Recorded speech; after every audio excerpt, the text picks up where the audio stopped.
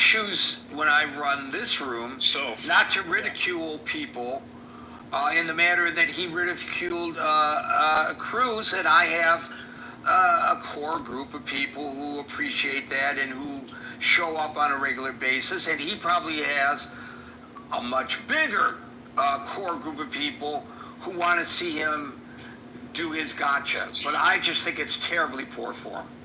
Okay. Well, yeah, we all agree. I agree with that as well, Gary. I'm all about the decorum of any political debate and not attacking your opponent. Not just a political debate. This has real life consequences to a lot of people, for God's sake. 100%. But it made Tucker look good in the eyes of his people, and that's all that matters. Thank you, David. Double. Hi, Gary, can you hear me?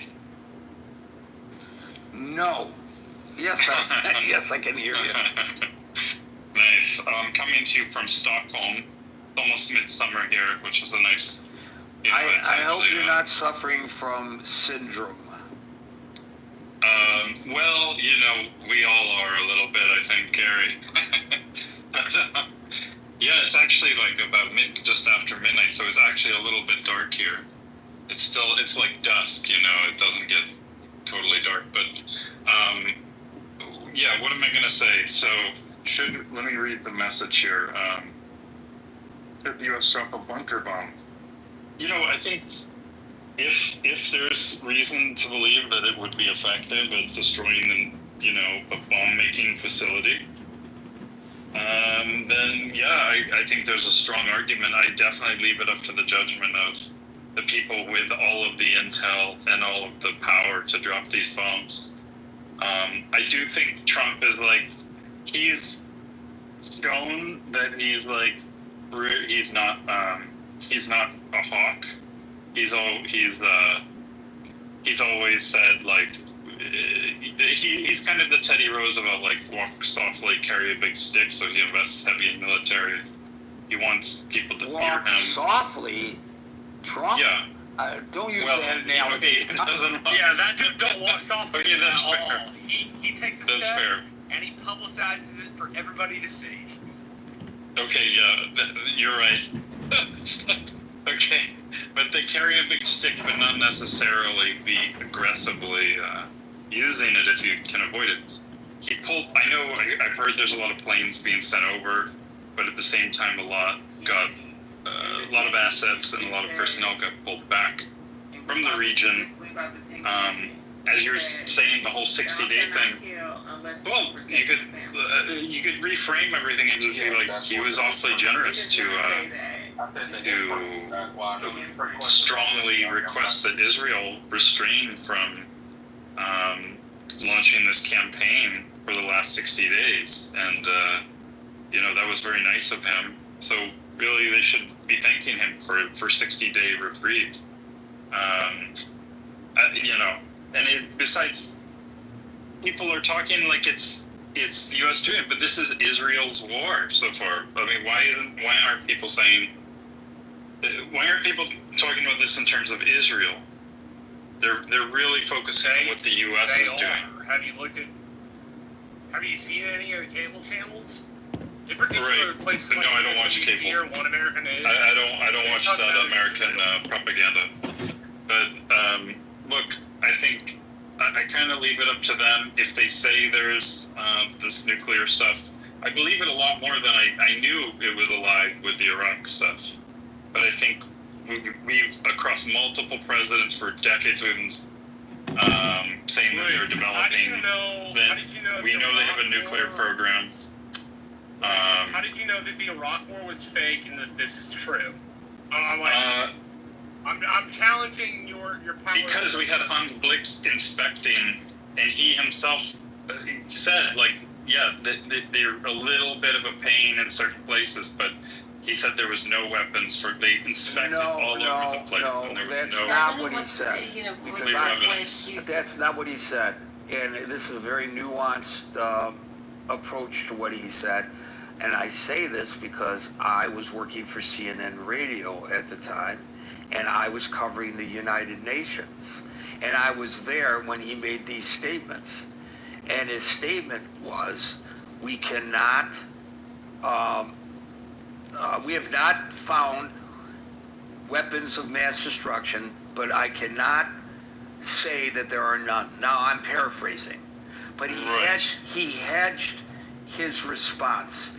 I think that in general what you said is a fair characterization, but you know, because but I remember sitting there and saying, would you just fucking say, I'm saying this to myself, I didn't say it to his face, would you just fucking say that they do or they do not have weapons of mass destruction? And he never did.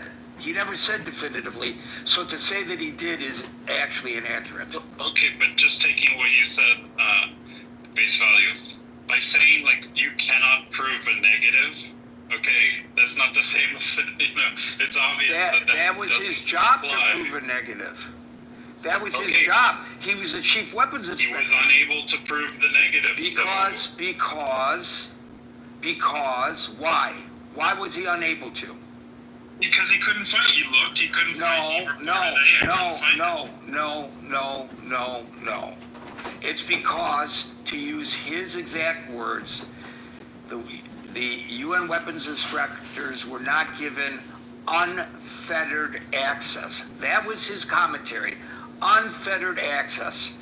So if you want to prove to the world that you do not have weapons of mass destruction, then you give the UN weapons inspectors, if you are Saddam Hussein, unfettered access so that Hans Blix could verify to the world that there were no weapons of mass destruction, thereby averting the calamity that followed. Now, if you want to ask me why Saddam Hussein didn't do what I just said he might do, I'm happy to answer that as well.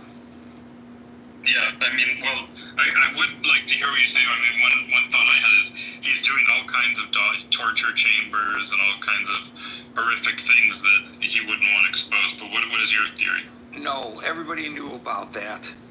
That was and his sons were more brutal than he was in that regard. No, the reason was because he wanted the Iranian people to believe, the Iraqi people to believe that he had weapons of mass destruction in order to show that he was protecting them from, you know, the evils that the West presented to Iraq. It had nothing to do with global perceptions. It had to do with domestic perceptions. Roy, I'm sorry I can't get to you because you came onto the stage too late. Thank you, Double. We'll go to Chris, McCutt, and Brent. We'll get the last one. Roya is Iranian, by the way, so she might be a good person. All right, I'll make an exception because I love hearing from Roya anyway. Chris. Here, can you hear me? And I'm happy for once you got on the stage on. I'm normally on time. Yesterday I put my bid in for about 5:40, but y'all cut it a little early. But that's fine. No big deal. I put all my comments in the chat. But you can hear me, correct? Yes. Yes, sir. Very We're audible. We are here again. Don't like the question. Oh, I like the question. I don't like. Let's get to it. Should the U.S. drop a bunker bomb? Consequences. No, America should not drop a bunker bomb. Why should America not drop a bunker bomb? Because that is not our fight. Yes, air quotes, everybody. Throw them in the air. Vote them right now. Bingo, air quotes. Yes, we don't want Iran to have a nuclear weapon. Air quotes again. Right now, gotcha. We want Israel to feel safe. But we all have to be honest. Israel right now feels safe. Israel has felt safe for a very long time. Why? Because as soon as Trump got in office, he made sure Israel felt safe. And he allowed Israel to do what Israel wanted to do. We all understand that. We've seen that. There's no debating. Fine, let's move on. Israel has become the bully of the Middle East. And now we're going to help them. And so I get it. It's a lot of Jewish people in here. It's a lot of Jewish people across the United States. It's a lot of warmongering individuals who won't mind playing battlefield ship from Clubhouse, or let's just say their living room watching Fox News and NPR, all the above. We get it. So it seems like it's just a natural thing to just say, hey, you know what? We can do it. We should do it. We could do it because we can do it. We shouldn't. We have so much stuff going abroad. We have so much stuff here at home. Everything that we're letting happen slip past him. And now he's making some more, I say this every time, Gary, he's making some more show so he can continue to steal. We may say, oh, he has some ability to do some national policy, immigration, and get people out, or taxes, and tax incentives for the rich. Cool, all national issues in America. We got that. He has no ability to do foreign policy. Gary, yesterday you asked, was his policy a flow through the wind? Yes, because he never gave us a plan in the first place. He got elected with concepts, and he said it himself. So no, now we're currently watching him concept plan foreign policy, which could dictate a new world war. And all capabilities, it could literally turn into a shit show tomorrow. But we've allowed him to do this because we judge him on a curve. We've judged Trump on a curve for 3 election cycles, and he's won 2 of them. But now we're about to witness somebody take us possibly into a war while we have so many issues on our ground, our streets. He's skipping over Congress every step he can. He's not moving in the light of the Constitution or the status quo that actually got us this far in this country's history. With the growth, some setbacks, but more growth, a little more setbacks, a lot more growth. Like, we've done well with going through status quo. I'll start there, but let's move on because I want to finish fast. Next thing is, why are we so animated in going to war? All I hear on this stage, and other rooms too, and also on CNN, and also on our news channel, is people. Hold on a second. Go ahead. Hold on a second. I need a clarification. Okay. Because I brought this up earlier, and I will bring it up again. Is dropping 30... Yes. I haven't asked it yet. Dropping any bomb on anybody else's fight is us basically declaring war, Gary. I did catch that question. It's not declaring war. We have not. But is it, when you use the term going to war, it conjures up an image, whether deliberate or otherwise, of, Johnny go marching in, and you got an Iraq, Afghanistan kind of a situation. Is that what you are trying to impart, that we are going to go to war in that manner? Gary, what I'm trying to impart is, if you're in the middle of a fight, a one-on-one fight, and I throw you a knife, I am now part of your fight. That's what I'm saying. That wasn't my question. That was the analogy to the answer that you got. I don't think you asked. I don't think. In all due respect, and I'll let you get on. Let you get on. But I don't believe you answered the question directly. But go ahead. Okay, great. Back to the war. I have no clue why so many Americans, and even our politicians, are so adamant about going into war. Like I said, I get respectfully to Israel. They've moved very strategic to get this foothold on the United States of America. Jewish, I get it. We all get it. I hate to say it that way because it sounds crazy. And what were you saying that are you trying to say the Jewish lobby? Yeah. Let's just. Why would you say that? Because there should be no reason that so many allies and everybody abroad will say, "Hey, this is probably not the best thing to do, but we're going to figure it out." I don't know whether you are sliding into rhetoric and you are wait a minute. I don't know whether you're sliding into rhetoric and are merely tone deaf to what it means when you refer to the Jewish lobby, or whether you are anti-Semitic. No, not at all. Let's not use that word, because that's like saying the N-word, and that's very disrespectful, and I'm not there. Well, then why did you use the term Jewish lobby? because you actually stated the word Jewish lobbying. But you started to, and I asked you whether that's what you started to say, and you affirmed that that's what you started to say. You said them, and I affirmed them, so we can move on. Right, so you affirmed them.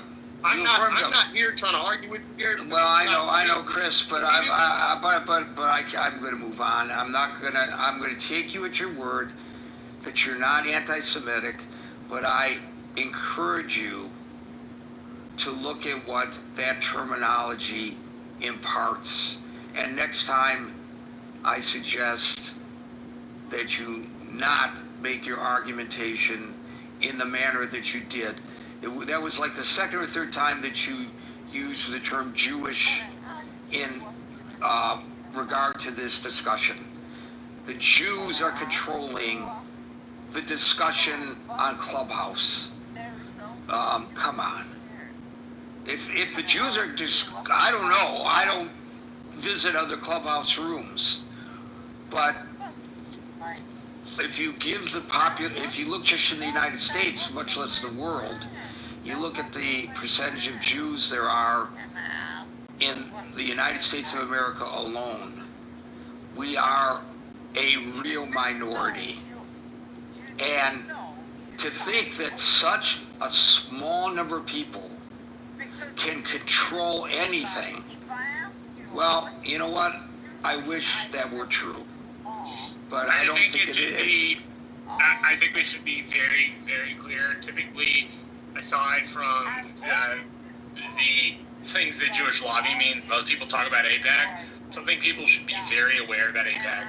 AIPAC is not an organization to argue for the national interest of Israel. AIPAC is an organization founded by American citizens who happen to be Jews. It's the American Israeli organization, American and Israel. And this is done by American citizens who are using their First Amendment rights to petition and lobby their government to say that America and Israel should be closer friends. That's the intention of the organization.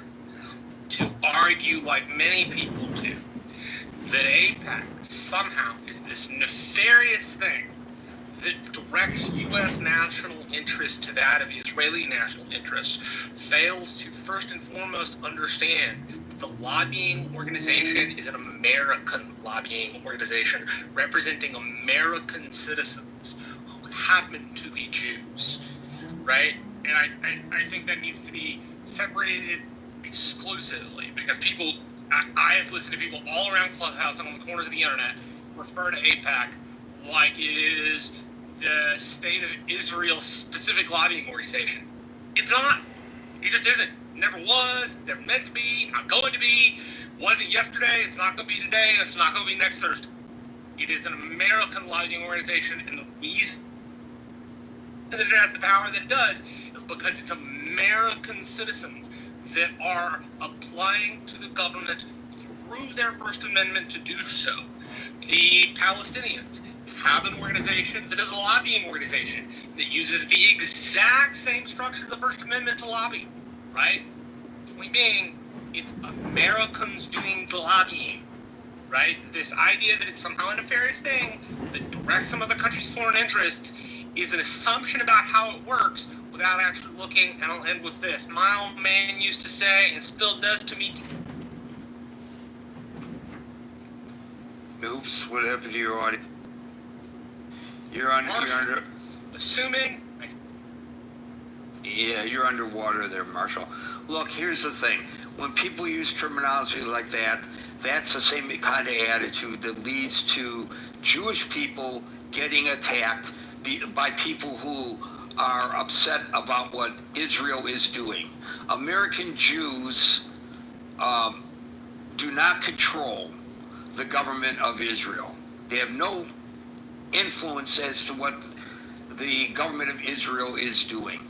So there was a woman just yesterday, I did a story, who was identifiably Jewish, an Orthodox woman, and a guy, she was standing on the subway platform in Brooklyn waiting for a train, and a guy comes up to her and says, "Go back to your country," meaning Israel, even though She was born in the United States of America, and he beat her with the cane. This is what's going on in the United States, and that's why words such as Jewish lobby are very dangerous. McCut, Brent, and Roy, and I thank you for your intervention there, Marshall. Hey Gary, how you doing? Pretty good. I don't know why the Jews always get thrown into it. Anything concerning the Iranians, people just throw Jew out there. I don't know why that is. The Iranians are a global problem. They're not exclusive to Israel. And the regime they've actually been a problem since its inception. As soon as they came into power, they had that war with the Iraqis, because I believe they were trying to meddle it in Saddam's Iraq, trying to like prop up the Shia militias there in Iraq. 1 million people died in that conflict. 1 million. That's right. And in the end, nothing really came of that conflict. But I'm really curious I'm not old enough to know, but I'm really curious as to why the U.S. chose to eliminate Saddam before the Iranian regime. That's a question for a different day. That was a big mistake, and there was no clubhouse, but this gathering was well established on another platform in which I challenged somebody who, from the Council on Foreign Relations, who was a supposed expert. And this was before Saddam was taken out. I had him as a guest. And I said to him, isn't eliminating Saddam going to create an imbalance in the Middle East and give the Iranians the kind of power that, of course, now in retrospect, we see today? And he lectured me like, you don't know what you're talking about. I'm the expert, just for asking the question. Well, I think that history has proven me correct. Big mistake taking out Saddam. But anyway, go on with your point. Yeah, so I will say that dropping the bunker bomb is what needs to be done. Now, this is going to lead to some difficult decisions that we're going to have to make after that. This is not, you can't have your lunch and eat it. There's no free lunch in this situation, meaning we can't just blow it up and be like, all right, it's done, it's over. That's not what's going to happen. I believe a weakened and degraded regime is far better than, at this point, just removing them without having a clear alternative. And the reason I say this is because every time the U.S. or the West goes in and they remove a dictator in that region, a more robust and sophisticated regime props up elsewhere. And I don't know if that's a game we want to play, you know, because at the end of the day, we're gonna have to deal with this. So my suggestion is to identify what's next, have a clear mission. We need to know exactly what it is we're going in for, to avoid mission creep, like what happened with Iraq. Because when they went in there, initially it was just to remove Saddam and install a new regime. Then we started hunting down terrorists and blowing up. You know, we had what was that guy's name? It wasn't Baghdadi. It was some other guy before him, and they found that guy and they dropped a bomb on him. Musab al-Zarqawi is who I think you're. There you go. See, we had no idea that guys like that would pop up after removing Saddam. So I'm just curious as to, like, we do this thing. I know people are adamant, no boots on the ground, but is it feasible to do that without boots on the ground? Like, say you blow up this bunker, and you're still gonna have. Okay, I'm gonna move it along because it's 6:50, and I've got a drop dead moment that I have to walk out of here. But I will tell you that my understanding, and Anson helped in that understanding today. You can drop bunker bombs, plural, on the two most subterranean and advanced nuclear sites, and if that's all you do, you set them back a number of years, maybe 3 years is the number that I've heard. So at least you've set them back 3 years.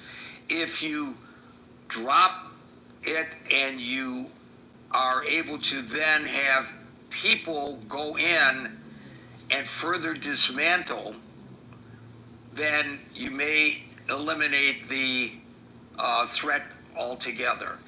If the threat of going in causes Iran to agree to abandon its nuclear program in return for no regime change, you could do that.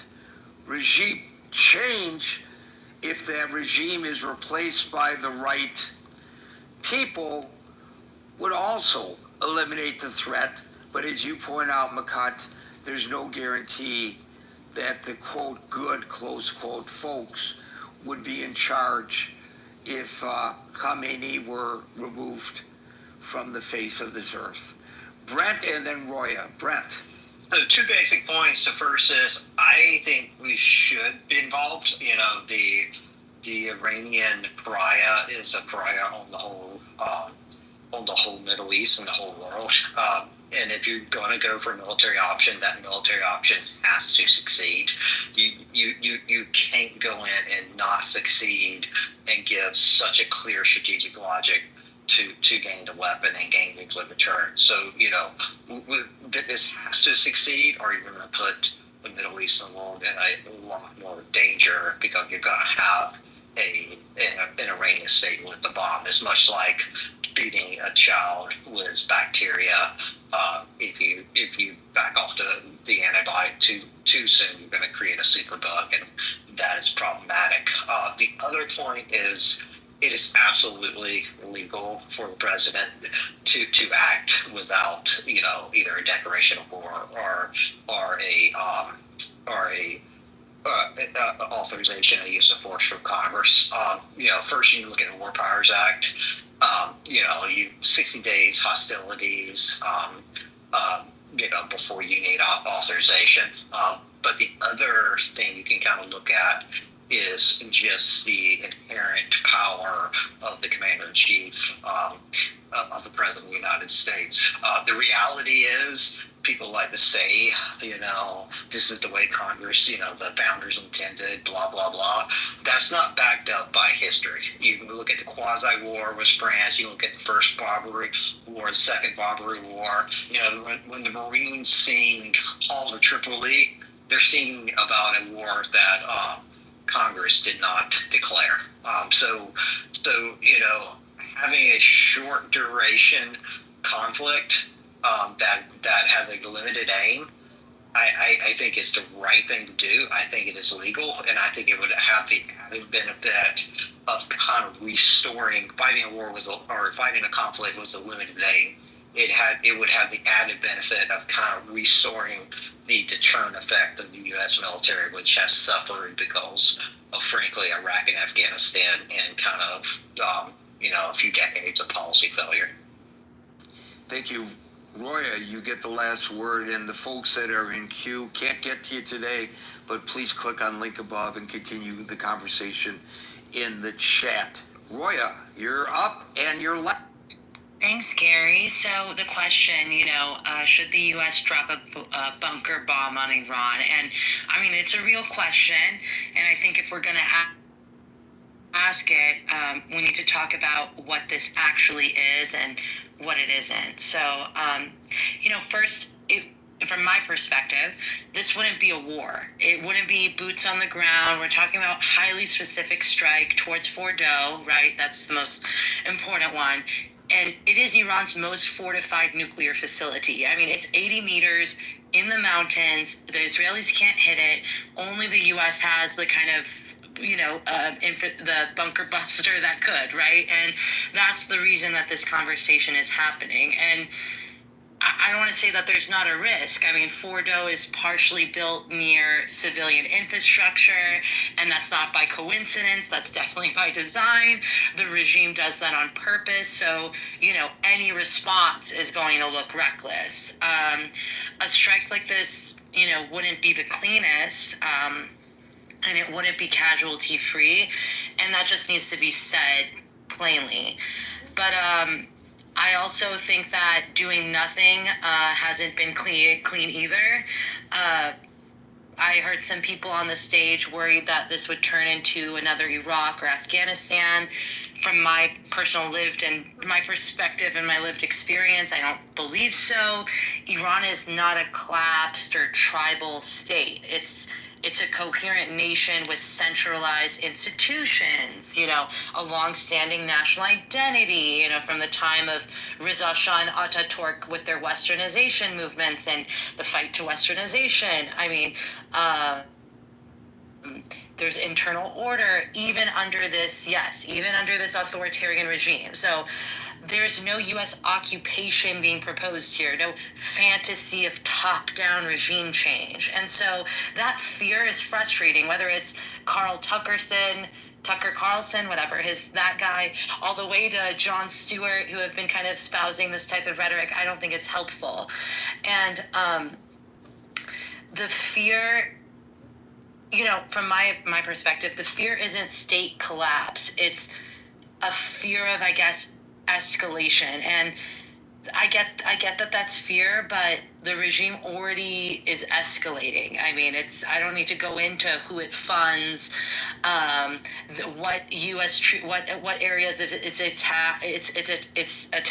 I don't need to go into how it disrupts shipping and threatens global energy security. Everyone already knows this. So pretending that this isn't our problem, like us Americans, that this isn't a problem, doesn't make it less of one. It just means we're going to respond later with way less options because time is ticking. And, I did want to say this, just we said we weren't going to cover it, but already inside Iran, people are already resisting. This is a population of the highest percentage of political prisoners per capita on planet Earth. I mean, there's movement, there's protests, there's already strikes, there's coordination. It's not perfect, right? But it's happening. And they're not asking for us to come in, us, the U.S., to come in and liberate them, like this is the liberation of Normandy. But if a single targeted strike could potentially weaken, the regime's sense of invulnerability, which they've highly relied upon to stay alive and keep the people afraid, I mean, that could or couldn't, be enough to shift the energy, and they might be able to do more with that space that's freed. So Fordo isn't just some nuclear site. It's a symbol of how this regime operates. That's really what I want to say. It's hidden, it's insulated, they're always so smug, these Ayatollahs, that the world will never react. So, yeah, I mean, this isn't about rushing into war, but it's also not pretending that strategic paralysis is the high ground, right? That's my personal perspective. And if in any shape or form, some sort of calculated action could delay Iran's, breakout timeline, break this regime's confidence and open space for people who are already organizing, I don't think it's completely off the table. So, yeah, no acting is still a choice, and we've seen what that choice keeps producing, as you've mentioned, Gary. So I'll just leave. Thank you, Roy. I'm glad I made an exception and allowed you on the stage late. Folks, we're here Monday through Friday from 5 p.m. to 6 p.m. New York time, so until 5 p.m. New York time tomorrow. For the next edition of the Critical Thinking Forum, everybody be safe, be well, and peace out. Liability only. Just basic. So, all this stuff sounds good, but he better have a heck of a personality to make me decide to take him on long term as a financial, liability. You better, and it's got to be, his character, all that has to be there. And then on top of that, I feel like if his character was what it was, then he would be doing the right thing. Butter, the question I asked you was if you was driving anywhere. It sounds like you're in a car. Oh yeah. Let me turn my shit up. Or you home? You got a car. I'm in the car right now. Yeah, that's what I'm saying. I have to take y'all If you home. driving and you high, bro, that's like beyond fucked up. What are you? Just so you know, Pull over. Oakland does not have driving. a youth event tomorrow. Yeah, That's, yo, you got mushrooms and weed in your system. That mix, no bueno. Okay. In fairness, he said he's not driving. So are you a passenger of a car, or you just sitting in the car leisurely, high as fuck right now? He's sitting in the car smoking weed and eating mushrooms. There you go. Thank you, Dr. A. And I'm just Tzatziki. trying. Oh, and tzatziki. I'm sorry. I forgot you was eating too. My bad. But yeah, everything's cool. Everything. It's hot out. It's real hot out. And I'm trying to get to the beach, y'all. How you trying to get there? I'm trying to drive. I'm saving gas on this. Here we go back to square Nah, one. you should Look, be. Get out the car. Oh, Find your ass an Uber if you want to go to the beach. He lives right across the street from the beach. Why need an Uber? He just needs to go across the highway. Then why does he need to drive though? Man, just don't turn the engine on, I bro. didn't say Just push anything the about car, him driving. I just said he just needs to walk. You think I ain't a Californian? I know how to stay parked until I sober up. You bugging, Water. You be taking Yeah. chances. I know this is not the first time you do this shit, but you be taking chances. Oh hell no! I had a nice first date with a lovely Get a contact lady. in there, man. Now you gotta be high to have a date. What the She helly? she got a horse with 3 hooves that Oh, are what the hell? right now, so I gotta chat GPT that bit. What the hell, What? Now, I Water, gotta- you know, I gotta you know, get Interesting. Dr. Doolittle, so Who's looking inside though, bro? What the hell it is? Everybody, it's 105. Cut that Say shit that. out, man. Oh my God. That Yeah, means drink the water. this is about to be worse. Is my voice silent? If you really fucking driving, you need to chill out with that shit, bro. Because motherfucking innocent people get killed by assholes like you. And I experienced that. A friend of mine getting killed by a drunk fucking driver who was trying to kill my high. I hope I kill you high. Kill yourself if you want to kill somebody. Why would If you you're in think the I car, would kill sobering somebody? up would be the goal. So yeah, let's kill your high. You still get a fucking DUI if you get in your car when you fucking high. Water is okay. So am I the only one who has observed that water is high all the time? Like when All the is he time. not? When is he not inebriated? That's why I said if you done that before, you be taking Yeah, I know chances. he's high all the time, Dr. But I thought he was in his mom's Yes. No, There are two kinds of water. Now There's follow-up one question. water that's high, and then there's one that's sober. I can't determine which one is more annoying, but there are two kinds. I've noticed Do you two have different a kinds. replay? Can you get us a replay for the sober? I need somebody to ride on these handlebars. What's happening? I'm looking Somebody at playing you. water. What you know about riding on the handlebars and putting the pegs on the back? Y'all keep saying water, so I play the song. Oh man, that's too much. Oh, my baby came over here. But seriously, water. If you're in the car and you're talking about how hot it is outside, and you're on all of these different types of I'm gonna call them medications to be nice. Aren't you worried about dehydration? No, I'm drinking. No, hell no. Oh Yeah. Lord. Drinking water. Yeah, you gotta stay hydrated. Okay. NPH, all that. Yep, thank you though.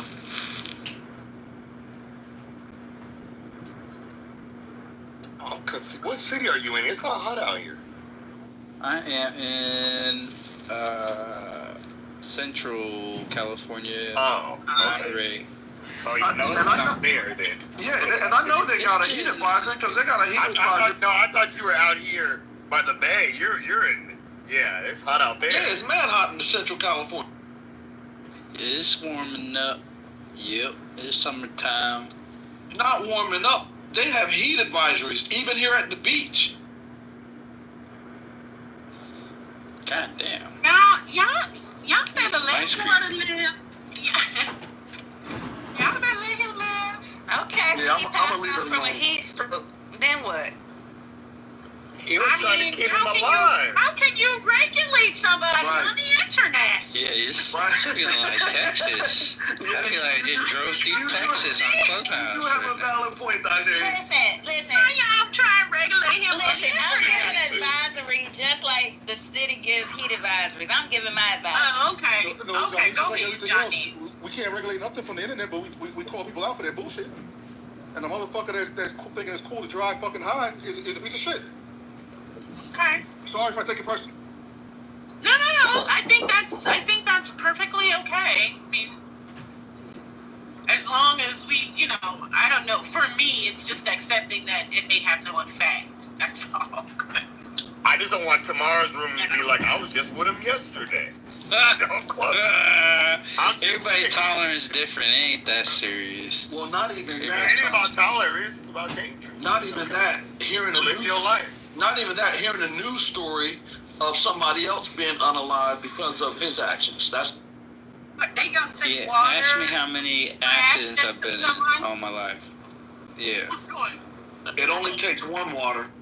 But look, I'm just saying, you see how slow he's talking. If your reaction time is like that, sounds like that every day, Johnny. But I'm saying the reaction time behind the wheel. Every day. Every day. Yeah, like. They're just like ran over. I don't know. Maybe I hear in slow motion because. That's how people talk in California. No, don't put that on California. Absolutely, You cut that shit out. not. That is, Absolutely not. They just used to me talking faster when I'm sober, and then they get upset. Yeah, like I've heard him.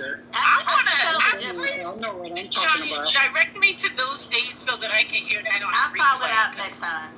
Okay, please do. Putting out my flag. I think it's the temperature. Put it on my lawn. Put my flag on my lawn, y'all. Oh my goodness. What flag? Your Juneteenth flag? Oh, I should put that out too. I was thinking about the California bear flag. That's what Put my we little need. bear flag out. A little 2-inch flag. We need a Juneteenth celebration on here. That's what we need. It is cool up here though, Water, for Juneteenth, but I don't know if it's worth coming up here for.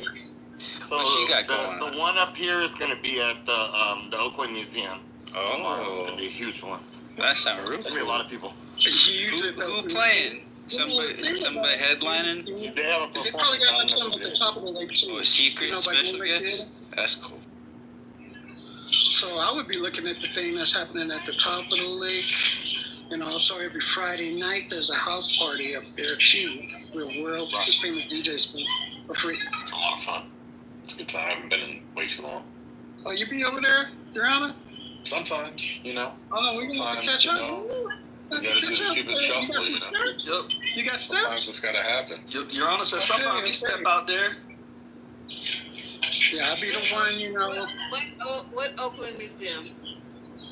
Oh, come on. Oakland. You don't even want to hear Are about you still it. out here, Lisa? I'm still here. Oh, Lisa, then, yeah. Lisa be up there in those hills. It's funny because I just passed San Quentin, and guess who I thought? Oh Lord, is it prisoner ready? Okay, this is what happens when I'm not online. Okay, go ahead. Pretend like I'm not here. Talk about me. Oh, is it that? Oh, come on, Lisa, don't do him like that. No, I didn't say you were there. I don't see him laugh. I don't hear him laugh. I just gotta talk about him. I thought y'all were over that. And Little Stick was a road. I'm not road. It ain't over till it's over, baby. It's and San Quentin is actually a very nice area. Left said I drive by that every day. That's right. I'll prove it to you. Funny. Come on, Lisa. You gotta speak to her like an infinity. Come on, Lisa. Driving by San Quentin, he was driving Turns by. into training day. Come on, nothing. Hey, let's meet at the He was dispensary, driving by Lisa. the island. Which one? There's thousands out here. It's like a million. Do you know what route it is? You hear Dizzy Queen? Oh, which one? No, but Ohana. Ohana is the good one. Dizzy Queen, Caribbean Queen, Caribbean Queen. Wait, what is going on here? He called me Ditzy Queen. It's like, what? Did he? I didn't. Okay, yo, Oh, Caribbean Queen. I said Caribbean Queen. Lisa, you know they got those I don't know what the hell they're called. Like, they look like scaffolding things, but George Lucas was inspired to make his robots after those things. About the cranes at the port. You know what I'm talking about? The cranes at the port. See. At the port. No, so where is the Oakland Museum? Is that downtown? Yeah, it's just a little bit south of Broadway. It's at like Oak, I think. It's Oak. Oh, is that the one that's where all the houses that they moved over there? The old. It's really close to the Lake Merritt BART station. It's right by the Lake Merritt BART station. Lake Merritt BART station. It's right across the street. Yeah. Yeah. You know where they're Okay, so, but is it the one that has the gate around it? You can't. I mean, it has a gate around it. It's kind of like a little wall, but it's not even. It's like waist level. It's not even. Yeah, the entrance is. You got to walk downstairs to go down into the ground. So. Yeah, Just look at it. but only on that one side. On the other side, you don't have to. Yeah. Well, have you guys been to the one where they moved all the first homes over there in this area? It's like all the first, like colonial homes were moved. And there's also a museum there as well. I can't remember where it was. You talking about West Oakland? Well, there's where the Black Panther Party. Yeah. Not too far from the Panther Party. Yeah. That's my people over by 8th Street. Yeah, that's great. Great place. Are you from West Oakland? Yeah. No, I'm from the east side. I'm from the east side, but I worked over there, and I know people over there. There's a great church over there. Nice. Yeah, that's amazing. So, I don't know. Maybe I'll just go to Lake Merritt or something. You said you gonna move to Lake Merritt? What did you say? Oh, I thought you said you was gonna move to Lake Merritt. Oh, not move. No, darling. No, I just said maybe for Juneteenth I'll go to Lake Merritt. They should have something going on over there, right? Yeah, it's gonna be wild for the lake. It's gonna be crazy, but. Yeah, there's some other parties too happening. It's fate.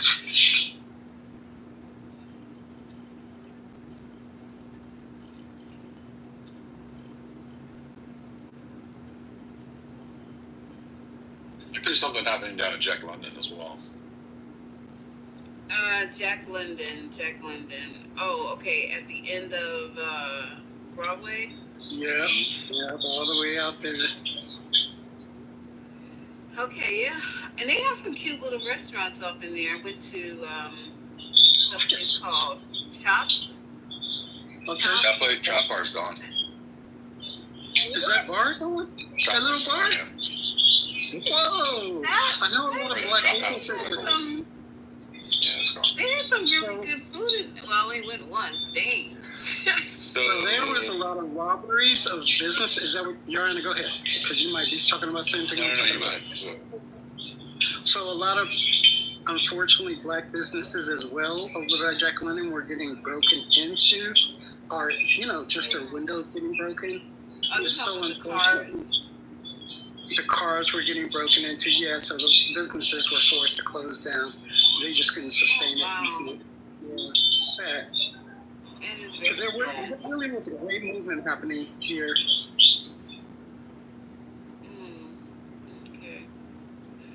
Okay, well, we'll see. It's supposed to be nice tomorrow, so I hope you guys go outside.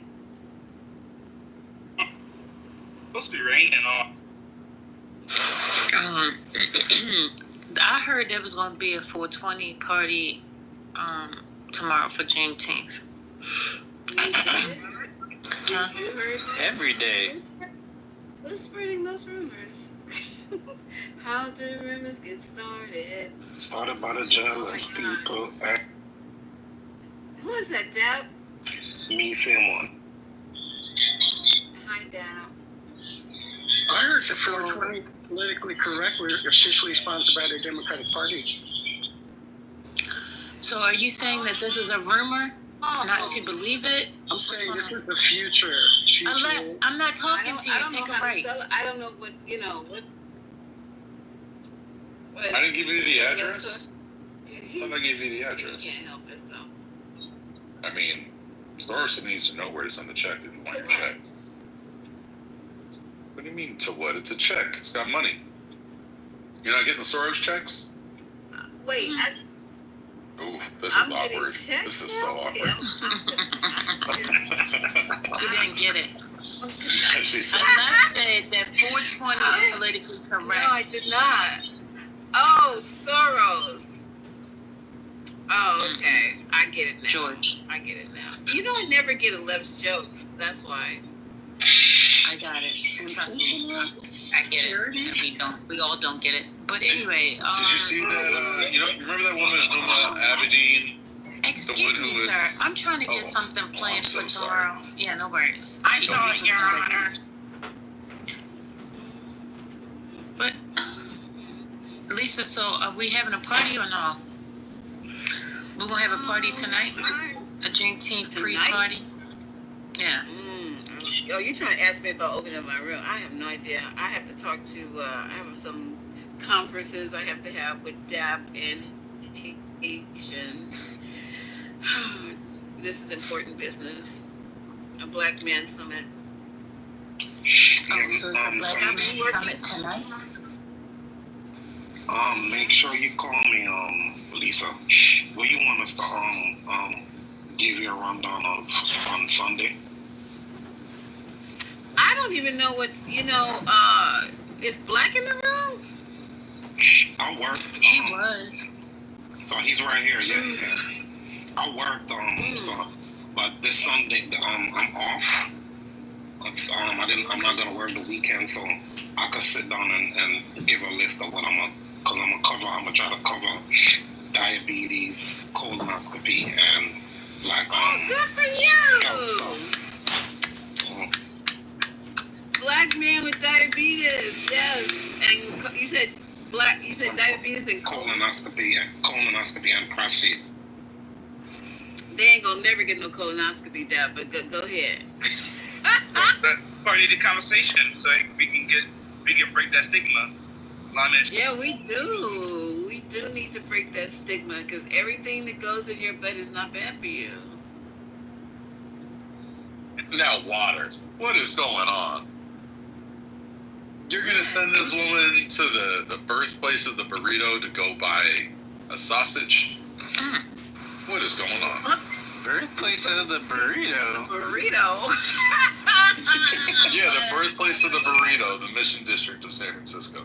Interesting. Oh, okay. Yeah, he sent you a link to a sausage place, which is a perfect, it's a good sausage place. It's the best. Don't undersell it. It's the best. It's fucking incredible. The vibe's intact. It's a whole California thing. Yeah. Don't go, Lisa. Definitely go, Lisa. In the Mission District, I have to go with somebody. Go with somebody. Go on trivia night on Tuesdays. Half off pictures. Yeah. Oh God. I think it's a good vibe. It's sad. I want to cry because they closed the one in Oakland. That one was way better. But the one in San Francisco is still open. So I hope, they got picnic style, German style seating, I think, and they got lamb sausages. They do like a truffle and duck. Truffle and duck, Lisa. Lisa, I'm telling you, that's one of the best kept secrets. Really affordable, a nice date night if anybody's in the Bay. Yep. Does anybody like truffle mixed with a duck? Anybody like that? Anybody think that's delicious? You guys like Indian food? I love it. I'm just leaving an Indian restaurant right now. Oh, really? Oh, right now. Yeah. They got this one spot. Tell me if y'all have heard of it in San Francisco off, I can't remember if it's Taylor, but it's called Kennedy's, and it's a Indian cuisine, but like an Irish pub. Like it's the weirdest combination, but it's like historic. And in that place, they got the best garlic naan and like lamb curry and stuff, and you get like a pint of Guinness with it. That shit, yo, A pint of my Guinness? God. Yeah, it's perfect. You went too far. In Philly, they got an Indian Korean fusion restaurant. Oh, that's crazy. What does it have to do with Guinness, though? He said Indian. Irish. Yeah, he said, and you get a pint of Guinness with it. And I'm like, where did that come from? A whole pint of Guinness. Because it's an Irish pub called Kennedy's, but they serve Indian food. So I forget how That's it went. Crazy. Nah, that's crazy. How the ownership went, but they didn't change shit. It's like very common for them to do that type of shit.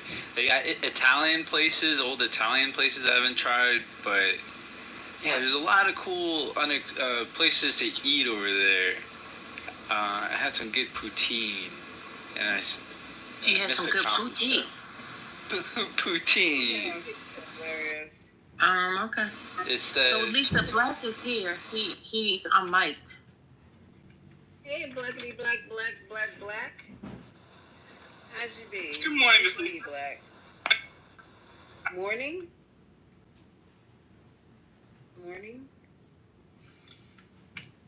Is Black okay? It's morning. That's about to bust in the song. I guess you're in the. Are you over in the face. No, I'm in. A new day. Go ahead, y'all keep on talking. Don't lay. I was just wondering if he was in the Middle East. He said good morning. Wash away. First lady, I said, don't lay down on the bed. Don't lay down. Like we gotta go. Oh, don't lay down. That's funny as hell. You can't stay over. You can't spend the night. You gotta hit and run. Come on. Don't lay down, girl. Yes, Well, you know about Shirley Murdoch. So we definitely gonna do men's health, y'all, so I can get my stuff ready. Absolutely. When? Yeah, I'm still working on that. I thought we talked about Can I talk? When is Am I gonna this? have to be quiet? Let her talk, please, so she can. She means talking in the mental health room. Oh shit. No, it's supposed to be just not the mental health room. It's supposed to just be men's health, not mental health. But that's too. Oh my God. You know, First ladies. Damn. Well, you can. You know what, Miss Lisa? Because you're a professional, right? You can be our guest speaker for the. When is this supposed to take place? You talking about this week? Sunday. Yeah, men's Sunday. health. Okay. You can be. Well, wait a minute, Mel. Go ahead, Blackie. Go ahead, Black. No, so you can be our guest speaker for the week. That way, you can be the workaround. So. You said the workaround. That's so funny. You guys, I love the way y'all be talking about me in my face. I was just gonna help. If you guys don't want me to, I was gonna do a little. Since Dap is doing diabetes and colon. What else you say, Dappy? He said prostate. Oh yeah, it's better than a man talk about a prostate. You're right. Mm-hmm. Brian. I mean, well, I don't know. Maybe what's the better? woman. They might be able to picture the woman providing the services more than the man. But anyway, go ahead. That's interesting, though. Okay. What we gotta do is, Lisa, we probably should do like a. Brian did it recommended earlier too, and I agree. Just do like a pre-room, like a private, and then get everybody together so we can get all on one accord and figure it and brainstorm it out. I think that'll be sure. Absolutely. Let ping me when you're doing your private. I'll jump in there for a minute. Okay. Well, let me get in this private right here. Since y'all gonna schedule a private, are you having a 420 pre-Juneteenth party? You guys left me hanging high and dry last night. I ended up. Who closed the room? I went to go talk. I don't know who closed it. Just slammed the fucking door. I came back and I was damn room. Look, it was left to me. Okay? I'll never tell. Dab went to take a shower. I'll tell. And then I did not go to. No. No, it wasn't you. No, hold on. Let me answer my own statement. Where'd you go? So I was at work, and I said I came off mute, and I said I'm at work, so somebody's gonna have to and I put it in the chat as well, the telegram. Yeah, he was taking a shower the night before. The Dr. I don't AJ know what said. happened, but in any Dr. case, AJ said she don't have the strength for some of these people to be like the main mod. So she said you do it. And I popped in, and I You said, did if it's pop left in. to me, y'all know what's fixing to happen if it's left to me. If everybody's gone, it's No, we goodbye. weren't Good gone. night. I had no way of knowing. I had no way of knowing this. Had no way of knowing. Child, Communication. We gotta communicate. You need to be asleep last night anyway, sister wife. Oh, you're so funny. I need to be asleep all the time. You did. You need some rest. I just need to be asleep all the time, girl. No, but it was the reason that I thought it was safe is because we had these Middle East experts in there hogging. So I've said between Trent and whatever that guy's name was, and Sweet, what could go wrong? What could go wrong? Wasn't nothing gonna go wrong for me. Wasn't a damn thing fixing to go wrong. Look what F Gray put in the chat. We wouldn't be to 420 without you. Thank you very much, kindly. Good night, bye. Click. Look what F Gray put in the chat. What did F Gray put in the chat? He talking to you. Oh, I'm driving. What is he talking about? April, read it to. I'm not reading it, no ma'am. No, that wasn't last night. Oh my God! It was the night before. That was the night before. So they started saying, "Are you asleep?" He said, "That wasn't last night, though." Oh, okay. Oh, they started saying, "I know it was. Wasn't it last night?"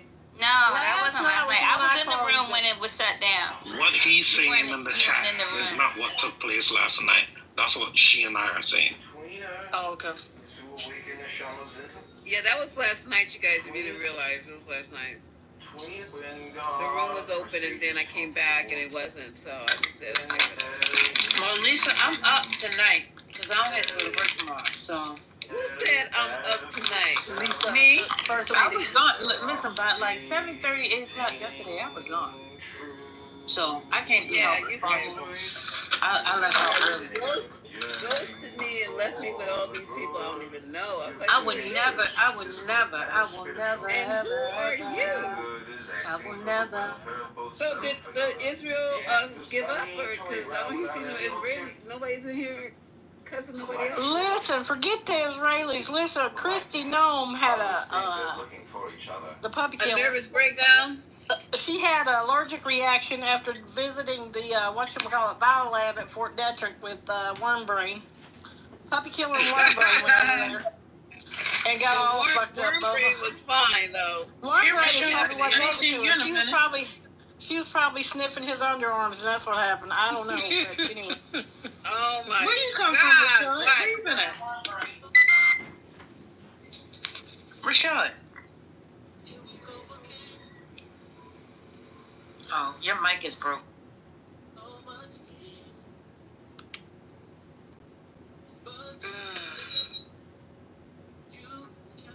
Was that guy black you guys was talking to earlier? Who says the one who said I live in Jerusalem and the kids are eating it. Well, hold up. The one who said I live in Jerusalem and the kid. Can you stop? And the kids are eating just fine. His name was Ariel. Yeah, his name was Ariel. Was he black? No, Yeah. he lived in Israel. He is black. Oh, my bad. I'm asking, is he black? He is black. Because he was weird than a mole. I mean, do you get indoctrinated and shit when you go over there? Hell yeah. Yeah. They eating just fine. I was like, have you ever seen somebody's stomach touch their back? I mean, that was weird. I was at work in his and submission, and later on in his submission, he also said that why should they feed them when they're the people that's trying to oppress them? It's crazy how the nicest things you hear on this app bring back in your head and the meanest shit. The most hateful shit. It's fucked up. I'll be back. Yeah. Where you going? Come back here, girl. What Uh-oh. What happened? A lot of black. She busy. Yo. There's a lot of black people that moved over to during the civil rights era in the 90s. A lot of black people moved over to Israel, especially the black Jews, They got a really interesting community over there. So I know So a lot. there's there's a black population in Israel. I didn't know that. Honestly, I did not. Yeah. There's a black population in Israel. A lot of them came over in the 60s and 70s and 80s. Especially when the black Jew movement happened a lot. A lot of them was like settled over in time. Wow, I didn't know that. Okay. I'm sure they treat like shit too. Hey, see, I've been in Europe. I've been in Europe this whole time. That's why. Oh, okay. Like I haven't been in areas where I could really hop on like Clubhouse and stuff like that. No worries. Did you just call me Yoda? No. I was saying like I was checking to make sure my mic was working. So I was like, yo, because I was trying to make sure my mic was. No, I wouldn't do that. But it's been quite a over here. It's been quite the experience. That's all I'll say. So, you still pleased with your vote? Where in Europe are you? So I'm in Poland. Oh my gosh, where? What I'm like 20 miles from Russia. That's what I was saying. But I would say like I am, to be honest with you. Do I agree with everything Trump does? No. They always but I mean, say that. But when I voted for Biden, I didn't agree with everything he did either. I thought that he, I would say like this. I'm gonna go really fast. So the border always mattered to me. Take your time. Slow down. Yeah, the border thing always mattered to me, but I thought there were other things that Biden said he would address that I was like, you know what, these matter more to me than the border thing. I think this time, I thought the border thing I did like that it seemed like the forefront of Trump's campaign. Did I agree with every policy that he said he would implement? No. But am I pleased with how he's handling immigration? Absolutely. You know what I'm saying? Do I think it's a hard right? Like, do I think it is a very extreme version of how he's tackling it? Yes. But I like that. You know, I feel like from the Democrat side, I thought they tiptoed. I thought Biden, he made a lot of promises, and then he seemed like I just like how Trump seems very aggressive with attacking his policies and getting things done. And I wish that Democrats did that more. I wish Biden did that more. I wish Obama did that more. You know, it seems like they kind of try to tiptoe around. So I think what he's doing so far is so radically right that I think our next president will probably be a Democrat.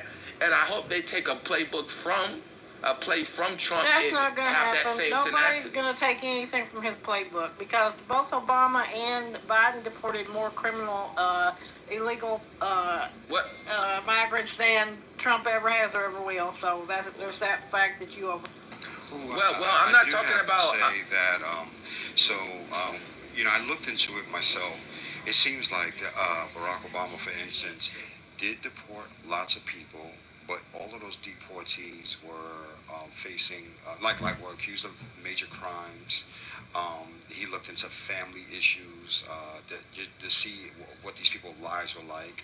Like it was well thought out. You know, it's not just like just send them over, just get them out of here. While the Donald basically doesn't care, he's like literally trying to deport American citizens. As well as people who didn't commit any crime or who is seeking the process of becoming citizens, meaning green card holders even, or people who are lawfully here through court orders and things of that nature. So if you got to go to a court, to a person who's, doing the process, and to go grab them up and ship them out, then he's breaking the law. This is not good precedent at all. Like, why would you like that? So I wasn't just talking about the immigration thing. I was talking about all the policies. What I like about Trump, right, and this is what I'll say, is that he's making decisions. I think the whole tenure of Biden's his tenure as president, when it came to the Ukraine conflict, when it came to just international issues, it felt like he was just trying to keep everything as it was. So we're not making a definitive decision. We don't know what we want to do. We'll figure it out. Well, I think how he handled the Ukraine. What has Trump made about Ukraine? What has he done? Because it's still going on as usual. Yeah, but I think he's taking I'd be interested in knowing exactly what policies it is that you So- appreciate, because you're not naming any other than immigration. So from an international perspective, I would say the whole thing with NATO does not. The other NATO countries do not play their part. I think Trump's saying, "Hey, you need to do this. You need to donate your 10% of troops as promised, or we will leave." He's giving them a firm stance. He's not playing the field. A lot of times on the Democrats, it's the idea that we need to keep NATO together, which is very true. No one's saying we don't. But the idea that we can pressure other nations to make definitive and actually do and basically do what they're supposed to do, I think it needs to be. I know. Wait. Let me finish. I'm sorry. So the thing is, I think under what we see now is that when you're a world superpower, you need to move like a world superpower. You cannot pretend like you're just like everyone else. So I think he got a new plan with China. You know, I think that the way that he's moved in terms of making very stern stances. Now, have some things he decided, okay, we're going to do this and we're not going to do that. I agree, because as the table changes, as the war table changes, your plan needs to change. You can't just set a certain stance and just crash out on it. And I just like that he is actually because you're doing a lot. You're doing a lot of just gapping. I'm done. I don't even know what he's talking about. Did anybody grab it? Well, I understood what he was saying, but as cool as do you want if I go real quick? I do mind if you go. 1 second. Okay.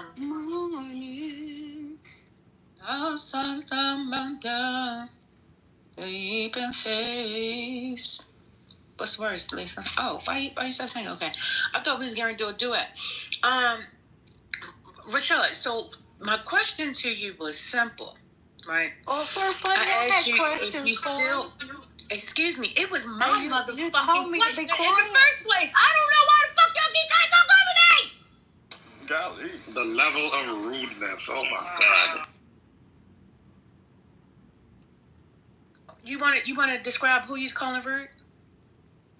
You lovely lady, you. Okay, well, you can go down to the audience and rude that. Let me show you rude. I'm tired of y'all. I was the person that asked the question and everybody want to come off and start talking to him. I let y'all try to get in there for a minute. Now I'm taking back the fuck over. If you got a problem with it, then oh well. So, Rashad, I was the person that asked you the question in regards to Trump and if you still supported your vote. You said, well,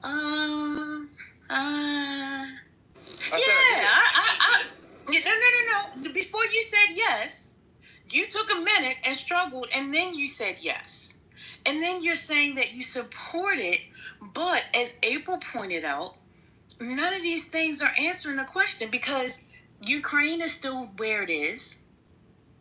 Nothing has changed. We still have that situation going on. Everything has actually escalated. So it's kind of hard for people to sit and listen to you say this when there's nothing proven there but a bunch of talk. And just like how you just sat here and did a whole bunch of gish galloping is the same thing that's happening in the world today. To the point now we got like 6 wars on the front right now. In the midst of a bunch of bull crap and the stuff that's going on here. Well, I would say that I think the war table was always going to change. I don't think things would have ever stayed the same. So the reason I hesitated to answer the question because I had to think about what Trump has done. So wait a minute, you're saying that the things would never have changed? No, I said things would have changed. They would have changed. It would have never stayed the same. Is what I'm saying. It would have never stayed the same. Okay, I don't understand. Well, when it comes to the Ukraine Russian conflict, speak to him. He just now said that things were status quo with Biden and they would stay that way, but now it's that they would never change. First Lady, I had some strength to address this a little while ago when I interrupted him wrongly. Now I don't have the strength left. I can't. I can only do so much a day with the Trumpers, and I don't have it today. First Lady, could I take a stab at this? Sure, go ahead, Elijah. All right, Rashad, where are you in Poland? Well, I can't tell you that. Just okay. I'm like 20 miles from Russia. Are you there as a student? No. You're traveling. Yes. Okay. So imagine if Poland were to tell you to leave the country and you left based on your skin color, right? So that's one. And then, yeah, I mean, you have to look at this as well, right? So we're talking about wars, and we're talking about kind of how Trump been doing things. You said that he's, kind of like a mover and a shaker, kind of making things happen. What things, foreign or domestic, do you believe that he has done that puts us in a net positive, or even just something that's a change that you like? Well, let's just start there. I do think that he challenged NATO to self-sustain. I heard that one. I could trust that one. But anything else? I do think that he is very aggressive with tackling the immigration issue that we have in the States. Okay, so your two things are immigration and NATO? Wait, you didn't let me finish. I think that he was also very aggressive with trying to get a peace deal between Russia and Ukraine, and that he was very quick with calling out the bullshit when he realized that Russia really wasn't trying to get a deal, and that they're basically trying to see this occupation through. And I think that he is also very aggressive with trying to separate the U.S. from the Russian-Ukraine conflict. Okay, all right, so now we got some meat. So here's what I can tell you about Russia and America, right?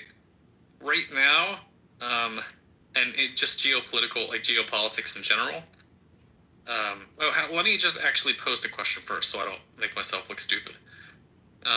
Would you consider Trump leaving the G7 as something that looks as though we are, powerful in the world?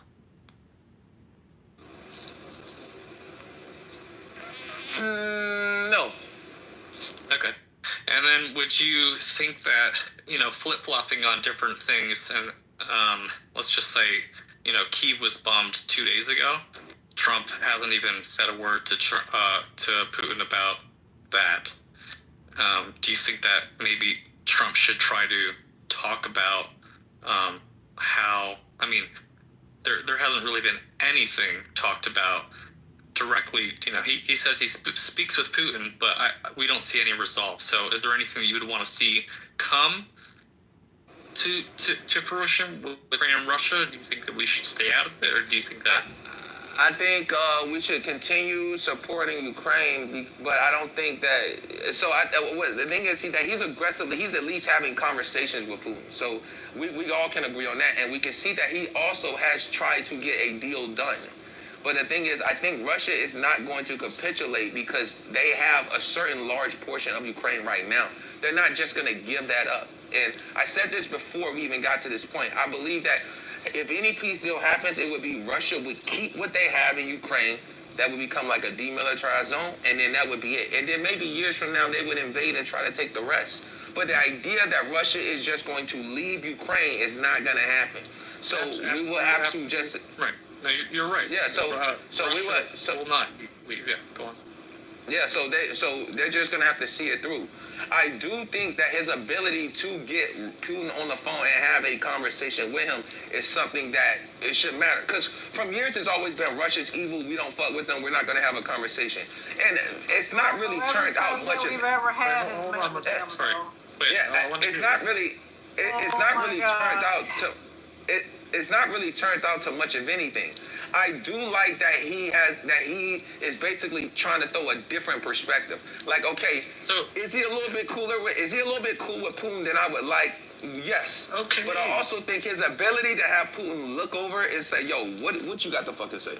I do think that matters. So that's the key thing, right? Like, I think most Americans are looking at this going, because you're talking about how Russia, how he's doing things, and he's tried to negotiate and all of this stuff with Russia. Where are you seeing, like, if you actually can notice the fact that Trump is cozying up to Putin, but doesn't want to explicitly That's do your anything last question. Lisa, you wanted to jump in after that? Elijah, go ahead, finish with your question. Elijah is like, it's cool that we got a direct line to Putin to call him up and say, hey, what's up? Yeah, nothing's up, bro. Okay, so that's all I called for. Thank you. Hey Putin, what's up with them? I forgot what I was gonna ask you. Anyway, it's cool taking it with you. I'll talk to you later. Bye. Yeah, like it doesn't. If people are still dying, people are still dying. You know who got played? The one who gave up his minerals for nothing. That's who got played. Absolutely. I think we should understand that the alternative to what's happening right now, we already tried that, and much didn't happen. Tried what? What did we try? What's the alternative? Well, Biden was in office, right? And he definitely. So what did we try? You said we tried. The idea that we weren't ever going to have a conversation with Putin. We were just going to keep supplying Ukraine, and we're just going to keep cutting them a check. We tried that. You keep supplying Israel, so what the fuck? Wait, we didn't. So none of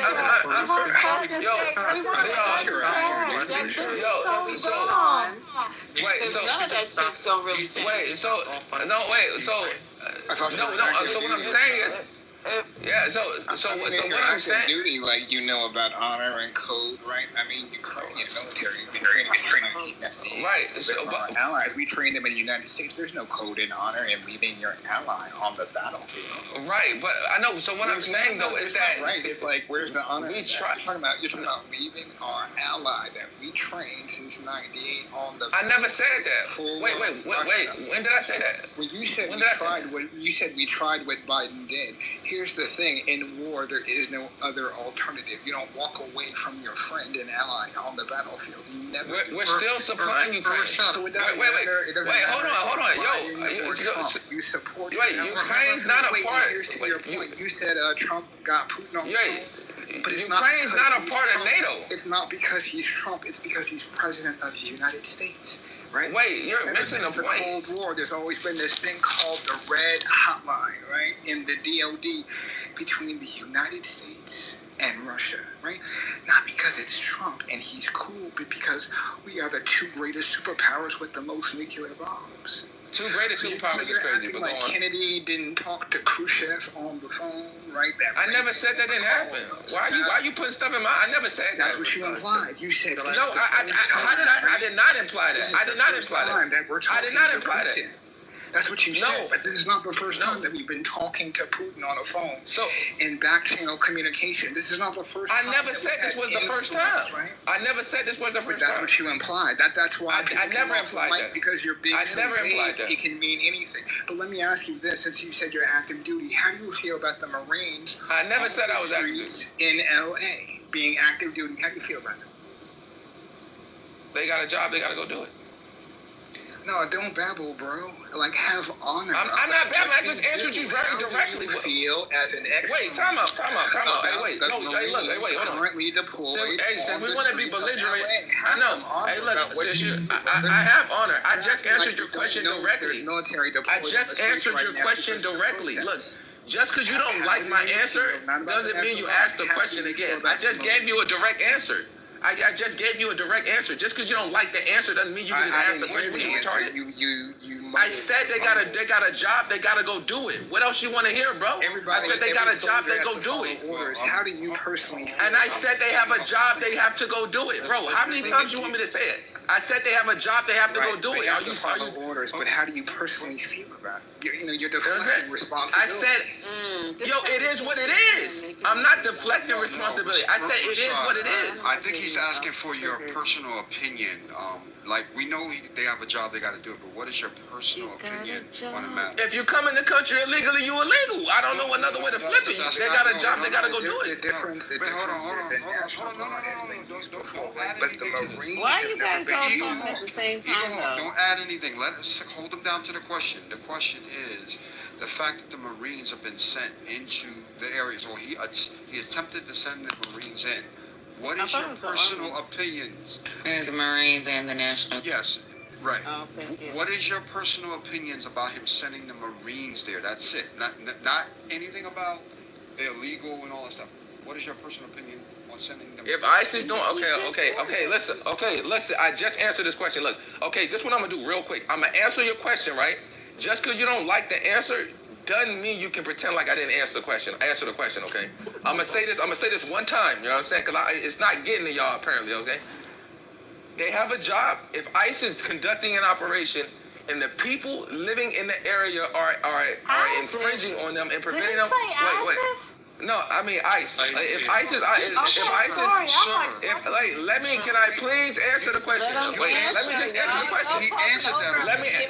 Let me finish. Let me finish. Just because you don't like the answer doesn't mean you can just cut me off, bro. It's not about me like. Let me finish this. Let me finish. Let him answer the question, please. If ICE is conducting an operation and the people in that area are preventing them from doing that, from getting that done, and they send in the Marines so they can finish conducting that operation, then it is what it is. I feel no ways. If they are taking out illegal immigrants and the people are trying to stop them from doing it, then I don't see nothing wrong with them doing it. It is what it is. You're illegal, so you gotta go. What's the regulation? What's the regulation, Rashad, for active duty soldiers when it comes to law enforcement operations? Tell me, I don't even know. If you're active duty, what is your job when it comes to civilian population? Wait, tell me, you active duty right now? Yeah, he's active duty and he's saying this dumb shit. So, what is your job as an active duty? He's in the Army. What is your job as active duty when it comes to civilian population? Domestic. Tell me. So you don't have no matters in it because you're not being. It's not martial law. So you don't have a right to arrest a U.S. citizen. So honestly, you'd be in prison right now if you have the right commander, if they want to fucking investigate you and say this is wrong. So this is another thing, right?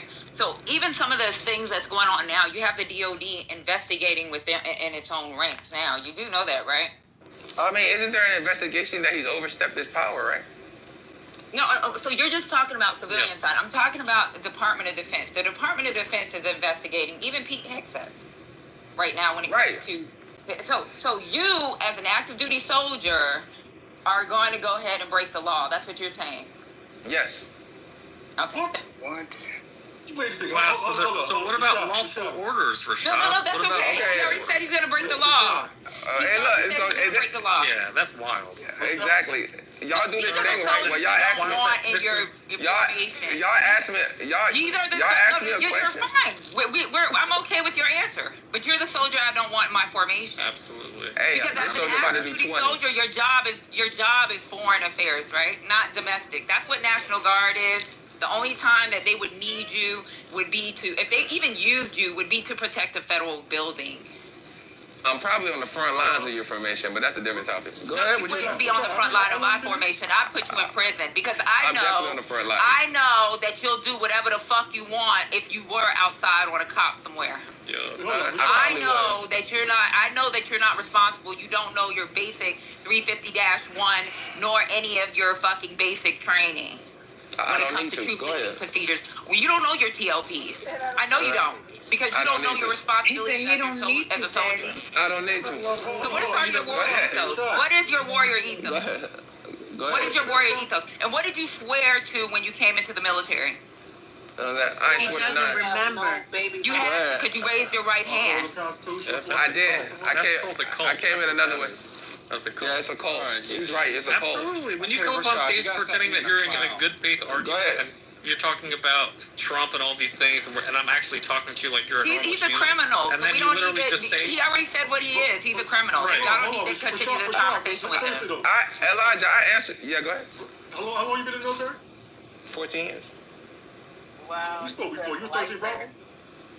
I am. And you talking something like this, bro? Come on, man. He's 20. Yo, well, the thing is,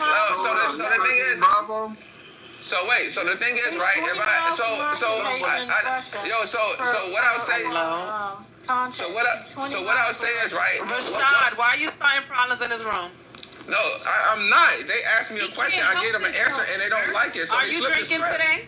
No. Listen. I'm telling you, I think it's fair. If he's a criminal within our ranks, we do have criminals. criminals within our country. These are the same people that when they go outside the wire, they do illegal shit. These are the people that make our army look bad, our military look bad. They're the ones that rape civilians. They're the ones that beat civilians. They're the ones that they're the ones that go into fucking communities and they fuck with the people. So like this is an example of a fucked up ass soldier.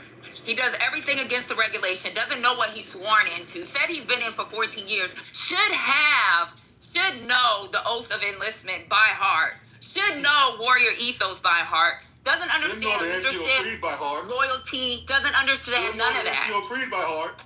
He doesn't know nothing. He probably don't even know the soldier's creed. Say the second paragraph of the NCO creed. I'm an officer and I know the second paragraph and I'm not an NCO. So say the second paragraph. Come on, Rashad.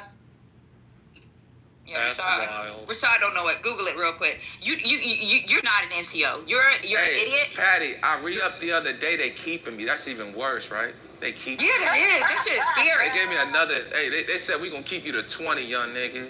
Oh my God. That's crazy. You know. Probably. Hey, Rashad. I think that you should never make the argument that somebody don't like your answer. Maybe it's that you didn't give them the answer they were looking for, meaning that they were looking for an answer whether they like it or not, right? But you didn't answer the question. He did answer the question. What do you want him to say, Royal? No. He was honest. I'm glad that he was honest. No. What he said was, I'm gonna do my job, and I'm like, okay, that was regardless of whether you're gonna do your job or not. We weren't asking that. He was asking, how do you personally feel about it? Like, how do you feel? If I do my job, right? How do I personally feel about my job, whether I do my job or not?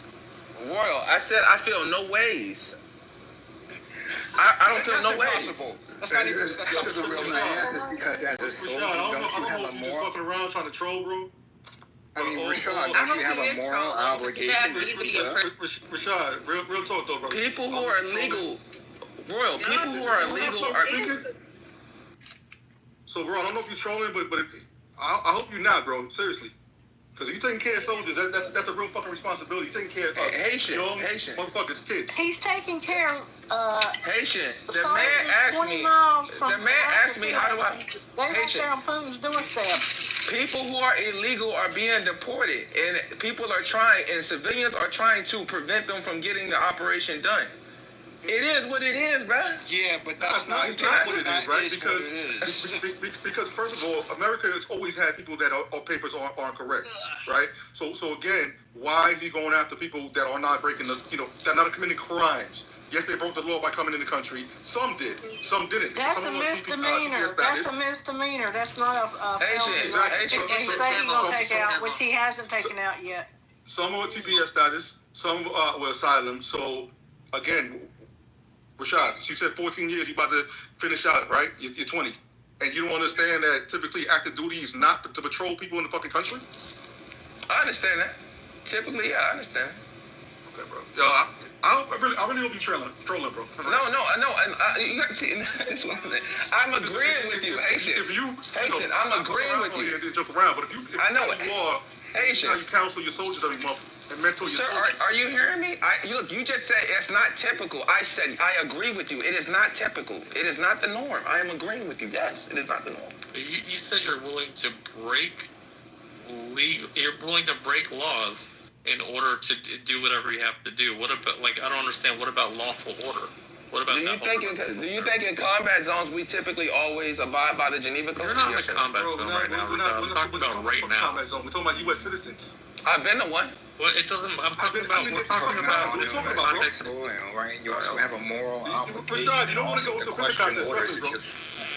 I'm not trying to enter a pissing contest. I just met y'all today. You saying you've been there? Okay, and that's not. I'm giving very straightforward answers. Y'all just don't like the answers. Yeah, but you're saying shit happens in the combat zone. That's against the convention. Miss Patty, the only one that seemed to accept what I was saying. On soil. What you saying? No, I don't think service members firing off on civilians. I'm not saying, no, I would never think that was okay. No. Yeah, double tap and shit like that. Okay, we get it. Rashad, how do you feel about Zelensky? That's my question. I mean, I think like is a president trying to stop his country from being occupied. I can't knock him for that. So, do you have any like personal stake in the war? And when I say that, I mean, would you want Zelensky to win? Do you want Putin? I mean, I would think I want Zelensky to win. Like, and this is from someone who's here right now. I can tell you, like, I like these people from afar. It's just white people fighting white people. Like I ain't gonna hold. We've talked about it. Like if they hop out in the trenches and they wasn't wearing their uniforms, I would think it's just white people fighting white people. But I will say that you cannot tell a people that, hey, or Polish people or people in Lithuania, and I just did an operation with them like 3 months ago, that hey, you are trying to stop yourself from being occupied by another country. You should just put your weapon down. Like they're not about to enslave you. They're just gonna, their government will be in power, but they're not gonna enslave you. Y'all not gonna be in chains. Y'all not gonna be on plantations. You know what I'm saying? Y'all been occupied by them before. But I can't tell somebody like, hey, you don't want to be owned by them. It's stupid that you trying to fight them. I can't tell them that. You know what I'm saying? Especially being black. It's like, hey, listen, if you willing to die to stay liberated, then by all means do that. That's on you. Go ahead and do that. Because if it was the black people, I would feel the same way. Like, hey, y'all gotta fight. Y'all can't just bow down. Like y'all gotta crash out. You know what I'm saying? So, well, now you're talking about black and brown people being deported unjustly, right? And that means some of them will be put into a prison for the rest of their life when they go to El Salvador.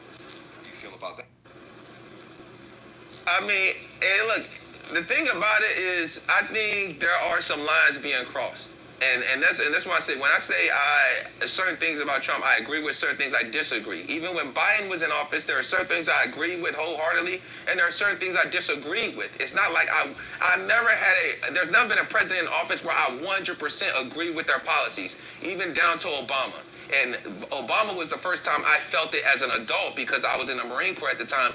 And because he was in office, they downsized and the budget shrunk and then the Marine Corps shrunk. So I felt that firsthand. And I was like, oh, wow, shit, when people get in office, it really does affect me on a very personal level. So, and I was still an advocate. I voted for... Wait, hold on.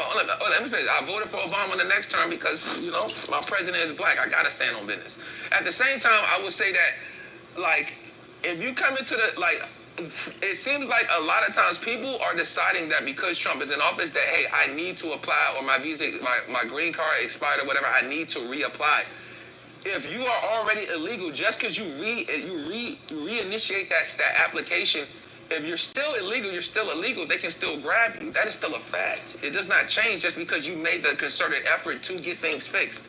Your status is not changing. That's not true, Rashad. If you're talking about temporary protected status people, that shouldn't apply to them. Yeah. So that goes down to a conversation about due process and all that. But let me get this straight. So you're saying that you like Trump. I just want to I just want to loop back. You like Trump. You like some of the things that he's doing. You think that it's smart that he's doing things about NATO. You like the fact that he's standing on business with Putin, even though he's not. And you like his immigration policy. How do you feel about the people who are, what is it? What's the Corps, Job Corps? Like the fact that Job Corps, he just canceled that.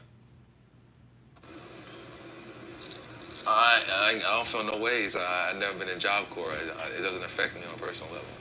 Like, wait, hold on, here we go. I asked a question, I'm saying, the reason I can't speak on that is because it doesn't affect me. It's like, I can't say certain things, policies.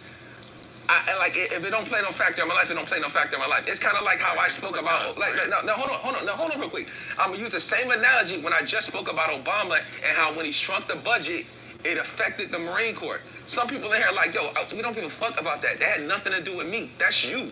You were the one who decided you wanted to be in the Marine Corps. So obviously that wouldn't affect them, and I can't knock them because they don't care about that. The same way with the Job Corps. Does it affect people's lives? Yes.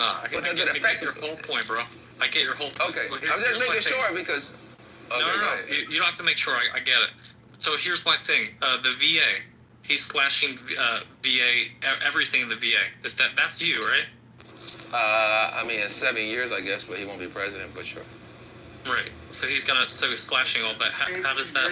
How do you feel about that? It'll still be in effect in 7 years, genius. It will absolutely affect you. How do you think that's going? I mean, I don't know. Changes that he made. Maybe you'll figure it out in 7 years and get back. Now, I told Patty, so she squared away when she retires. You can figure it out on your own, brother.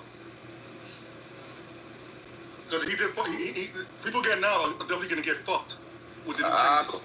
I'll cross that bridge when I get to it. But you know what's interesting? Go ahead, Gun Bunny. Hand over from the position, grab the ankles, baby. Yeah, people who are active duty right now, like yourself, know they know that is huge. That the fact that he's affecting vets already, like retroactively, like he basically is letting people know from the jump. Hey, you're like not even that you're going into war. Hey, we're gonna slash these benefits. Oh, and by the way, we might be going into a war, right? Like you're saying that's not. You're not really gonna care about that until that affects you, correct? I just want to make sure that I got. So can you tell me? Hey, wait. So can you tell me what? Don't nobody care. Because I'm looking at some information on it now, and it says like there is a large increase in the spending bill. Wait. This is what you need to look up Trump fires VA employees. You know what Beautiful bid.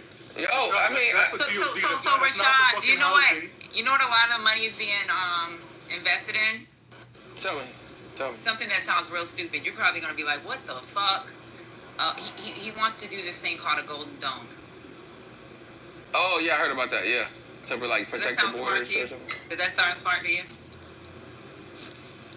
I mean, I don't know. Like intercontinental missiles you know what the Iron ICBMs, Dome is, right? Yeah. I know it's something similar to that. You know how the Iron Dome, what exactly it is? Missile systems. Yeah. Yeah, short range missile systems. Right. So imagine having one over the United States and what the cost looks like. It's crazy. Do we need one? It would have to always be on. Be honest. Do we need one? I don't know. In 10 years, these intercontinental ballistics missiles. No. I don't know. So why would we need one if we have our own Patriot missile defense systems? Because a Patriot missile system can't catch a hypersonic missile. So check this out. You're infantry, right? So you do know that there are additional weapon systems that are called 2029, 2030, 2031, stuff like that, right? You know there's a radar that they've been investing billions of dollars in, right? Yes, but it can't catch a hypersonic missile. So you don't know what they got that may be able to catch. Why don't you do a Google search, or why don't you talk to your boss? Talk to one of the officers that got more rank than two boss. He made it clear that he's gonna follow orders even if they're somehow unlawful. No, I mean there's nothing wrong with that. That's what he claims he wants to do. He can go to prison on his own. Yeah. That's his choice, right? There's a lot of soldiers in the military that are rogue. But then he also made statements that contradict what he actually was saying. So I'm just confused. Yeah, I hear you. You know, I don't. So I can tell you right now, and this is, if anybody has any information that is different, please show me a source. But there is nothing right now reliably that can catch a hypersonic missile. That is a fact. Hey, Patty, would the missiles with the Golden Dome be for Canada or for Mexico? I'm confused. It'd be for. I don't understand. What's it for? It's like the Iron Dome. They just call it the Golden Dome. Yeah, but who are we defending against? Canada, Mexico? No, deterring long range. China. What are you talking about? Different. North Korea already has a long range missile system that can reach to Guam, and then we don't know if it can reach to the U.S., but we do know it can.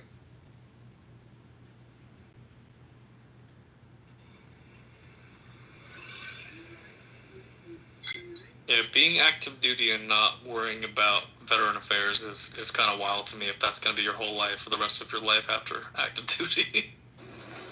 Yeah, it is. It's crazy. Especially when you cut a lot of shit already, bro. As an active duty, are you allowed to talk here? Hell yeah. Yeah, he's allowed to. Like, why? He's not a robot. What's going on here? Y'all don't do that.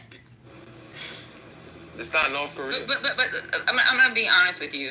They do have weapon systems, right? And that's why I said do a Google search. They have weapon systems. You ever heard of the OPIR? No, I don't think that we have weapon systems. We have defense weapon systems without question. But to be able to catch a hypersonic missile reliably, like have you seen them in action? It's not easily interceptable. Can I speak? So the Navy, right? They have this thing called they have an interceptor called a GPI, right? And that's what they're using for HEVs. You are tracking that, right?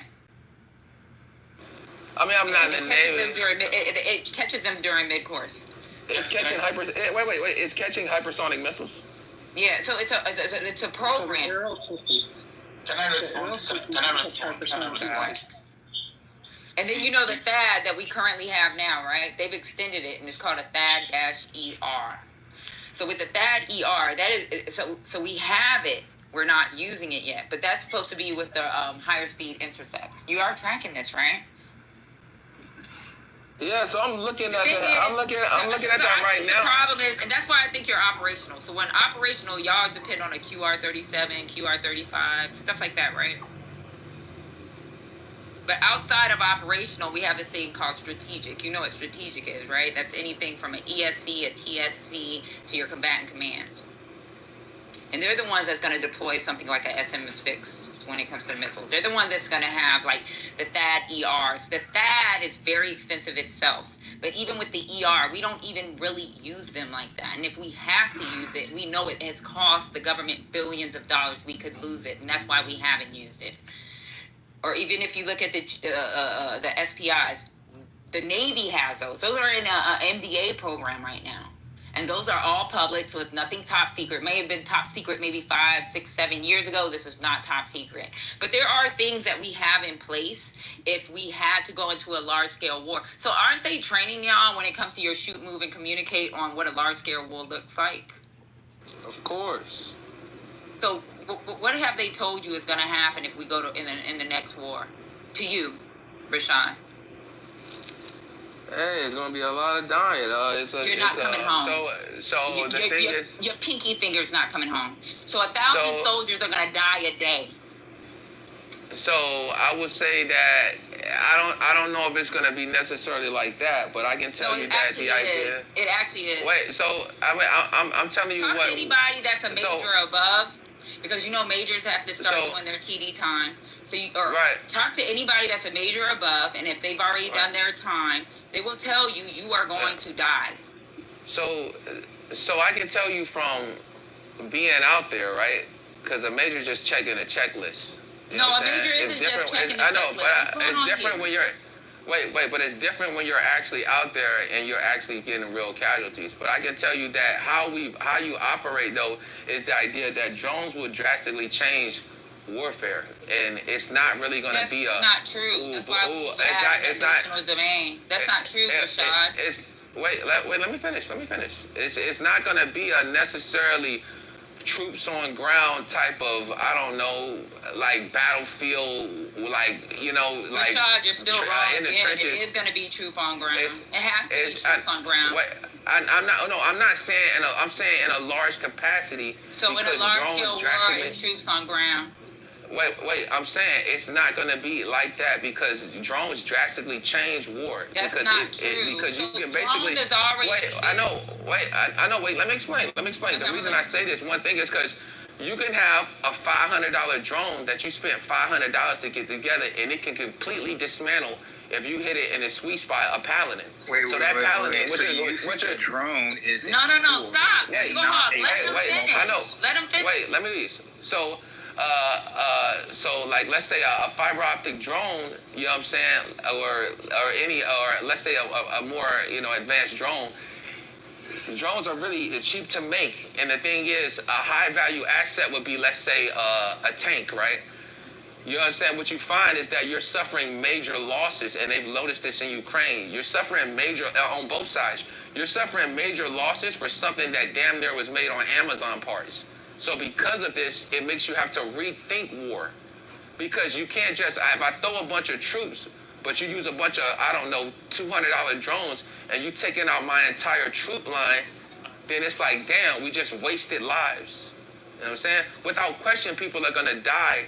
But now, right now, because the Ukraine-Russian conflict has shown us that you cannot just use the same You need to go tactics ahead that we and use to because say you're talking battle a up lot or of gibberish now. So just go ahead and Okay, sure, bro. No, go ahead and go. You got 20 seconds.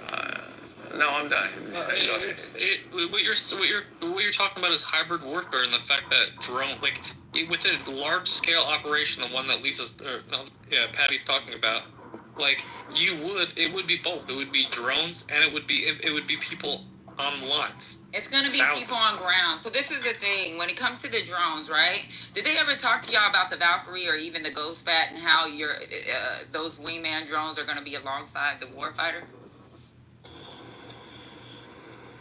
That should be like, have you done a warfighter exercise at all? Because you are in Europe. Have you done any warfighter exercises? Obviously not. So if you know anything about those Valkyries or those Ghost Bats, they're going to be alongside the warfighter. The problem with the drones, right, and this is any drone, I don't care how advanced you think this is, because it's going to be a collaborative combat. The problem with the drones is the reason why we added the additional, what do you call it? What do y'all call it? It's a board question for y'all, this domain. The reason why we added the additional domain is because of technology.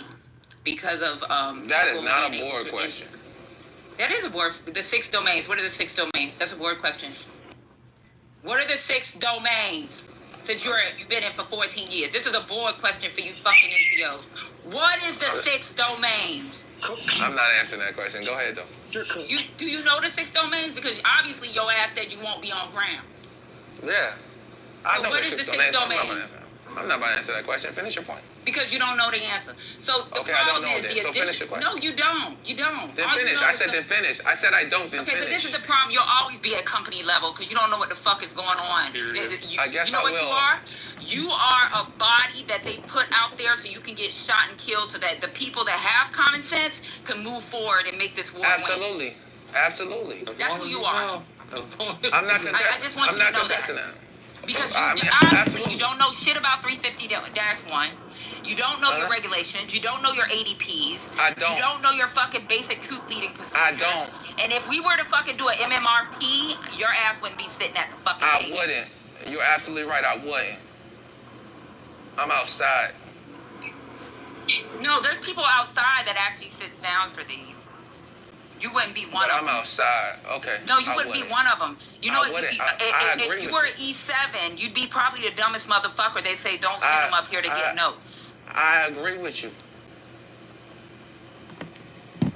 So, Rashad, one domain, just off the top of my head would be land, and the other 5 would be... Yeah, Eagle Hawk's a civilian. He know land, sea, Come on. air, space. Rashad. What's the other one? I'm not an NCO.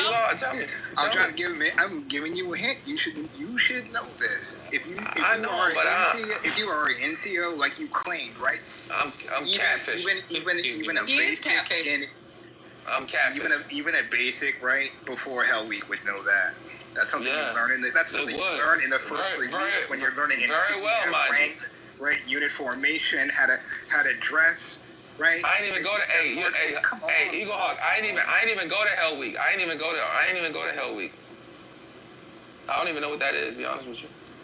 These are the people that are okay, so can I get 30 seconds of fun with them? 30 seconds of fun with them. So you are familiar with Aegis systems, right? You were talking about hypersonic. Are you familiar with what we as the U.S. military have in terms of hypersonic, capabilities? What Patty was trying to turn you on to, yes, for instance, I do know. The U.S. Navy Halo operation, right, and program, which they're fighting about in terms of money right now. We have our own hypersonics, if you're familiar with that, across all branches, right? We also have hypersonic defense capabilities, which is why Patty was trying to mention, right, the Aegis systems, right, the Navy, right. You should know this. Right? Yes, So what I was jumping off the mic before, and I apologize for that, I was trying to ask you, do you feel that drones are a force or a force multiplier? Do you see me? Because I see where you're going with that. You're talking about automated weapon systems, right? Like dues, laws, right? Drones, what have you, right? You see me? That's stuff that came out 20 years ago. We're now on third, fourth generation, right? But have you ever seen a military use them as a first line, right? Active line, right? In kinetic warfare? Or are they just a false multiplier, as Patty was saying, to They're just a force multiplier, Rashad. Have you actually seen them in practice? Do you know what the biggest problem we've been having with them? And this is like letting little kids play with these little young motherfuckers that's on in cybersecurity. You know what they've been doing? They've been jamming them. They've been fucking with them to give them GPS denial. When we put them in certain areas, in air defense areas, where in contested zones, they haven't been working well. So if you're looking at a full spectrum war, if you're looking at a full spectrum war, that is why the drones have to go alongside the warfighter. They may be a force multiplier, but when you're talking about operational, I'm telling you, we have had issues, and that's with any drone out there when it comes to the jamming and GPS denial issues. You can't jam a fiber optic. That's why we added the additional domain. So you can't jam a fiber optic drone. Trust me, they have done GPS denial. It's literally like a landline connection. How can you jam it? It's on a spool of thread. Remember when? Do you know what a GPS denial is? Remember when Iran took our drone and they broadcasted it all over television? They downed one of our drones, and and we were doing the same with them. This was like that wasn't a fiber optic drone.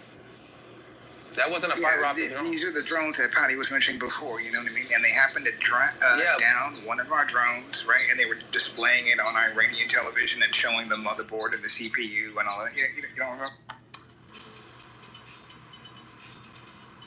Oh, you're asking me or telling me? I thought you were about to. No, I was just asking you. I think that's what she's referencing. You know what I mean? No. So when you talk about the fiber optic, this is more of microwave. So there are issues with those. So they do get EW interference. So there are ways that they can jam it, and that's why I said you still can get GPS denial. It's going to be through the EM pulse when it comes to microwaves. So they can be countered. They can be countered. They can be countered. So they can be countered. Just so you track. So the issue right now is not about there's a defense for anything, but it's like it's nothing else to when let's go back to something else, Rashad. ADHD is whooping your ass. No, it is because nobody understands what's going on. Honestly, we're speaking a different language. It doesn't matter, Rashad. You can't talk another language in a room. If this is a room full of military people, then we can have this conversation. Fair. So, Patty, what would happen if Rashad, if someone found out that I guess Rashad was open to unlawful orders, and he was in the infantry? So honestly, I'm just gonna be straight up and honest with you. Under this administration, there's a possibility that nothing could happen, but the Department of Defense still does its investigations. They're gonna recommend what needs to happen. They could put them in D-cell, but the way this administration, because they want this to happen or they want soldiers to do these illegal things, yeah, I got it. He may get a pass, but that doesn't guarantee that Trump will be in office for 4 years. Right? And it doesn't guarantee that he's going to get somebody in the next administration that's going to pardon all these soldiers that do the illegal shit that they are being asked. So, let's pretend that fucking Millie went and shot the legs, because that's what the question was. He told Millie, shoot the protesters in their legs. You don't have to kill them, just shoot them in the legs. If he would have said, okay, I'm going to take the order of the president, knowing goddamn well there's ADPs and ARs and TMs and FMs and AFs and Navy doctrine, all kinds of doctrine with joint doctrine, Department of Defense doctrine, and he went against it and said this is their order. This came from the president. His ass would be locked up under Biden. All right, Rashad, can I ask you a question? What would this? I'll ask you the same question. What would happen if someone knew in your rank that you would actually obey unlawful orders? I don't think nothing would happen. Okay. It would be on the So person who because gave you the lawful you're order. catfishing on the internet and no one can find you, you feel free to speak about this just the way I'm you not. want. I'm not. It's just- Wait. So I'm not catfishing on the internet. You can probably find me. You should do a little No, but research. Rashad, I'm gonna be honest with you. Remember last time I put you down because you said something, and I was like, "What?" Well, wait, hold on. Let him stay up because I have a magic trick. Ready? Is No. your last name- So this is your last name Carter? Elijah, Rashad, I put you down last. Hello. It is. My last name is not Carter. Yeah, it is. I got your Facebook, but okay. So your last name's not Carter? Don't do that. Hey, Ray, please don't do this. We don't need to. You don't need to like. Bro, hey, look. I know. Listen. I know. Wait, Elijah. Listen, Elijah. I've been on Clubhouse for damn near like. You can be on Clubhouse, but you know. I guarantee people have. I know. Look, people have found me. They have found my lady. All types. I'm not afraid of nothing. This is not a conversation. I'm just saying. We don't care. I know. Nobody I'm just cares. saying. Okay? Just leave it alone. I know. Wait, let me finish. If you're trying to go here, we can go here. I'm just saying, bro. I doesn't need to go there either. Let's not talk about somebody's you want my personal phone number? Let's leave this out of it. Yo, bro. Next conversation. We don't need to talk about people's identity, yo. Like, let's leave that out of the conversation. Next topic. Come on. Yeah, because some of the stuff that you're saying could be like you can go to jail. You know that. Like you can't go against. He asked me a question. I gave an answer. Yeah. I got you. Change your name, Rashawn. I'm not gonna do that. Okay. The wrong person gonna call IG. Then let the right one. IG got a hotline that's on the internet. Yeah, let them know. That way they can record the conversation and do that. Do your due diligence as an American citizen. You have a duty. Yeah, you sat on this stage and said you did stuff against Geneva Conventions. You sat on this stage and you have revealed, like, when you were doing an operation, when you know damn well you're not supposed to be talking about stuff like that. Like, this is kind of weird. I'm going to go ahead and drop you.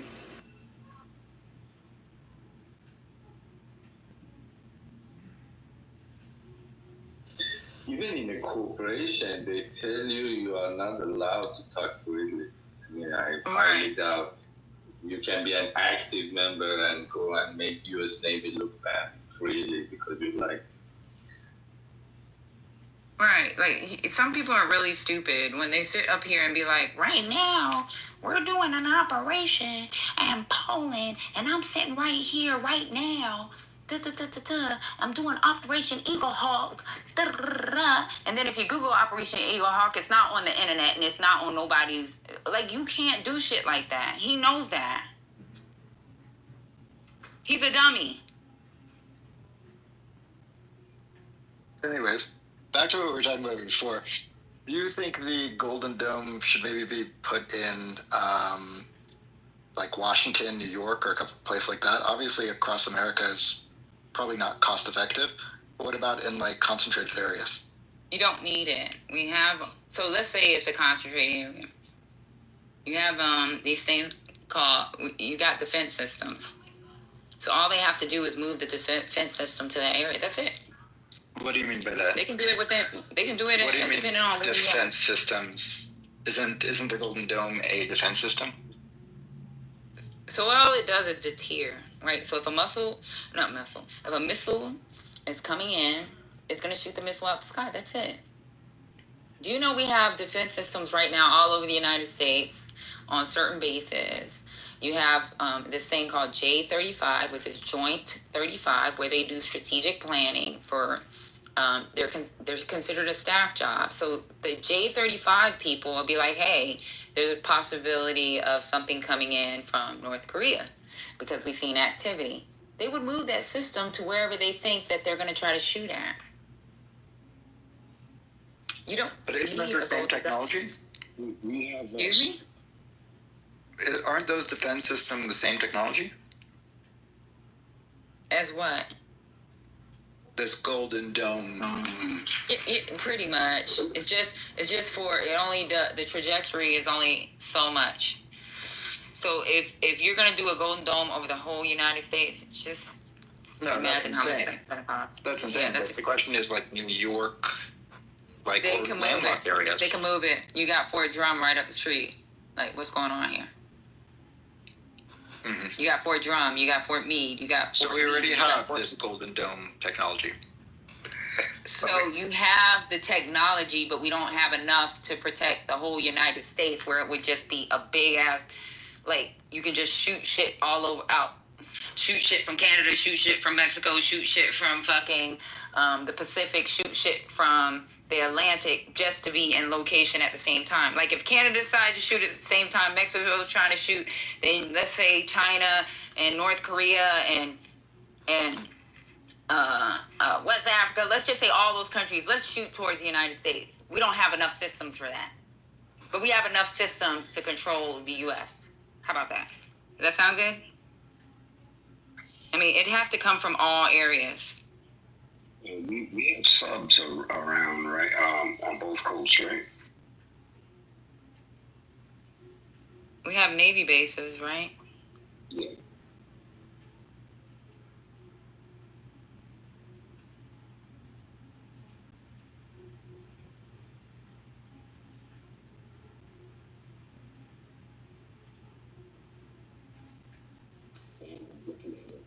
On Navy bases.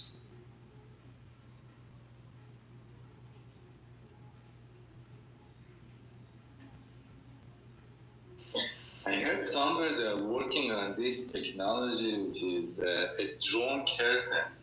So you don't shoot the missile, you just create a curtain above critical area. So if the missile pass through, it just explode. It's pretty cheap and very effective.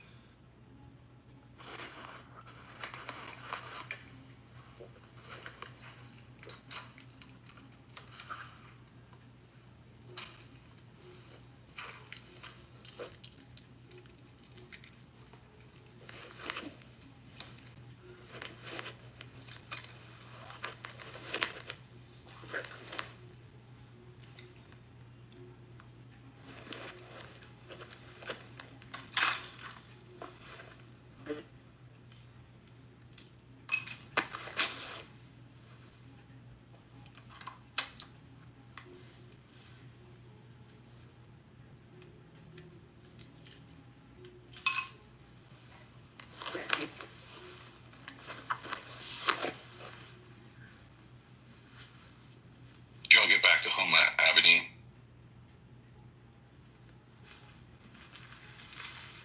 Who? That was really fascinating, huh? I mean, I just think it's wild. It's just like a weird way for someone to like pop back up, you know? Yeah. And he's like, isn't he like 10 years younger than her or something? That's a good question. I was wondering just because he looks very young. Yeah, I think she's like 47. Oh, you're right. Yeah, it says 49 and 39. Yeah, I was gonna say, and he's like 37. Yeah, 39. Right. 49. Yeah. They met at heiress Nikki Hilton Rothschild's. I guess it was through a dinner or something in the Meatpacking District of New York. Oh, I thought they met at some Hillary Clinton event. Yeah. It says. Or maybe they got engaged at the Hillary Clinton event. Yeah, maybe. I don't know. Yeah, I'm just looking at it now. But yeah, he's 39, she's 49, and he's the one who leads. He's actually the one who leads the Open Society. Yeah, the foundation for his dad. Mm-hmm. Like, if you're a right winger, this is, you've just been proved right about everything.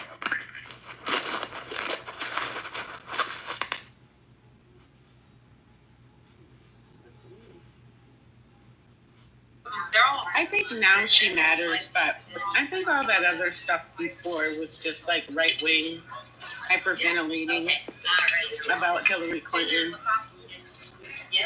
yeah, it was all a bunch of bullshit for sure. I mean, because she was just like who, you know? Yeah, I thought all that was just a bunch of nonsense, but that's what it is.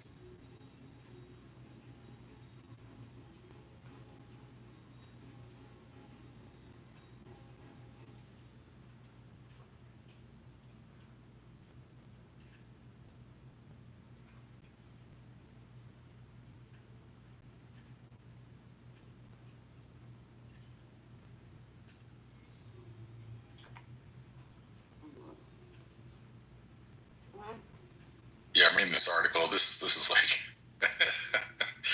every MAGA's fever dream of how the swamp operates.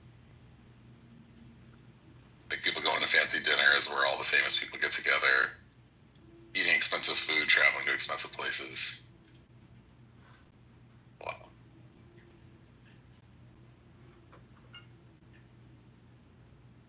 There's a quote here where they're talking about how like their courtship.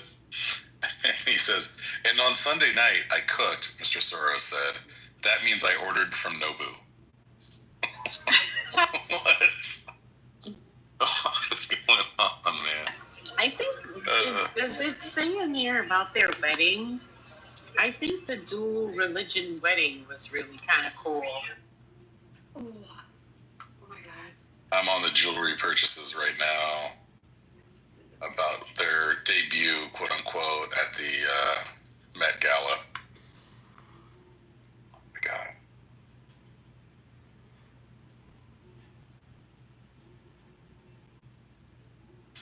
Yeah, so they signed the Kitover in honor of Mr. Soros' Jewish faith and the Nikah in honor of Ms. Abedin's Muslim faith in an intimate interfaith ceremony.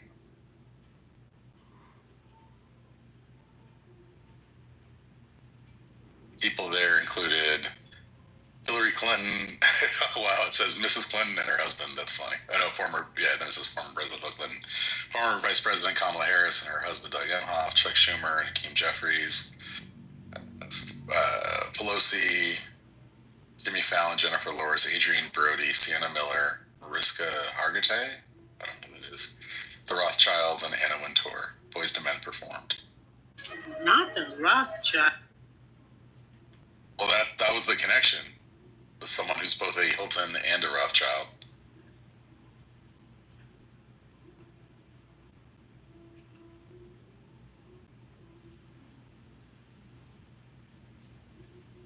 They also had a toast from the Prime Minister of Albania.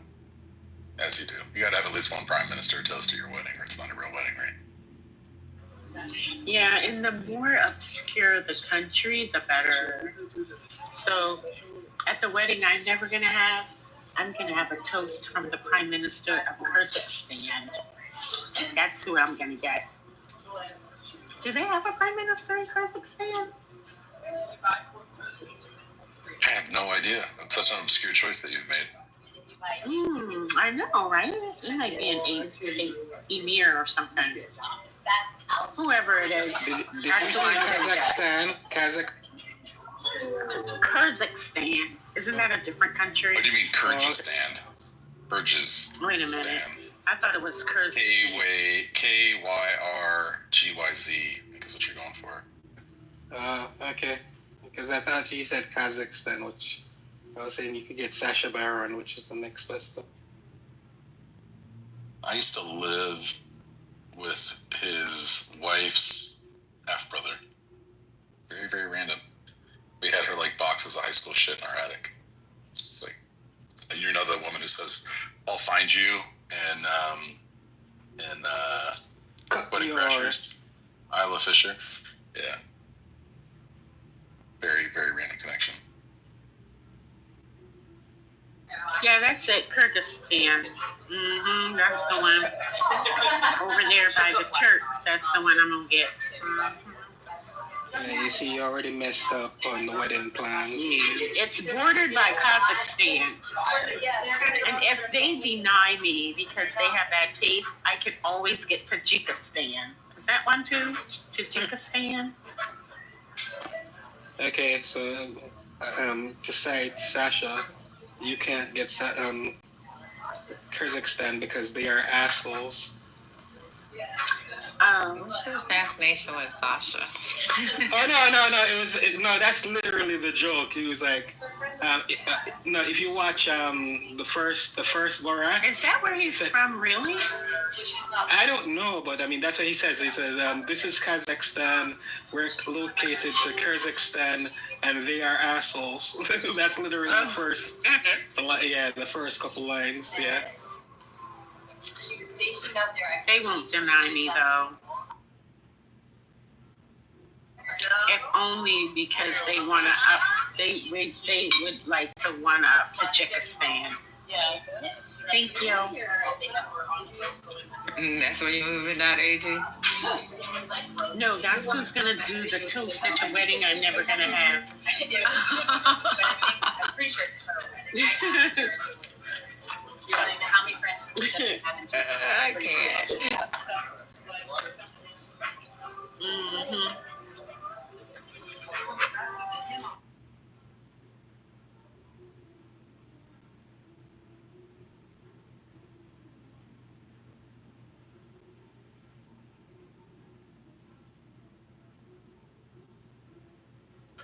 I was in Lou Fax's room last night. Why? It's a long story. But in that room, they were having a very similar argument. There's a woman, her name is Chat, exclamation point. And she was having a conversation with someone who was trying to tell her the same thing about the missiles and all that. And he was giving bad information and challenging her very accurate information. In the same way that the conversation was happening just now. How could this happen to me 2 nights?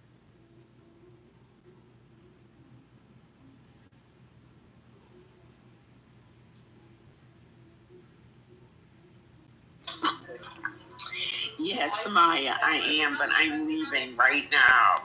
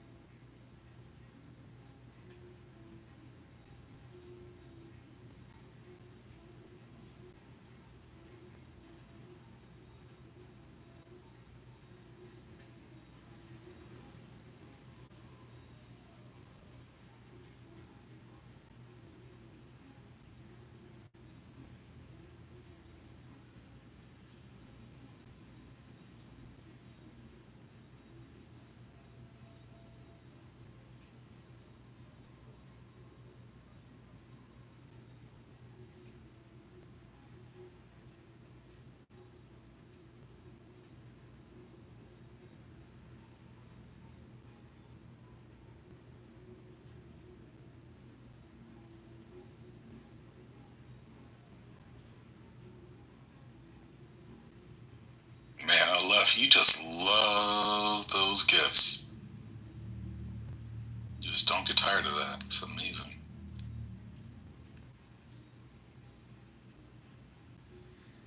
The people are just being. This is therapy? Okay. So, this is therapy time? Not for you to talk about how men are trifling. Okay, so let me get this off my chest. All right, so you know how I was telling you, Mel, earlier, how I was like, I'm not feeling good. Like, I think I have COVID. I'm going to go get my test, whatever. So there's this guy that has been, like, trying to get with me for, like, a year, right? But I have a man. So I was like, hey, like, I'm not interested. We can be friends, right? We have overlapping social groups. So he, like, apparently is, like, I posted on my Instagram that I was going to go, you know, go get some antibiotics. And he's like, oh, like, I can come over to your house and bring you some soup. And I was like, hey, like, Joey, just so you know, like, my boyfriend is going to be here later. And he's like, oh, like, after he leaves, I can come over and we can, like, watch a movie together. And I was like, bro, you've been at this for 7 months. How many times do I got to tell you no, you trifling asshole? That's all I just, like, anyway. Did you say that out loud? No, I didn't say that to him directly, but I wanted to. Howard. Like, these men will be lurking, you know, in the background, waiting for you, for something to go wrong in your relationship so they can slide right in. So you gotta be careful with those that are just, like, casually lurking in the back. Anyways, that was my, I had to get that off my chest.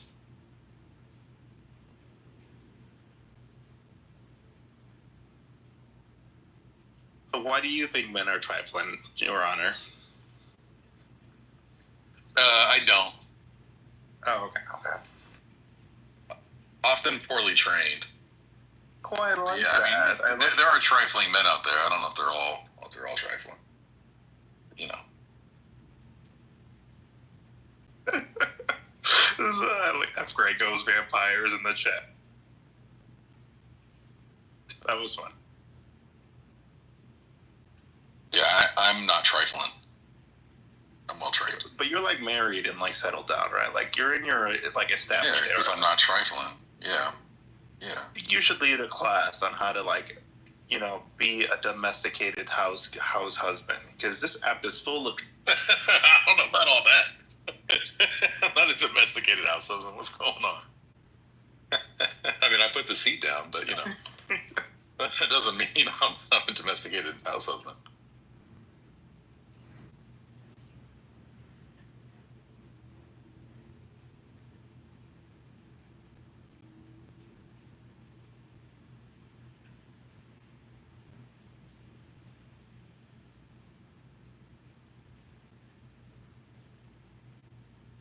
Guys, I think I'm also my period's about to start because I've been getting the weirdest cravings today. Like, I've been thinking about biscuits all day, and I think I'm gonna order a biscuit from some. Yeah, maybe you're pregnant. I think it might.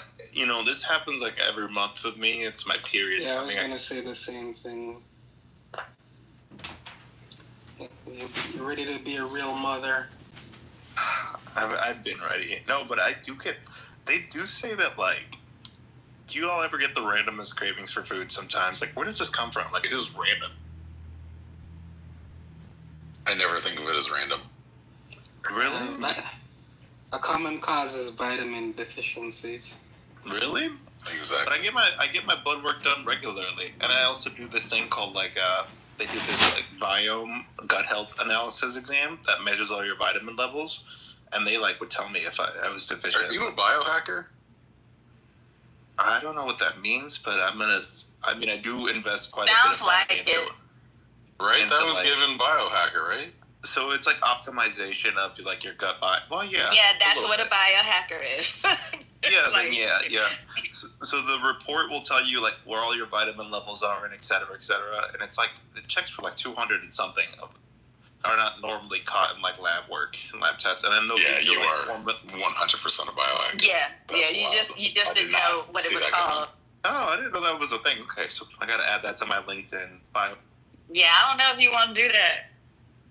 If you came from a more cultured state, you would definitely know the term. You're literally hacking your bio. Yes, okay. I just didn't know that was a thing. Is that a like common thing in California? It's like it's a stereotype against Californians. Yes. Yeah, it is very. I mean, yeah, people trying to live forever and all of that stuff. But we were actually talking about this in another room, like the decline in the average American male's testosterone levels in the United States and why that's happened. They're like 40% drop over the last couple decades. And so what is the impact of that on, like, male fertility? They were talking about this in a different room, like 20 minutes ago. But that's important. Y'all should go get your testosterone levels checked. And if it's not on level, you got to get that fixed, you know? And also, they say if you're not horny, you're not healthy. So you should be wanting to dick down your wife. You know, Aram, if you're not, then you got to go get your blood work. See what's going on down. Yeah, we're not talking about my sexuality on the app here. Okay, let's not talk about Aram. But let's just say I don't need to go talk to the doctor. Men in general, right? What the hell? If you're not horny on a regular basis. I know, right? Right, Mel? What is going on? I just hired my volume and all I hear is. I think I know what mother Mother, what contracted, happened? actually. Mother, are you sexually frustrated? It's all those vitamins. It's all those vitamins. I think because I'm sick and not feeling well, I think everything is like off. Like I'm hungry, I'm a little hangry, but I'm like, I don't know why, because I just ate. Like I think it's my time of the month. But we were talking about testosterone levels and how they've gone down. That's your time of the month. Mm-hmm. You know, I think we can take COVID off the list. It sounds like your blood work is coming back normal, so I'm glad to see that. So it's clear there's only one condition that you could possibly have. It's verbal diarrhea. I've diagnosed it. Oh, that I got it from Trent. Oh man, he could be patient zero. It's possible. Well, stop hanging out with Trent. No, but jokes aside, y'all should go get your levels checked. I got mine checked. Mine were good, you know, but I get them checked as part of my recurring blood work every couple months. So I got to know if the boys are doing good. Why are you getting blood work done every couple of months? I have to for prep purposes. I have to get it done anyways. For what purposes? Because I'm sexually active gay man, I take PrEP, which prevents the transmission of HIV. And you have to get recurring blood work done every 3 months anyways. But on top of that, I pay for additional blood work to make sure everything is good. So before you get your prescription refilled, they go and check that you're blah, blah, blah. I'm only dating one guy right now, but because I have trust issues, I'm going to keep taking PrEP until this is we're married, you know? I don't know. These men be cheating on you, and then next thing you know, you catch something. So I take it out of. But wait, the blood work, is it expensive every 3 months? Because that's a lot. Oh my insurance. Well, without insurance, yes, it's expensive. No, not expensive. I said extensive. Is it several vials that they have to take a month? Because some people they can't do that. They have sensitive veins and all of that. I'm just thinking that's a lot of blood work every 3 months. They take about 4 vials usually. Usually it's 4. I've never heard of having to take it every 3 months. You don't get. You're not required. Your insurance doesn't require you to go get blood work every 3 months. I have to get it before they won't refill my subscription without getting the blood work done. I've never heard of this ever. It's interesting, but what state are you in? But because insurance, this is just new to me because, to your initial point, blood work is expensive, and for your insurance to cover it for every 3 months, that's I have no words. That's interesting to me. But I also, I'm not gonna be dishonest. I have very, very good healthcare. Everything is covered under my plan. Pretty much everything. After I go over my $600 deductible, I can get X-rays. I can get MRIs. I can get pretty much everything. So that's an exception. That's not the norm. Most people don't. Yeah, you better knock on wood. Do your friends also have blood tests every 3 months? Yeah, they have to get it. I'm from Florida too, so I don't know. I feel like that maybe your doctor marked you something at risk, so you can get them done. Well, it's because I'm a homosexual, so we're a higher risk population. I get it. I know PrEP, and I know people who take PrEP, and yeah, they take PrEP without getting their blood work done every 3 months. Where are they getting it from? Which provider is giving them everywhere? Really? And also, I travel the world and talk with people who have PrEP, and I've just never heard of blood tests every 3 months. If I had to get my blood tested every 3 months, they just might as well put me in a coma. That's what I'm saying. I can barely. That's a lot to go through. Yeah, I have bad veins. They gotta get pediatric needles. It's a whole thing every time.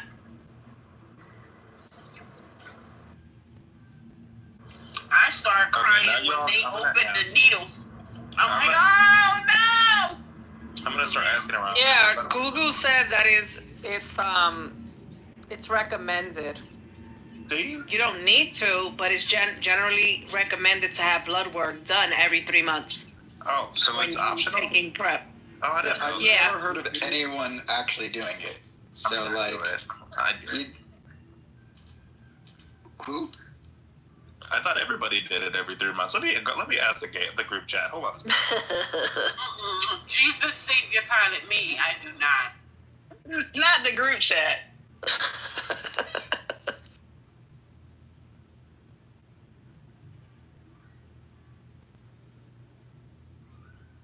I mean, that just further drives home the point that, you know, it's not a choice. That's who you are. Because why would you sign up for something like that? You know what I'm saying? Like, it's not a fad. Like there's certain things, like when people say, oh, you know, that lifestyle is a choice. I mean, you know, it comes with its own set of trials and tribulations. I'm about to pass out just thinking about blood. Yeah, I know women that take prep. So. Yeah, anybody can take prep, but I don't think that's the reason why it's not a choice. Especially the women in Atlanta. I had to take a Zoloft.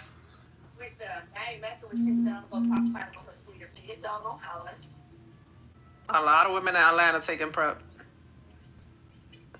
Because, you know, the men that are out there.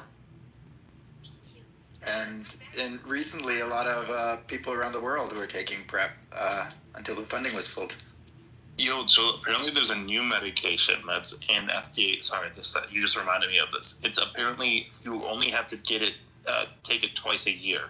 It's like a new injection that they're working on, and I'm like, that would be wonderful. Oh yeah, I saw that on the. Oh, cool. I saw it in an advertisement. I saw that in an advertisement at my doctor's office. It's a shot you take. Yeah, there's a shot Is you that can what take you're every talking month. about? Somebody in the chat, look what they just said. No. This one you take it like every 6 months or something like that. Mm-hmm. It's not every month. Take the shot twice a year. Look in the chat. Wait, let me. Yeah. But the one that is at once every 2 years, funding was pulled from. No, Joey, he said fag here, absolutely, every 3 months. No, Authentic said that. Joey just laughed. Oh, he was just laughing. Oh. I got you, Joey. I saw it. Authentic.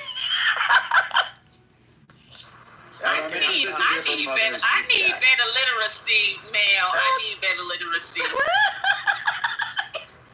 I need to get glasses. I think I'm pushing 40 now. I think it's time to get glasses, guys. Oh, girl, yeah. Welcome to the club. Come on, girl. It's okay. Ciao.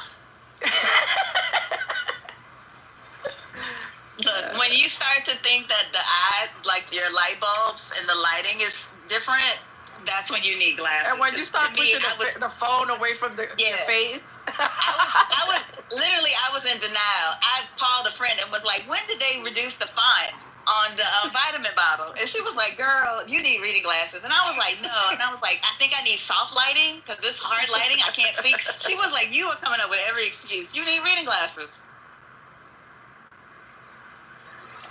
Have you guys considered LASIK? I've thought about it. Those weird. My sister did it. Those weird people. I don't need my glasses to read. I only need my glasses to see far. I literally take off my glasses when I'm reading. Oh, okay. Yeah, that used to be me. But once I started having like working remotely, I'm in front of my computer so much that it was inevitable. I ended up needing reading glasses during COVID. Get some blue blocker glasses. Yeah, I wear blue blockers when I use my computer. But I also, that's like a medium distance.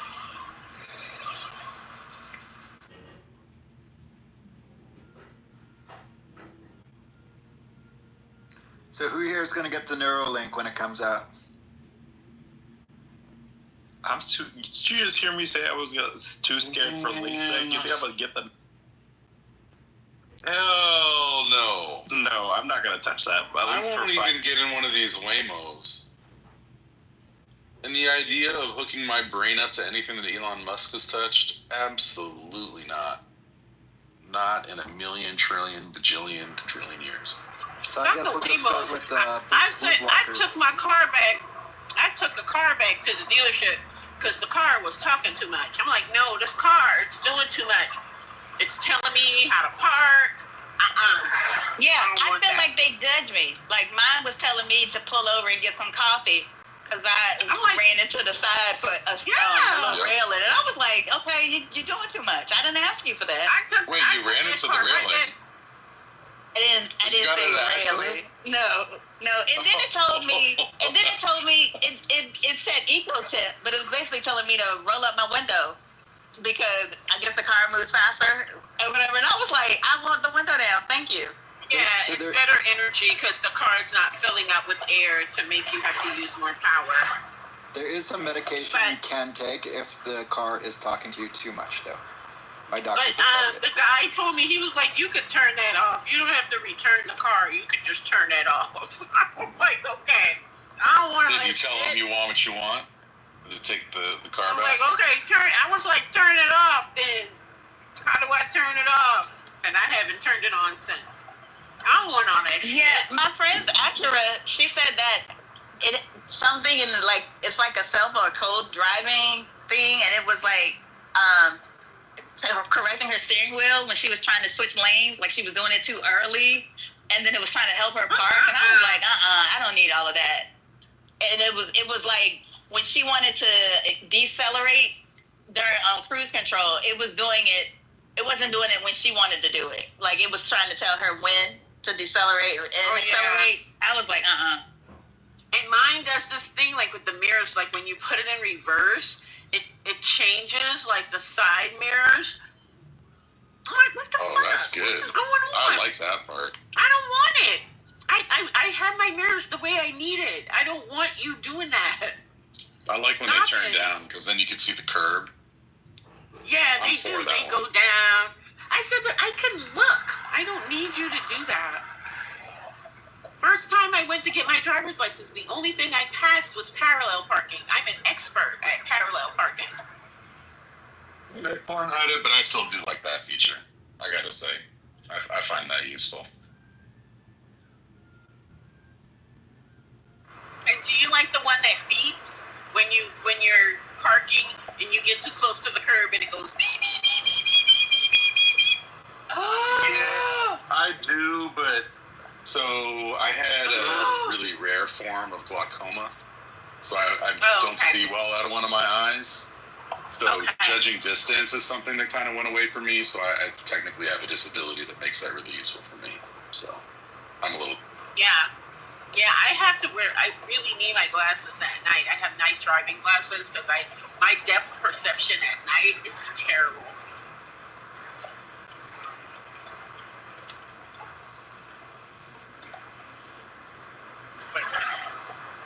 My doctor said that my what is it, whatever, the cataracts or whatever, he said, yeah, they're forming, but, you got a long way to go. I'm like, why? Because when you get that cataract surgery, you get, like, impeccable vision. So I've had two of them, because they had to replace my lenses. Wow. Mm-hmm. It didn't really show up that much for me, though, because I was just too young. Like, I didn't have the build-up yet. But yeah, I talked to some people who have gotten it, and they said they just like couldn't believe what the world looked like after they got their cataract surgeries. It was all sharp and clear again. Mm-hmm. Yeah, you don't need glasses anymore.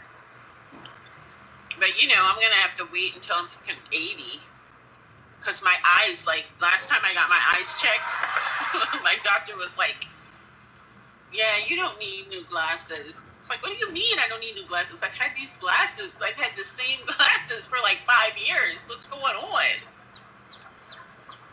Yeah, my eyes, they're not changing. It's crazy.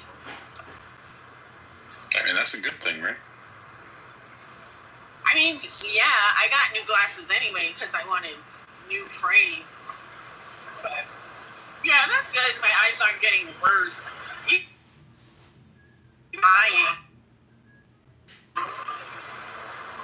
Because I'm like, I can't paint my toenails without my glasses. Like, that's a problem. But, I can see, so. That's a blessing and a gift. Not knocking it.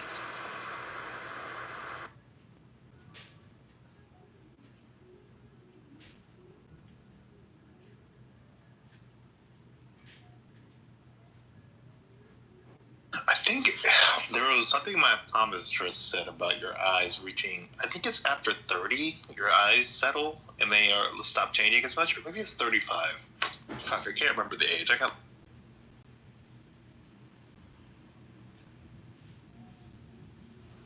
That might be right, because I remember that was so long ago, 35. When you're 70, you know. Wait a minute, Doctor, you're 70? I thought you were like 76. My eyes were like, I am 76. What? My eyes were like going back. Like I went back prescriptions for a while. Your eyes were Benjamin Buttoning? Yeah. It's funny you say that, because that's what my sisters call me, Benjamin Button. Because they're getting older and they swear I'm aging in reverse. But, yeah. My eyes were. But now they've been stable for the last 5 years. I've had the same prescription, so. I don't know. I'm a weird person out here in the world. I use both sides of my brain equally, so that may be the problem. You know, that's 2 more sides than the average Clubhouse participant.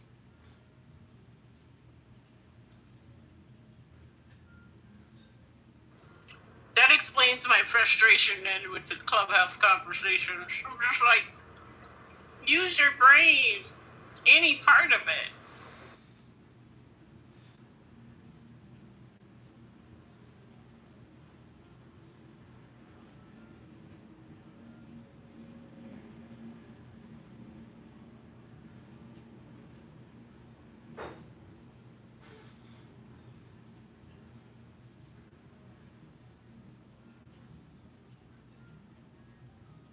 Wow, I didn't know.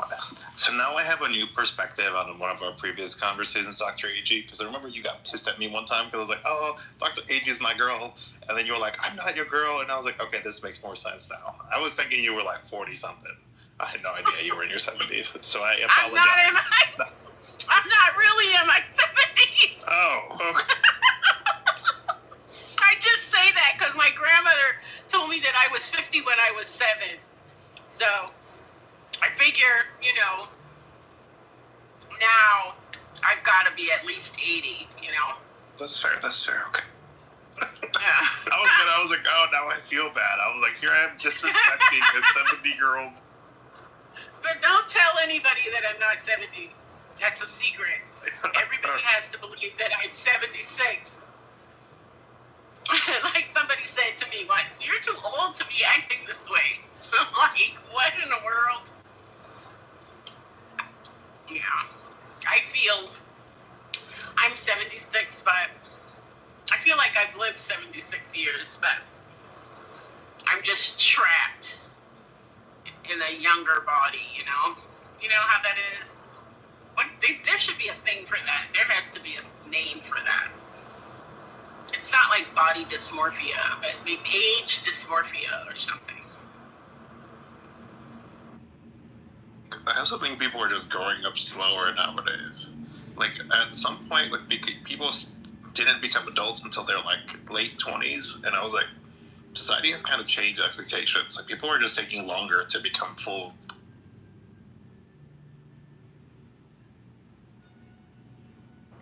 Is there anything else you'd like to share with us about your experience? Yeah, so one last thing. I also will say, I am kind of happy to see that parents are allowing their kids to move back home after college, because I think that will help financially a lot of the next generation, so they can take some of that burden of student loans off their debt. So like that whole notion that it's like frowned upon or you're a loser for moving back home, I'm glad that's going away because it's helping a lot. That's it, Aaron. That's all I. I found that was fundamentally an American thing. I mean, in a lot of European countries, people live with their parents. Like, In Italy, people live with their parents until they get married. Men and women. I know some cultures where they marry and still live with the parents for a little bit. Yeah, it's to not save up for uncommon. their house. Like, yeah, it's not uncommon in Italy to find like a 30-year-old man living with his parents. Like, yeah, it's yeah, I think that was like fundamentally American thing. But I do have to say that I do look sideways at people. Like, why are you still living with your parents? Like, what the fuck? You too old for that. But, you know. I think if it's like, okay, if you're 26, maybe I can give it a go. If you're still 32 and you're still at home, all right, we gotta talk about you moving out. Like, it's time. Let your parents retire. Yeah. It used to be a joke about people living in their parents' basement, but it's not anymore. It's too true to be a joke.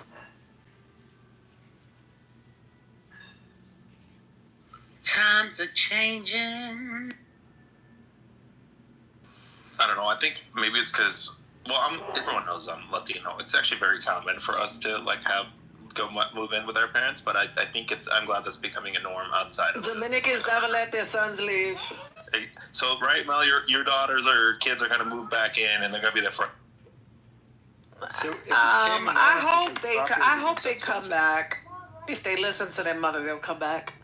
Water or this? Water. But the reason why it became a norm is because now property is expensive. And it's also like a shitty apartment will cost you $3,000 a month, like some basic ass. Exactly. Back in the day, you can get a basic ass apartment for like $500. I tell my daughter, you better come back home. I don't know. Let's see what happens. There's that Dominican accent. And I mean, I think it's kind of. I mean, there are advantages and disadvantages because I think the longer it takes for people to become self-sufficient, the harder it is. You know. God forbid, like their parents die young or something. Like both my parents died young, and my brother is fucked in the game because of it. But yes, I think there are pluses and minuses to it. If the parents are really strict about you're living at home and making sure that you take some responsibilities while you're doing that, then I think that makes a difference. But living at home the same way you did when you were in high school, that's not a good look. Times are hard. Yeah, I just want my daughter to have a savings and, not just go out there, just to go out there and be living check to check. Do you think this generation is growing up slower than the previous generations? Hell yeah. Oh, God, yes. We were definitely faster than them. In a whole bunch of ways, emotionally, psychologically. Like, I've engaged with 3 generations of young people, and particularly Gen Z. It's a lot of arrested development.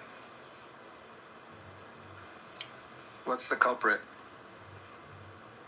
Gen X parents. Yeah, but some of the parents are millennials. Some of the parents are millennials. Don't forget that. That was nasty. Yeah, I mean the millennial, but like the later Gen Z kids, like now they're a little different, but the early Gen Z, oh my goodness, I'm like, oh Lord. I was talking to my professor of social media, and we were talking about this new generation of kids, and she's like, I don't understand what the hell is going on. I come late on purpose to try to get them to communicate, and they're just all on their phones. And I know I'm teaching social media, but it's social. It's not just media. Why can't I get them to talk? And she's like, I also am supposed to, part of my thing is that they have to go to 4 events and write about it and post about it. And these people are saying that there's no events that they can find.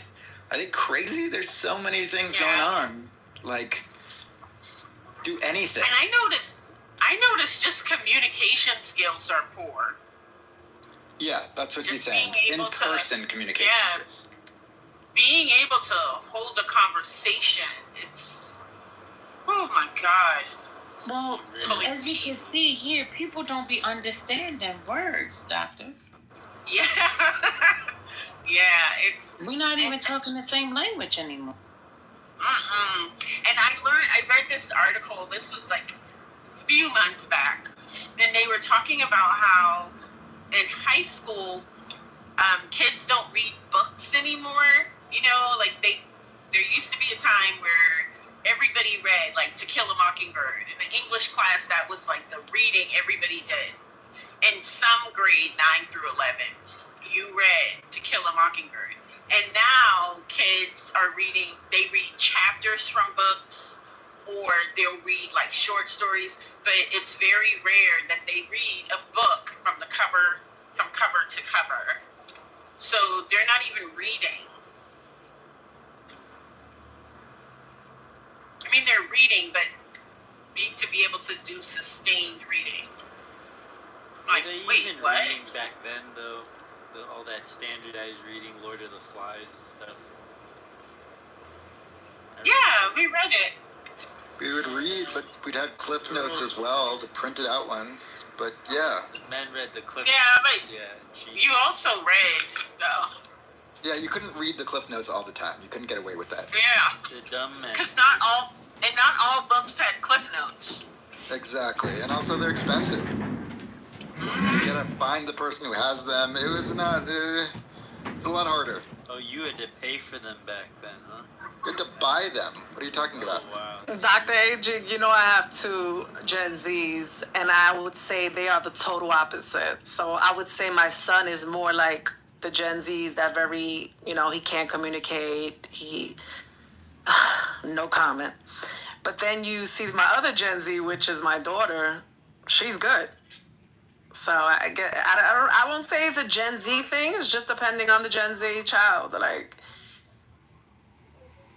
I find that there's a lot of kids like my son, but then I find that there's kids like my daughter. And it's definitely dependent on their age, right? Mm-hmm. And the gender does make a difference. There's a difference between the women and the men. Yeah. And the social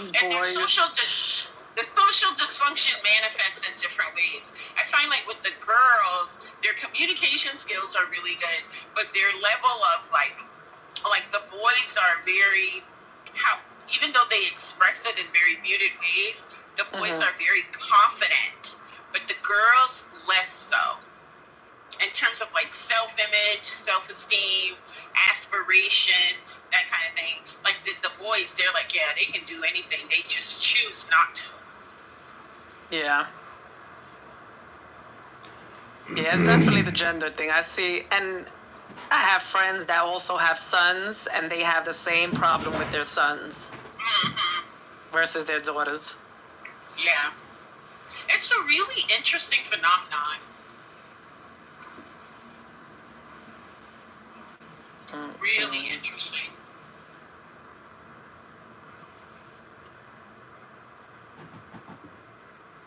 So you just couldn't talk about it, it's like we're not in the room. I said my son, I ain't say y'all. So I take it that we can't, the lounge is not opening up tonight? I guess not. The lounge, the owner of the lounge left. I'm telling you. This lounge, I don't know when it gets open, but just come on. How you going to make money? Hello?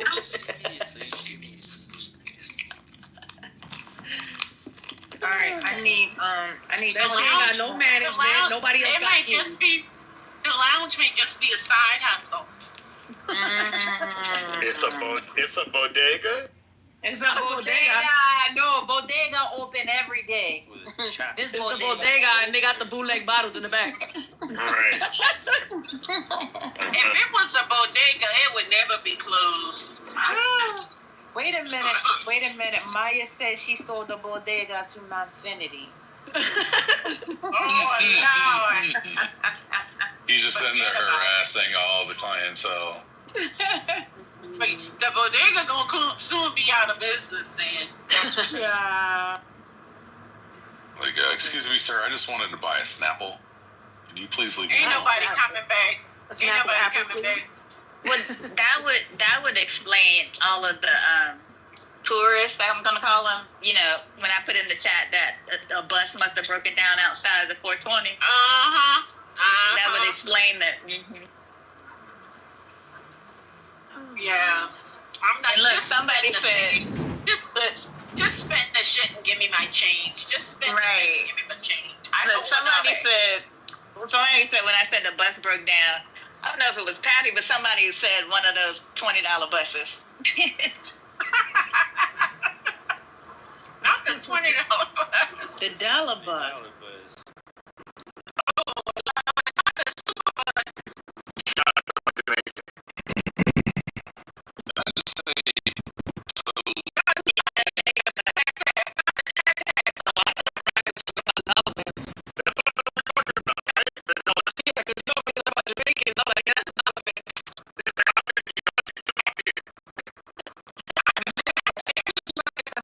You go to the mall, you park your car, and you have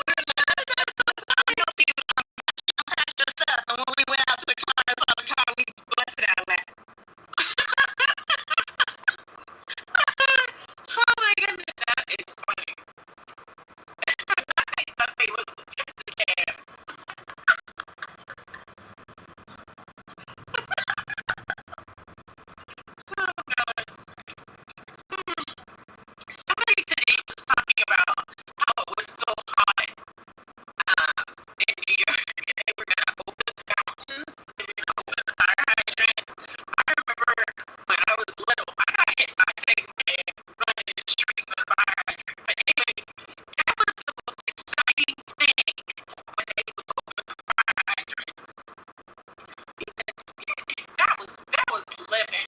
How many kids? Wait. We just gonna fly past that? Yeah, talk about Nobody's gonna say nothing. What the hell? It was No. like, Go back to the car accident. Back up. Yeah.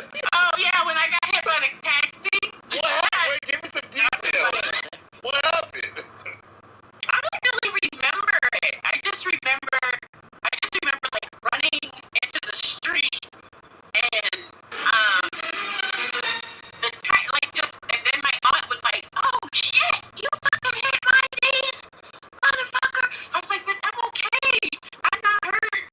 Okay, Yeah, so that's part I of the remember that. concussion. That's a concussion if you don't remember. And I had to go to the hospital. I went to the hospital, and I was like, I was fine. We didn't sue or anything, but we should have sued. I'm like, why didn't y'all sue? I could have had so much money. I missed out on like 3 lawsuits in my life where I could have been set for life, Did your parents were conservative? Yeah, my mom was like, well, she's not hurt. Yeah, that's It's okay. be the same way. Yeah. What happened? Your head got hit or your body got hit?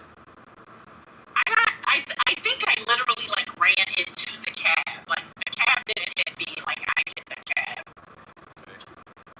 Because I wasn't paying attention. I was so excited. I was like 7.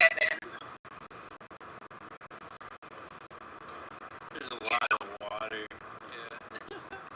You're a little kid. Yeah, But they should have sued the taxi service. I don't know. They should have sued the yellow cab. We could have got a lot of money from the city. I'm sure of it. Yeah, especially back then. Yeah. In the 70s, for sure. There was no Uber. Yeah, my parents, they wasn't worried about suing on my behalf. I could have had some cash. Scary back then. I don't know why. I think it was just the unknown. It was scary. My grandmother sued everybody. She's a My grandmother, yeah, she was suing everybody. When my cousin got hit by a car because she crossed in the middle of the street and from between 2 cars, she got hit by a car. My grandmother sued. I'm like, but she crossed, like, that's jaywalking. She was like, my grandmother was like, I don't care. She got hit. She's a pedestrian. Yeah, she helped pedestrians out of the right away. So she got money. My parents were not doing that. No. Yeah, me neither. Yeah. Yeah, I'm at the artichoke fields, looking at the artichoke fields, the other fields. It does look like Wait a there's minute. a little bit extra So food. let me get this straight. So you're on weed and mushrooms, and now you're in the artichoke fields. I'm not in there per se at the moment, but that does sound really nice to just crawl up inside there. Oh.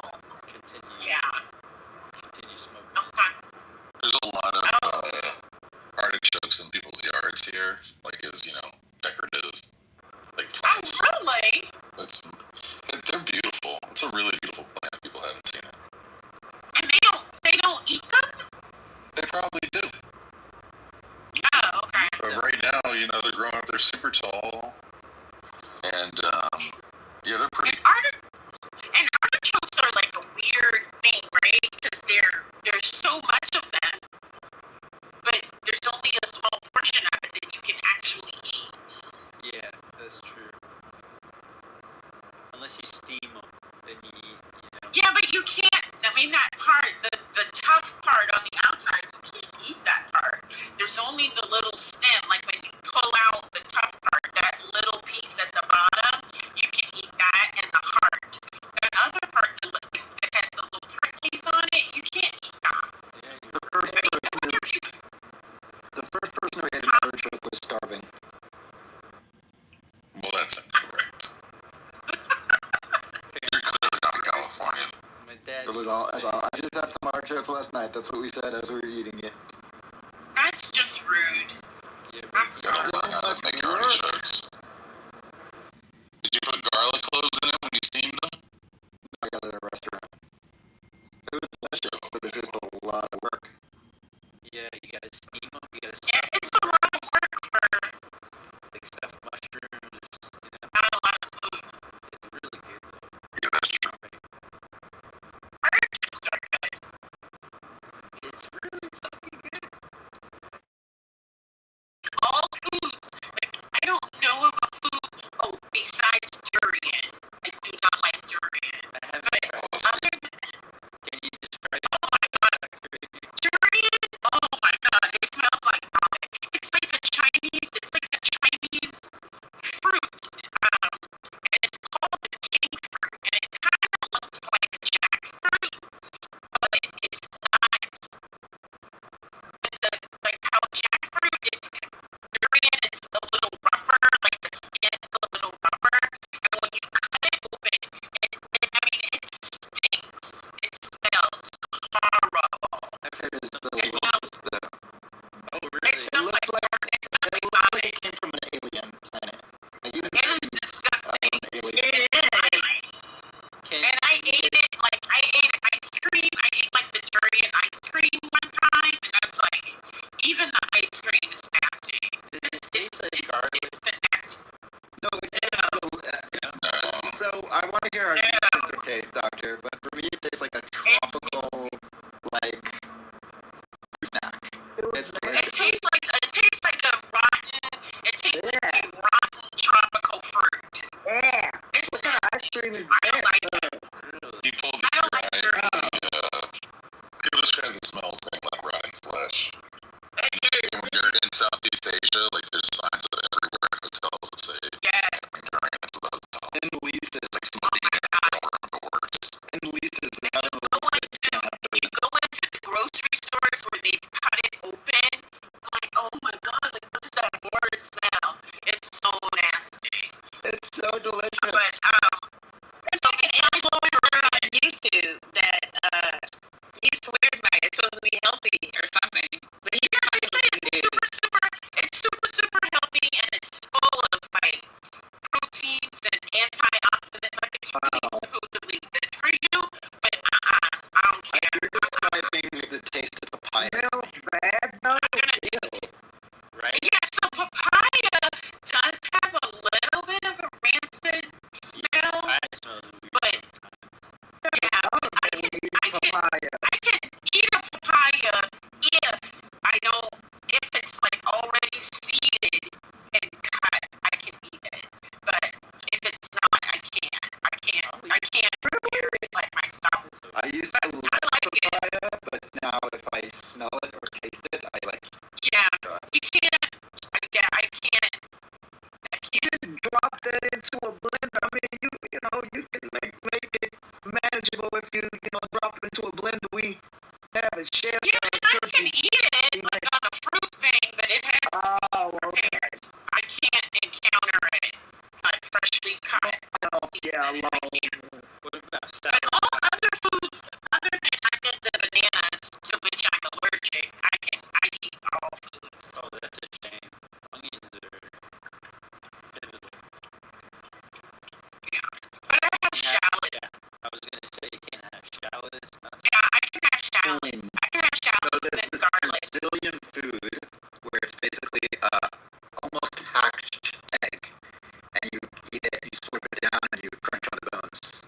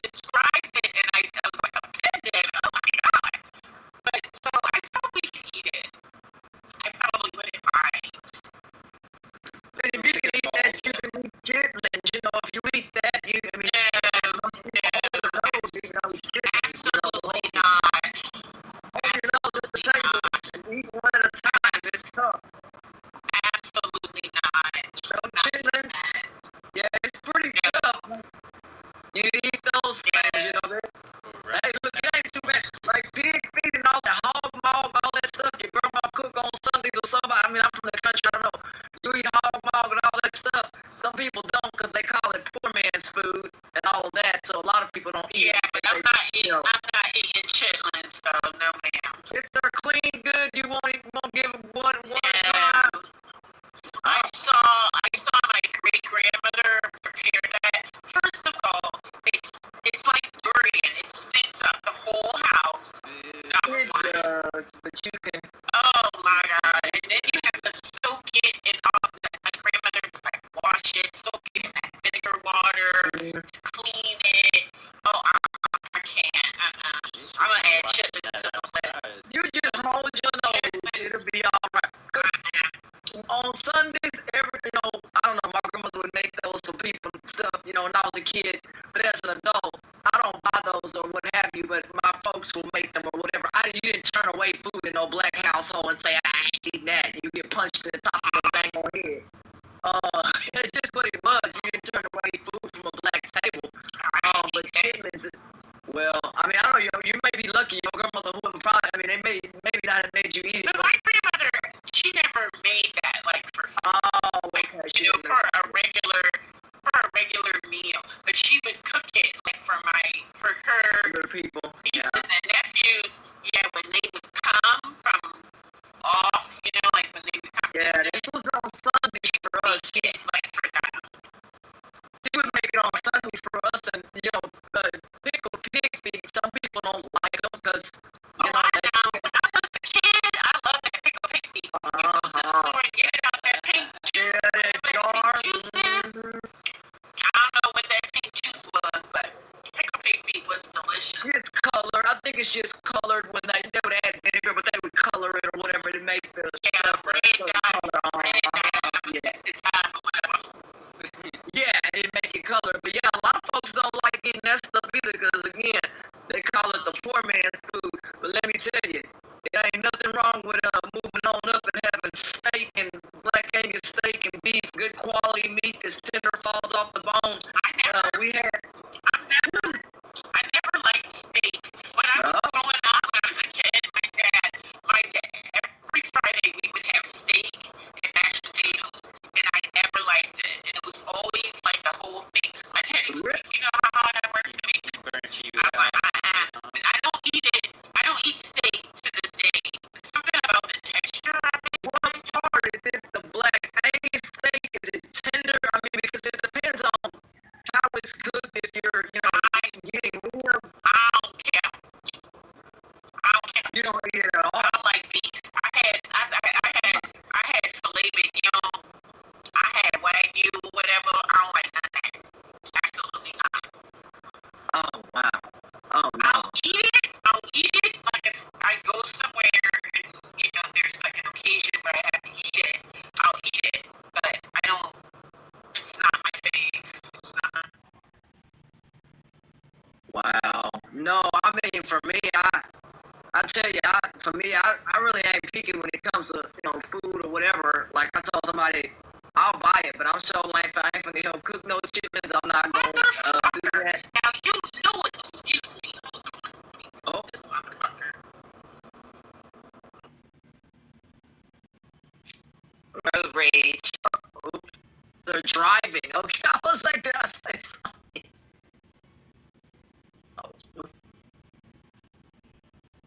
Some of these people make you want to cuss them out. A guy calls a huge record. You're driving. Look, you're lucky to be moving. Yesterday, a guy caused a wreck on the highway. I guess talking on a cell phone and rolled his truck on the highway. Had traffic stand still for over 3 hours out there. So be careful driving. Y'all be careful. He was talking on a cell phone. Them cell phones get on my nerve when people driving. I can't about it. Man, put it up on something where it's not in your hand or whatever, but it's like the thing falls out your hand. You go to reach for the dang on phone, and you swerve into another lane or something. It's just let the phone fall and go to an exit and get your phone. But no, what they do, try to reach down, and they ended up running into the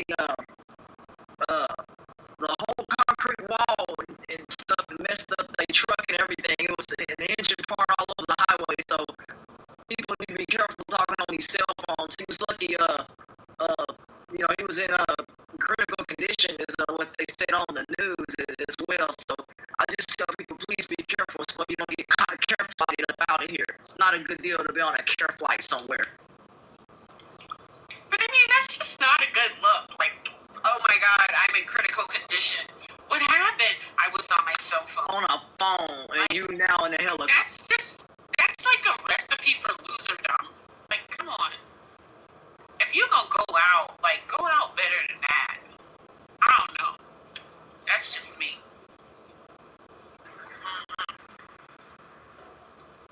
Not driving, but not driving across the dang on bridge. I said the only thing that saved it from going over was the concrete wall. If he didn't have that wall there, he'd be going over into the, who knows, So yeah, just be careful, people doing all.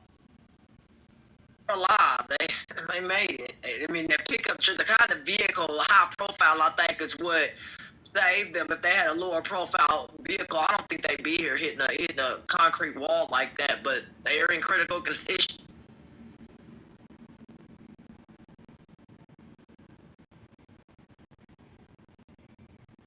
I said in the chat earlier. So I guess we're not gonna talk about nothing tonight. I mean, I'm just trying to understand the itinerary. Is Donald Trump talking about going to war or putting us in a war? I thought I heard something about that possibly. I don't want to be tied up in the war, y'all. I don't. I just want peace, man. This is crazy.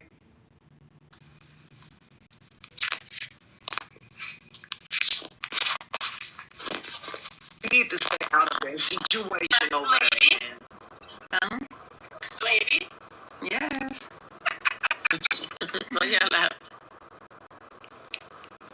I'm here. I guess this is how we're going to spend our Juneteenth because nobody opened up a room. So. Was there any more reporting from the Diddy trial today? No, they shut down. What? They was preparing for the June 19th. No, so they're not going to open tomorrow because of the Juneteenth, but today one of the jurors had. Yeah. Yeah, they were sick because they didn't want to come in the day before Juneteenth so they could have a good. I don't know. I think Diddy poisoned them, but I don't know about that. But they're coming back Friday. Today, they should have worked today and got sick on Friday. Exactly, but see, they didn't want to do that because they made it seem like it was fake. So they had to at least get the Wednesday, For sure. Yes. 1,000%. 1,000% sure. And I'm not. No, you're not. Yeah, so they're coming back Friday, and the drug mule is gonna go on the stand to talk. Yeah. The drug mule? Yeah, the white boy that you remember, I don't know if you remember the day. Crazy? So the day they ran up in his crib. So the day they ran up in his crib in Miami, they found him by the Miami airport with his private jet. And they ended up taking the white boy, and the white boy had a lot of drugs inside of a Louis Vuitton bag.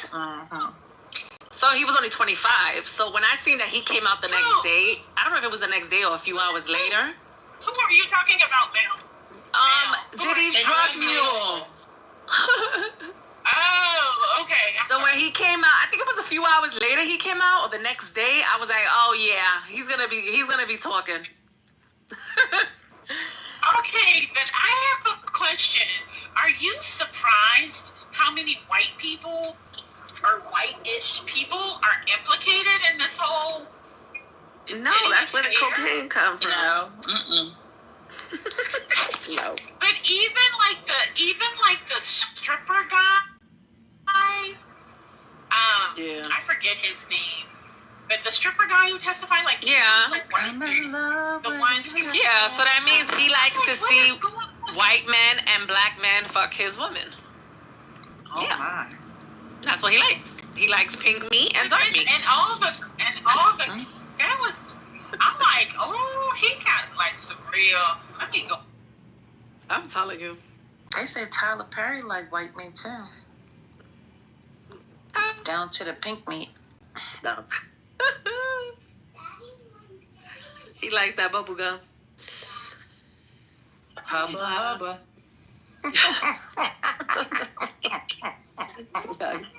Who's in here? Do you remember that? Come up here.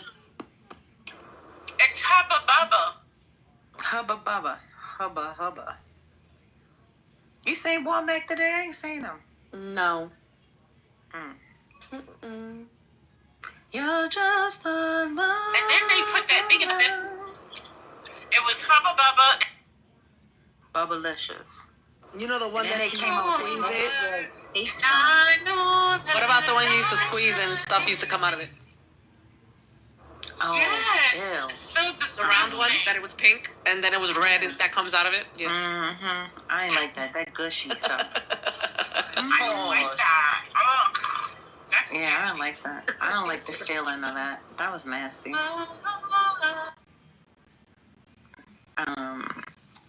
I didn't like that pink tape either. It was too soft. You could never get it to pop. Oh, the one, the bubble tape or whatever that was on the little. That's too soft. I don't like it. All of those were like chewing rubber if you drank something and then kept chewing it. Like, we should all have like jaws of like steel.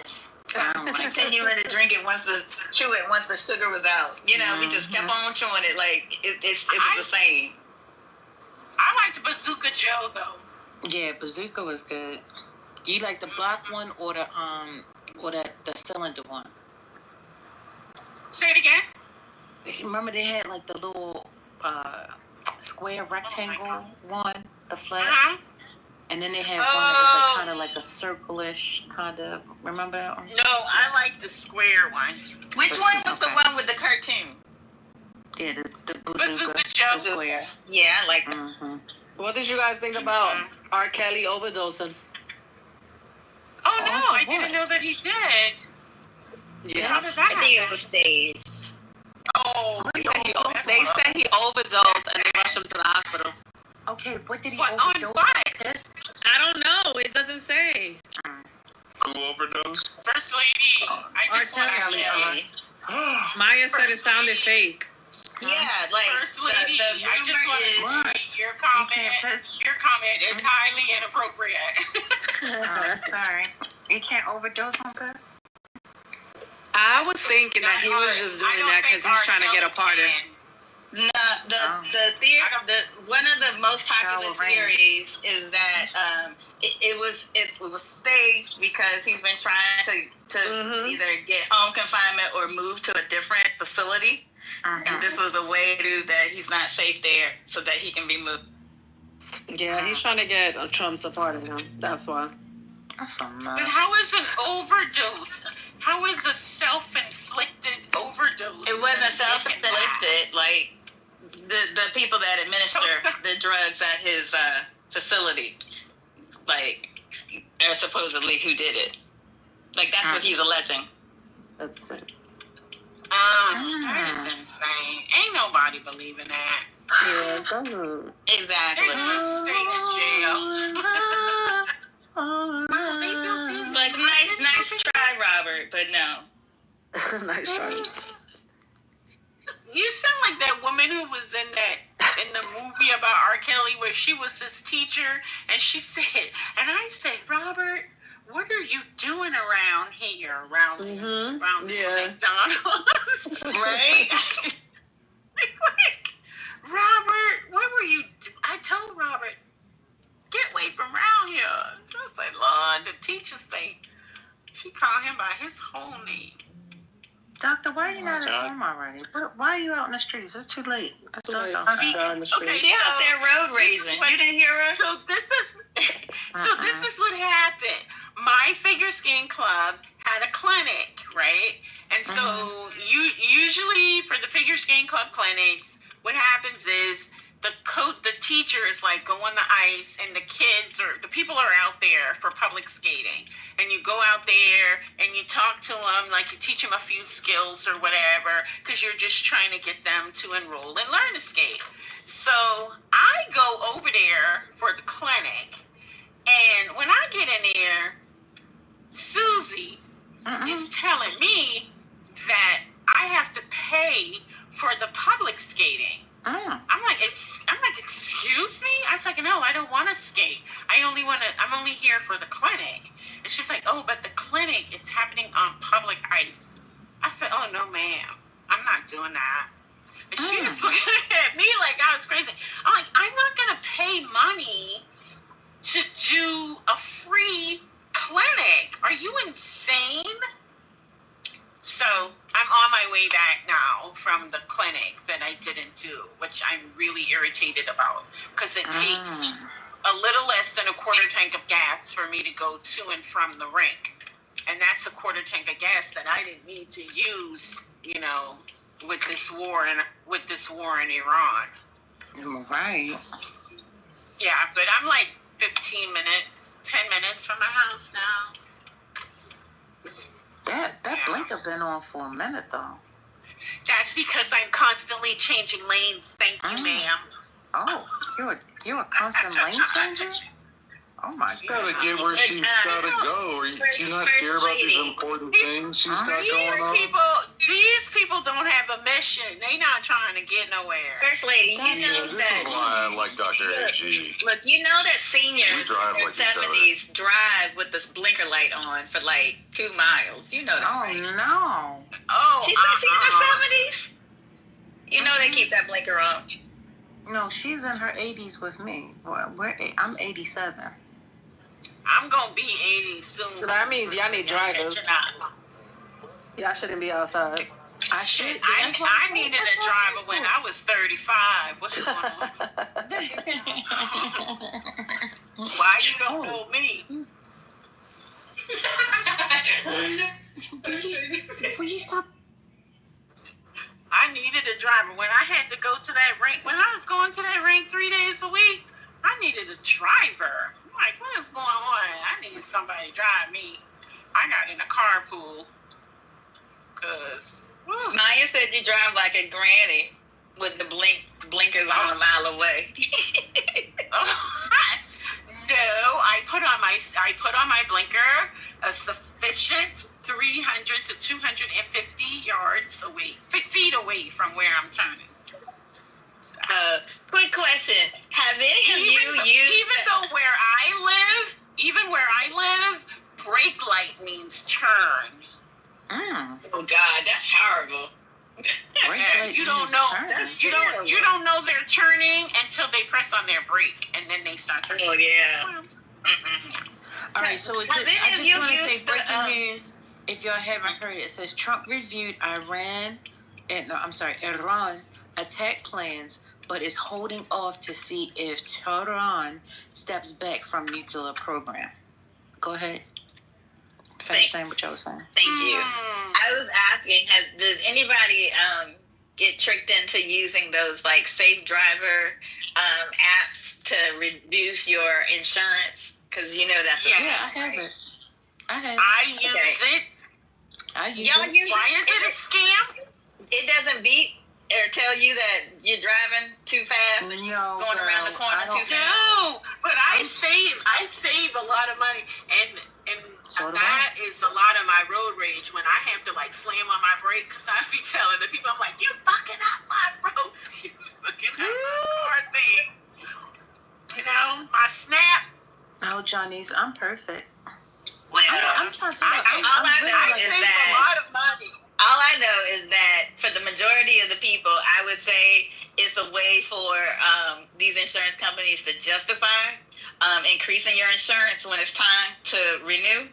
Whether you get in an accident or not. Yeah, that's how they increase it. They tell you that it's to see if you're safe, but basically it's another way to basically justify by the different calculations, like when you're driving, the time of day you drive, when you're driving, and stuff like that. That time thing is crazy, but it has made me more conscientious because I'm like, and I be cursing them people. I'm like, why are you making me like you gonna mess up my SNAP projections for this month? But that You think of it like that? just goes to show you don't drive well. That's all. I like to take it out. I took it out. Like literally, the first time I did it. Yeah, I'm not worried about it because you're not gonna keep beeping and telling me that I need to go down to like 5 miles to turn. But mine doesn't beep like that. Mine doesn't do that. Are you with Mine don't do that. No, I was with Progressive. This was years ago when I was with Progressive. When it wasn't on the app, it was actually a thing you put in your car, and it would like keep beeping and telling me like I was like going too fast around the curve and stuff like that. And then the next year when it was time for me to renew, it was like my insurance went up, and I was like, "Oh, I got you." I was like, "Yeah, that's it." And I've never done it. I've never downloaded it again. Mm-hmm. So I have the Progressive Snapshot, and it does it. So like I saved $50 last year on my car insurance. Yeah, they keep reminding me to download it. You know, like because I have the app. Like that's how I pay for it and use it. And like to have to show my insurance, but they asked me to turn it on, and I'm like, nah, y'all not tricking me. But you can turn it on and turn it off. So, like, when I get in the car, if I know that I'm gonna be driving speed demon, I turn it off, and you can tell it I'm a passenger. You can turn it off. So then you can turn it off because it comes on immediately when you get in the car. But like if you're riding in an Uber, you don't want it clocking the Uber, so you can go in and say I'm a passenger or I'm not driving or whatever. Yeah. Oh, that's good to know. I cheat mine a lot. I'm about to put my app on a family member's phone because they drive. Like a senior. That's a good one. He's been driving this Toyota Tercel for 200,000 miles, and he just changed his brakes. Not the Tercel. He just changed his brakes for the first time. What? 200,000 miles. That's crazy. You know how hard it is to not have to change your brakes for 200,000 miles? Do you know they stopped making the Tercel in the 90s? I believe it. It looks like it's. You sure? I feel like it's early aughts. Maybe I'm wrong though. Okay, it's early 2001. Maybe 2001. Very, very early aughts. Yeah, because they had Toyota Tercel when I was graduating college, undergrad. They ain't making a Tercel past 2001. Yeah, you're right. It's 1999. Sound about right. Okay. Yeah, because I graduated in 97, so yeah, that's about right. Yep, that's it. My God, he can get antique tags. He can get antique tags now. And is it a manual? Oh, it is, yeah. Yeah, because the Tercel was a manual back then. Oh, really? They didn't have automatic Tercels? No, but see, the thing was, when you got an automatic, you had to pay more. Yeah. Oh, yeah. My first two cars were manual. Mm-hmm. Yeah, when you got an automatic, you had to pay more. Because when I got my Corolla, I got a manual for that reason. Because automatics, you had to pay more money. They were more expensive. Manual so much. Yeah, I love manuals. Yeah, and you save gas. I just love it. Landed in oranges? Yeah. What happened? I sometimes drive my car that I have now. I sometimes put it in manual. What? You got one of them switch over cars? What? Doctor, what you driving? What's going on? Oh, shit. Yeah, don't most I know what you're talking about, right? Yeah, I sometimes put it. I got an EV car.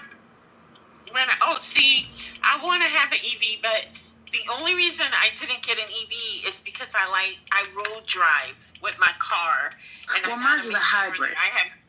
I have to have the infrastructure for that. Oh, okay. Mm-hmm.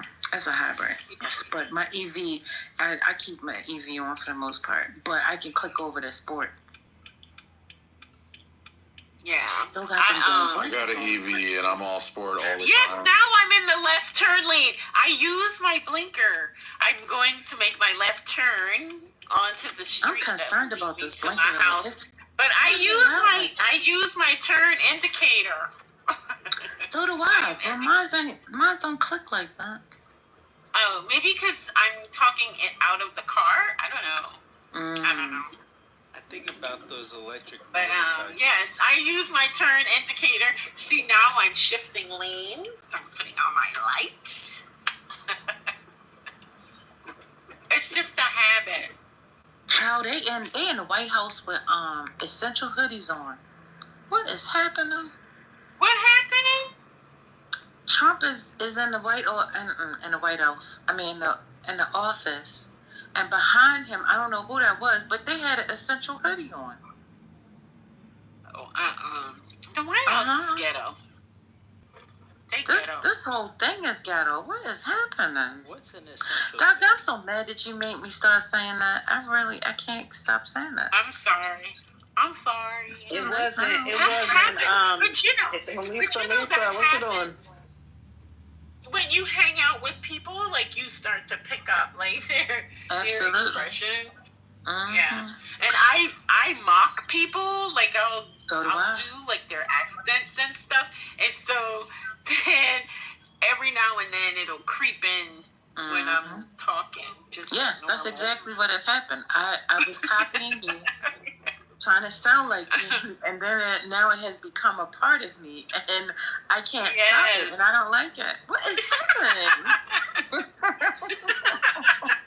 I be saying that. I'm talking to my daughter like, what is going on? What are you doing? To roast you, now I've become you.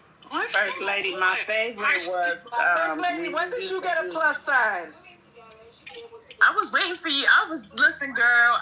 You about 2 or 3 hours late now. I'm like, I can't wait for Mel to recognize this. When is she gonna recognize it? What's going on?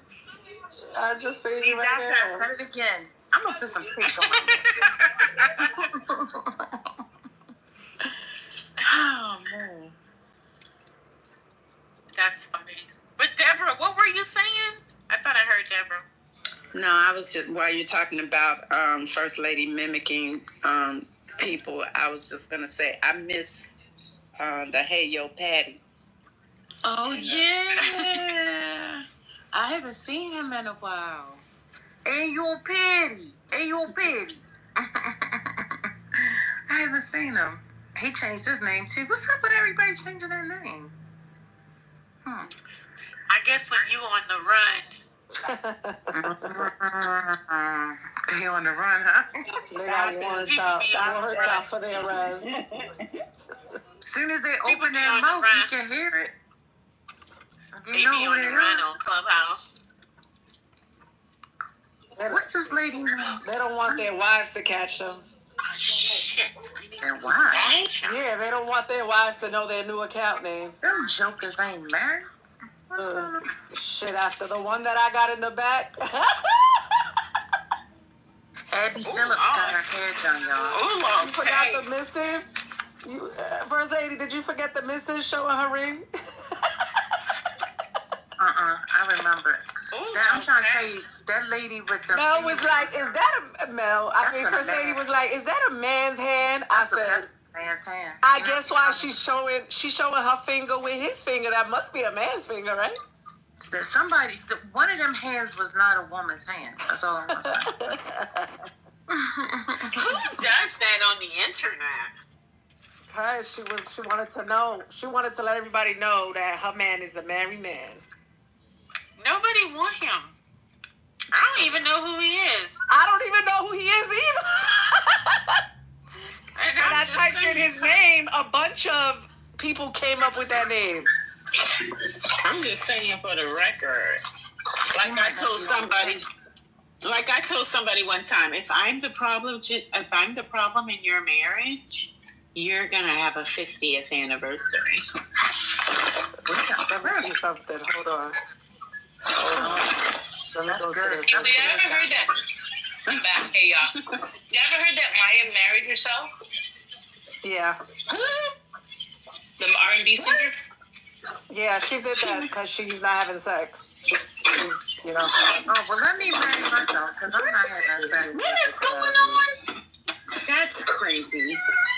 Hey, buddy. No, he must have told you not to answer and that we are not together.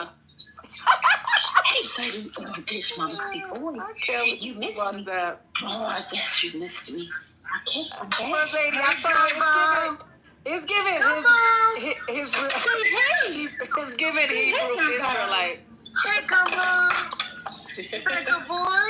You want a treat? You want a treat? Yes, you see how you know that's coming. Come on, you know that's coming. Come get your treat. He gave me a treat. Yep. Sit, buddy. Hey, I just want to say Abby Phillips got her hair done. She went and got some.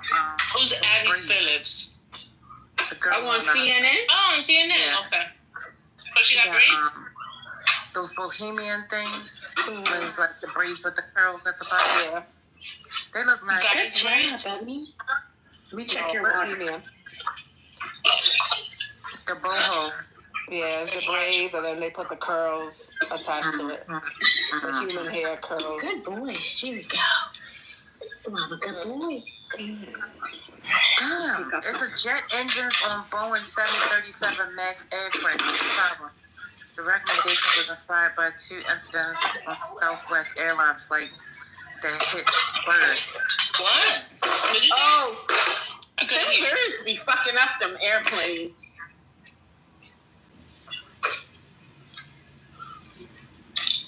Them birds be tearing them airplanes back. Good job, buddy. Did you guys hear the breaking news? I don't know if this is from 2 hours ago. What was it? What is it? What is it? Come on, Lisa. Tell us, Lisa. It is Trump approved attack plans for Iran, but hasn't made final decision to strike. You guys heard about that already? Yeah. Okay. That's old. Yeah, I think First Lady just said it a minute ago or something, huh? That's okay. He being in the Oval Office with people with hoodies on. What? Not hands up, don't shoot. Yeah. He's in the Oval Office. There was white hoodies. Come on, buddy. My hair been wet all day. I shampooed my head today. Radar online. This is the beginning of the end. Dr. AG, that TV loud as all. Oh, I'm sorry. Really loud. I'm that's because I'm standing like right in front of it. Let me find my phone. I don't know what I did. Sound like you was Is Radar online? Is who online? Is Radar online a reputable source? I don't think so. No, never heard of it. Not really, no. No? Okay, well, No. that's like Sons. I have something from Trump's marriage is a sham, and it's alleged a secret divorce is coming. Yeah. Melania ain't going nowhere, girl. Yeah. She getting them points. She ain't hold out for this long. She can't go nowhere. She can't go nowhere. The doors of the church. She haven't been walking around with his wrinkly ass all this time to leave now. She could get, but a divorce with alimony. What do you mean? And then No, she's not gonna do that. She can't go nowhere. It says Trump with. Donald Trump done locked her in, or she would have been gone. She'd rather go out as a widow. Yeah, he learned from wife 1 and wife 2. Yeah, he learned from wife 1 and wife 2. And she was a prostitute too. He probably got all sorts of closets in there and stuff like that. So, They said don't eat the fettuccine chicken from Walmart Kroger's. They all have been recalled. what's going on? Wait, Dr. AG, who hit you up? Including 3 deaths. Did y'all hear me? No, I couldn't hear it. I heard it. All right. Thank you, Johnny's. So, okay, now I found it. So you won't be hearing all that racket. Listeria. Yeah. Is that how you pronounce it? Did I not pronounce it? Yeah. All right. So it says From where? Walmart? ready to eat. It says ready to eat chicken fettuccine Alfredo meals sold at Walmart and Kroger has been recalled after a listeria outbreak that has led to 17 illnesses, including 3 deaths and 1 fatal loss. How is it distinguished? How do you distinguish a death from a fatal loss? I don't know. Like maybe they ate it and died immediately, and the others were sick and then died afterwards. Okay. Wait, I'm sorry. Can you repeat? What did they eat? Oh Lord, let me rewind it. It's on TV. Not too much. Not too much on my Sarah Deborah. I can't say nothing. I just laughed. I'm sorry. I don't want to die. All right. You might not die. You might just suffer a fatal loss, Deborah. It says ready to eat chicken fettuccine Alfredo meals sold at Walmart and Kroger have been recalled after a listeria outbreak that has led to 17 illnesses, including 3 deaths and 1 fatal loss. Oh, you know what? That's what's wrong. It's fetal. Sorry. Yeah, I was just about to say, I think it's fetal. Yeah. First lady, you had a quick moment. Yeah, child. I was like, oh, that's an E in there. Sorry. So I guess the person was pregnant, is what that means? Yep. Yeah. That's sad. I tell y'all, stop fucking with Walmart. I don't eat that food. I don't shop at Walmart. I will go there for like arts and crafts. Even though somebody told me that recently Walmart did something that warrants you gotta going support, back to them.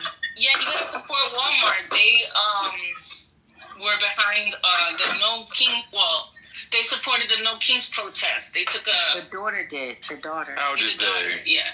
Huh? Oh. The daughter. She's Becky. the one that she put it Her on name money. Becky? Becky. I don't know, sis. I don't know people by name. No, it's not Becky. It's definitely not Becky. I would remember that, but I don't remember what her name is. Her name not Rebecca? Oh, it could be. Why don't you call her by her nickname? Because, we down like that. Come on, what? Come on, here. What you need? Oh, you need your arrow. Oh, I put an article in the chat. Come on. It is about Social Security. Unfortunately, Trump is about to spend your Social Security money on war in Iran. Okay? Oh, great. Not really. This is but Social Security finances erode further and could spell benefit cuts. The nation's key program for retiree benefits continues to see financing shortfalls.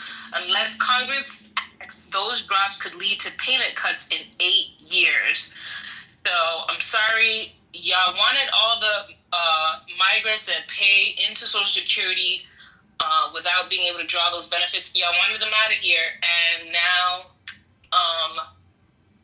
Social Security is running out of funding. Now they're leaving and taking your Social Security with them. Yeah, they're out of here, right? And then they're running up their credit cards before they leave to Mexico, and these credit card companies will be on the hook. Not taking bankruptcy debt. Yep, they sure are. They're running it up. Might as well run it up. So if you see them all packed, mind your business, okay? Don't talk to some of these people, all right? Let them shop till they drop. They're gonna mail that stuff back to their country. Set up a nice little setup. Take that $1,000 and a free flight that Trump is offering them, and they're out of here. Let this country figure it out, okay? So y'all want to deport motherfuckers, but just minding their own business and working and paying taxes. Now it's civil war in this bitch, okay? Everyone for themselves. Hunger Games edition. Let's go.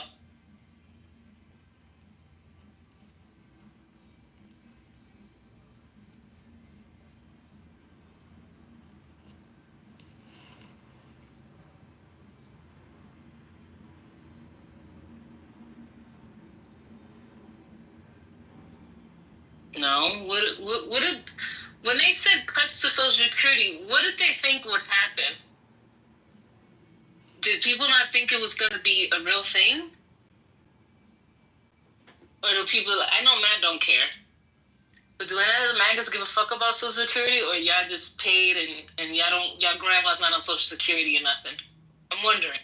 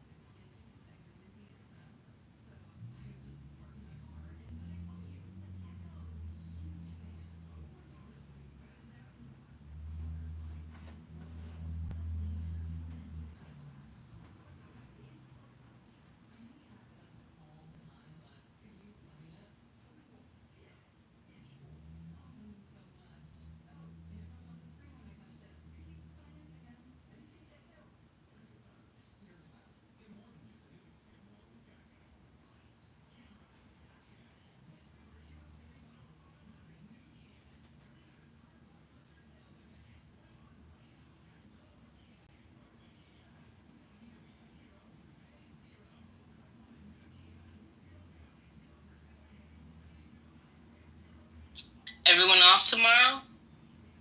Yeah. Yeah. But everybody look like they sleeping like grandmas. Oh, I just got back. You know when we be like, oh, we're gonna go out, but I gotta take a nap before we leave. That's what I'm feeling right now. I'm a business owner, so my boss never lets me take holidays. It's fucked up. Yeah, he's kind of a piece of shit. Tell your boss to go fuck himself. I do it every day, mostly when I'm looking in the mirror. Stupid. I'm watching Housewives. These girls be bugging. Which Housewives? Atlanta? Yeah. Okay. That's like the only season I ever watched, I think. It's Atlanta, like the first couple seasons, and then I saw Housewives of New York one season, because they had a Puerto Rican chick, and I was like, oh, they finally got like a Puerto Rican chick. Let me watch, and it was alright. It was kind of boring, but it was okay. Oh, I've only watched New Jersey and Atlanta. I like the Puerto Rican chick on there. She's an influencer, and people don't like her, but I like her. I don't give a fuck. She's just like, just really cute. What happened to Candy and all the other? Candy left. Candy ran her course. She been there for what, 10, 15 years? She was there for a long time. She was like, I'm out. Oh, she's on the Shy, so that's why they brought Portia back. She ain't really doing nothing on the Shy. So she isn't. Her husband got killed on the Shy, so she might not be coming back. You shouldn't be telling people that everybody hasn't watched that yet. Damn, watch it in years, so That's a big character right there. that's That was funny. nice. Dang, I didn't know she was big on the Shy. I stopped watching it. She's not big on the They Shy. got the Oh, okay. mafia on the Shy though. The women gonna be running stuff on the Shy. So Yeah, they what's are. the lady's name that's the mom? What's her name? I don't know her name, but Her real she name. played on Greenleaf. Yeah, that's where I know her. Greenleaf. Lynn Whitfield. Yeah, that's her. Oh yeah, Lynn. She's a bad. I like her. I like Lynn. Lisa, you act like I can see you being Lynn. Me? In real life, yeah. Oh hell no! You know that's the chick from A Thin Line between Love and Line. the one that went crazy on dude. Oh, yeah, that's okay. Yeah, I can see me doing that. Oh damn, Lisa. I haven't seen the movie, but Scorpio behavior. You haven't. Come on, Lisa.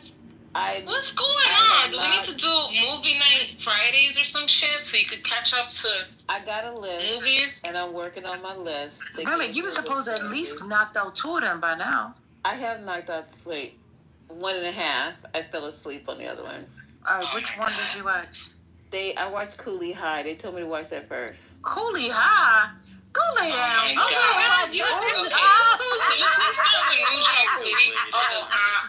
What the hell? Can you please start with New Jack City? New Jack City is like all my one-liners. Cooley High is a classic.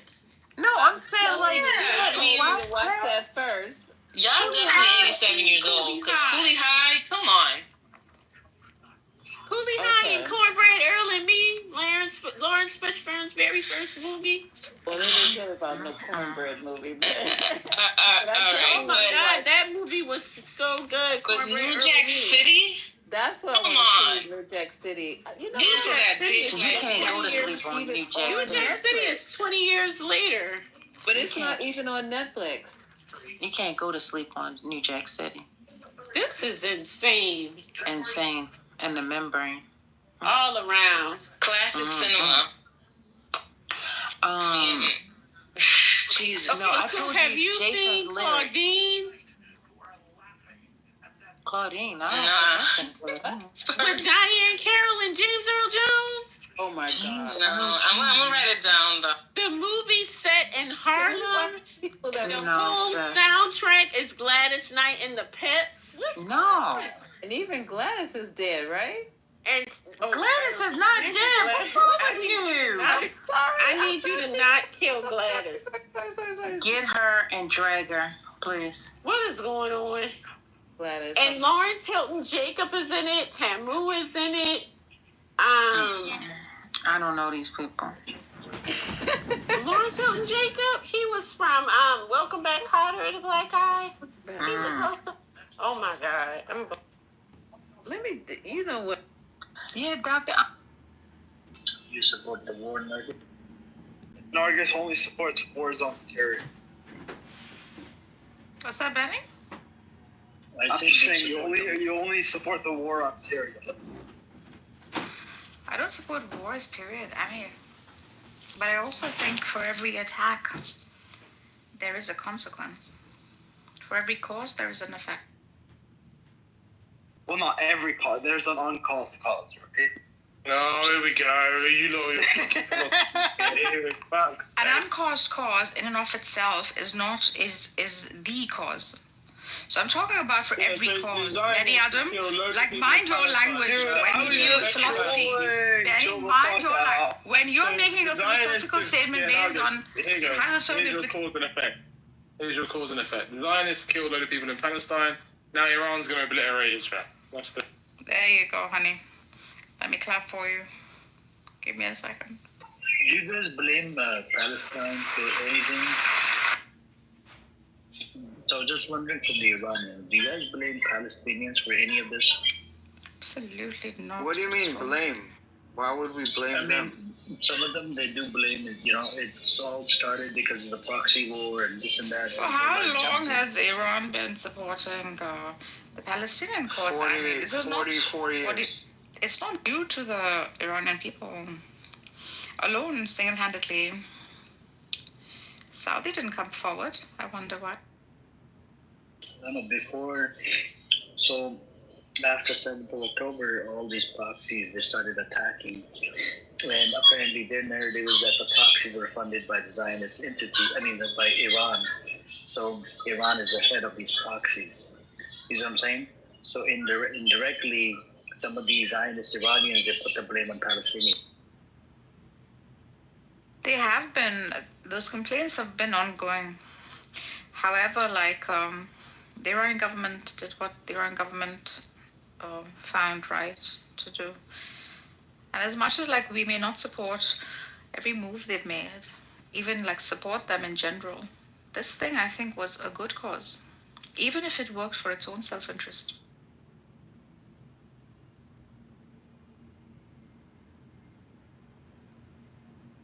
Don't you think, Amir? No, I think it's a good thing, but the issue is just because the Iranian people, some of them, they're anti-IRGC, right? So they're against the government, but when it comes down to this whole Palestinian, some of them, we've seen Pajman and people like him, they do not support the Palestinians. They dislike them. They dislike the... Amir John, there are not many Pejmans.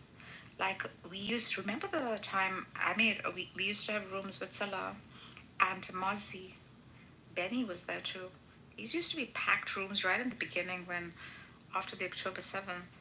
Even Ali Razavi, who hates the RGC, we were all unified against oppression. So, and I think most human beings around the world did participate, whether their governments were part of it or not. It's just a very intrinsic human response to tyranny.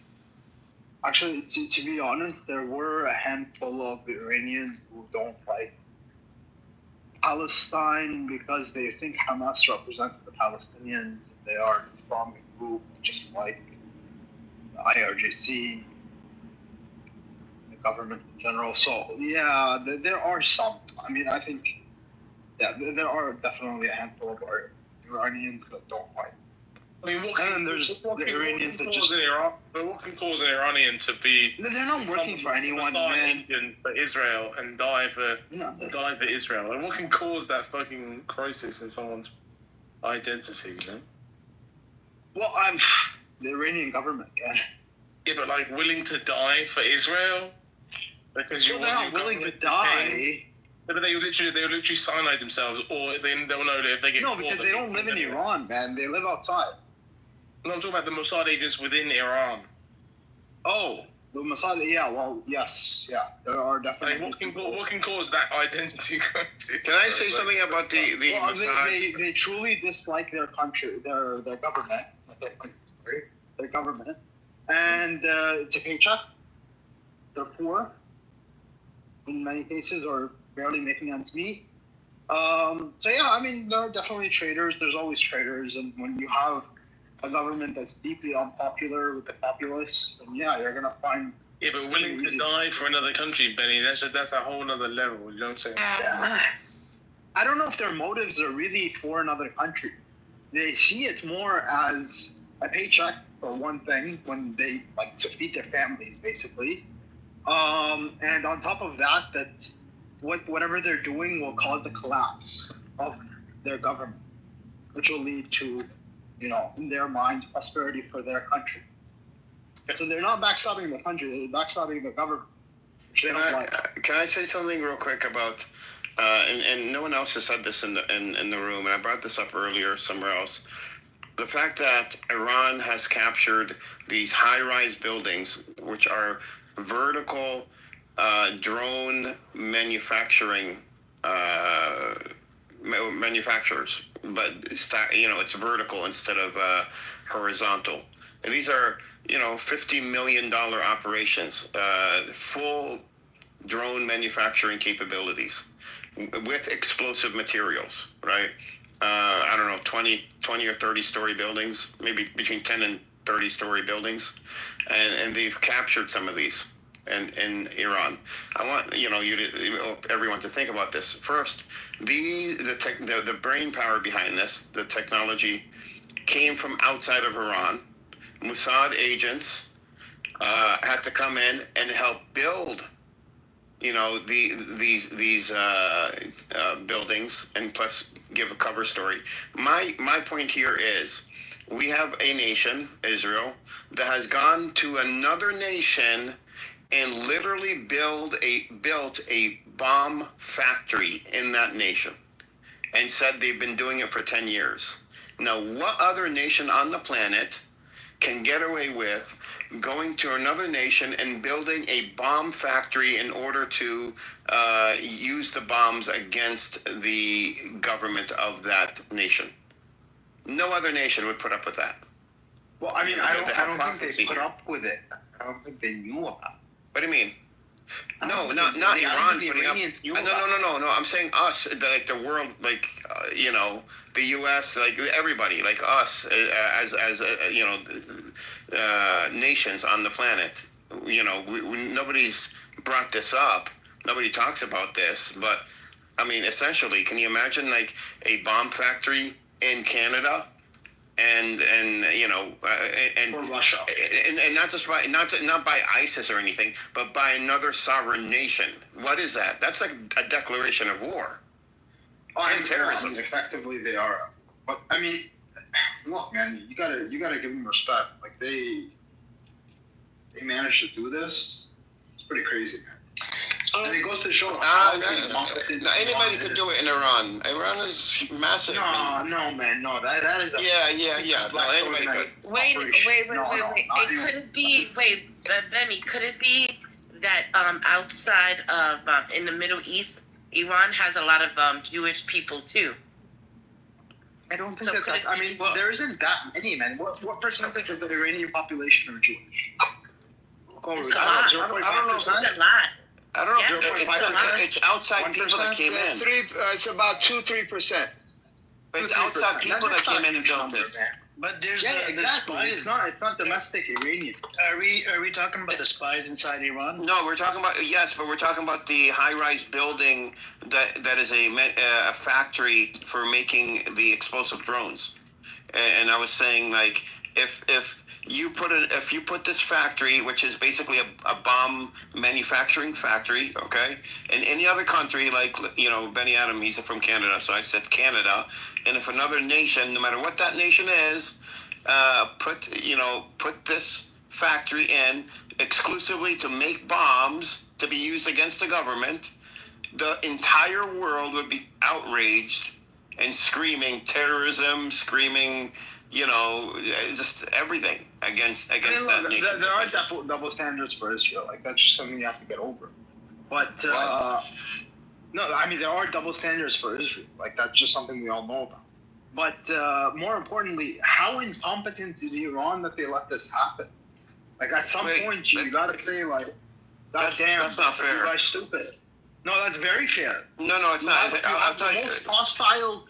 The country that is most hostile to you on the face of this earth is literally building bomb manufactories inside of your country. But here's why I say that's and not fair. You don't know what's going on? That's kind of stupid, bro. But here's why I say that's not fair, Benny Adam. Iran itself, number one, is a large country, and they don't have control over the entire country. It's so rugged. They have just look at the area between Afghanistan and Iran. That whole area, that whole area right there. No, but that's not where those buildings are. There's no 30-story buildings between Iran and Afghanistan. And the fact that you have rugged terrain, dude, you've been dealing with this rugged terrain for 3,000 years. You still don't know your country? What? No. So you have this border that is porous that both Afghanistan and Iran have been trying to control and still haven't been able to manage control over this border. It's like a lawless area. So you could have anything going into Iran. Let's get some new, if you guys don't mind, let's get some new voices in here. I see some new faces. I mean, new PTRs here. We got, I think, Owen here. Owen, did you want to say something before we move to Layla, geophysicist? By the way, I misquoted something. It's not 2-3%. It's actually less than 1%. Yeah, that's what I was thinking. Yeah, it's like 30,000. It's like 30,000 people. Yeah, that's nothing. Yeah. All right, yeah. Let's. Did you want to say something? Or did you back home from Iran? If you don't mind me asking. No, I'm not Iranian, but I guess I have a question for the panel. How long do you guys think this war will go on for? Are you first? Are you coming from a pro-Pali side or pro-Israel side or pro-Iran side? Still leaning towards Iran. No, so you're pro-Iran, pro-Pali, or just a pro-Iran? To be honest, I don't know much. I just like these political rooms, so that's why I'm trying to learn more. Oh, okay, cool. Good to have you. The question was that you said how long will this war last? Or? Yes. The Trump came out recently, right? This is how I opened up a room. He said in the next few days he wants to do a bunker buster bomb. He wants to throw it because the apparently nuclear facility in Iran is built under inside the bunker or inside the tunnel of some sort. I don't know. And the only way they could blow this shit up is using the bunker buster bomb. And Trump is debating or thinking, I don't know what the fuck he's thinking about. In the next few days, he's probably going to do that. And in the meantime, you have the Zionist entity that's just keep on fucking shooting rockets. And then we have Iran that's shooting rockets as well. And it's a Zionist entity is making a bunch of claims that the internet went down and blah, blah, blah. And I just checked with G. He said not all of it. Some of it, yes. Some of it, no. So, and Iranian, government came out as well. They said not to use WhatsApp, that app that's made by a Zionist. What's his name? Mark Zuckerberg. So that's it because they're keeping an eye on it. Just like India and China were fighting at the border. Indians, they told their soldiers not to use TikTok because TikTok is run by Chinese. It's a Chinese company. So, what India did is they made their own version of TikTok. So now they got their own version of TikTok. They don't have TikTok inside India. So that's what it is. It might last for a week, 2 weeks until, they make some sort of a deal. We'll see what happens, man. But so you don't it wasn't started by Iran. Let's say 10 years, like Afghanistan or, even the Iraq. Hell no, bro. Okay. Nah. Afghanistan was 20, by the way. It depends. Yeah, it depends on the objective. If they want to conquer Iran, like they did Afghanistan, yeah, it'll last for 30 years. Iran is not a country you can conquer. 100 million people and a lot of mountainous territory. Benny Adam, it's not worth it, bro. For 10 years, bro, we lost a lot of money, man. We lost a lot of people, but the Jew will convince you to sell your arms and your life. No, they won't. They've done a pretty good job. Nah, Trump ain't gonna fall for it, bro. Trump is a little bit smarter. Even though he's a pedophile, but he's smarter. No. He's smarter. It doesn't look like him. Do you see what Trump is saying? Danny, not this one. Bro, he says something else, he does something else. He's always the opposite. Listen, man. If they convince you to do it, it'll last. If the objective is to overthrow the government, conquer basically Afghanistan style, so it'll last 30 years. Yeah. What's that impression? What's that impression? Fool me once. Shame on you, or fool me twice. What's that impression? Shame on me. Yeah. Shame on America. America will be shamed. Yes, America ain't gonna fall for that trap the second time, bro. I think we're Benny Adams. I don't think you realize that a lot of the American people, even Republicans, don't want this. People on the left don't want it. Libertarians don't want it. Libertarians don't want it. I'm agreeing with Tucker Carlson. When has this happened? I don't know, but did you? I love Tucker Carlson on this, but Tucker Carlson is in the minority here.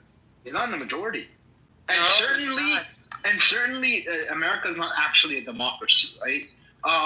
We're still a democracy. We might be an oligarchy, but we're still a democracy. Not really. It's not the will of the people that matters.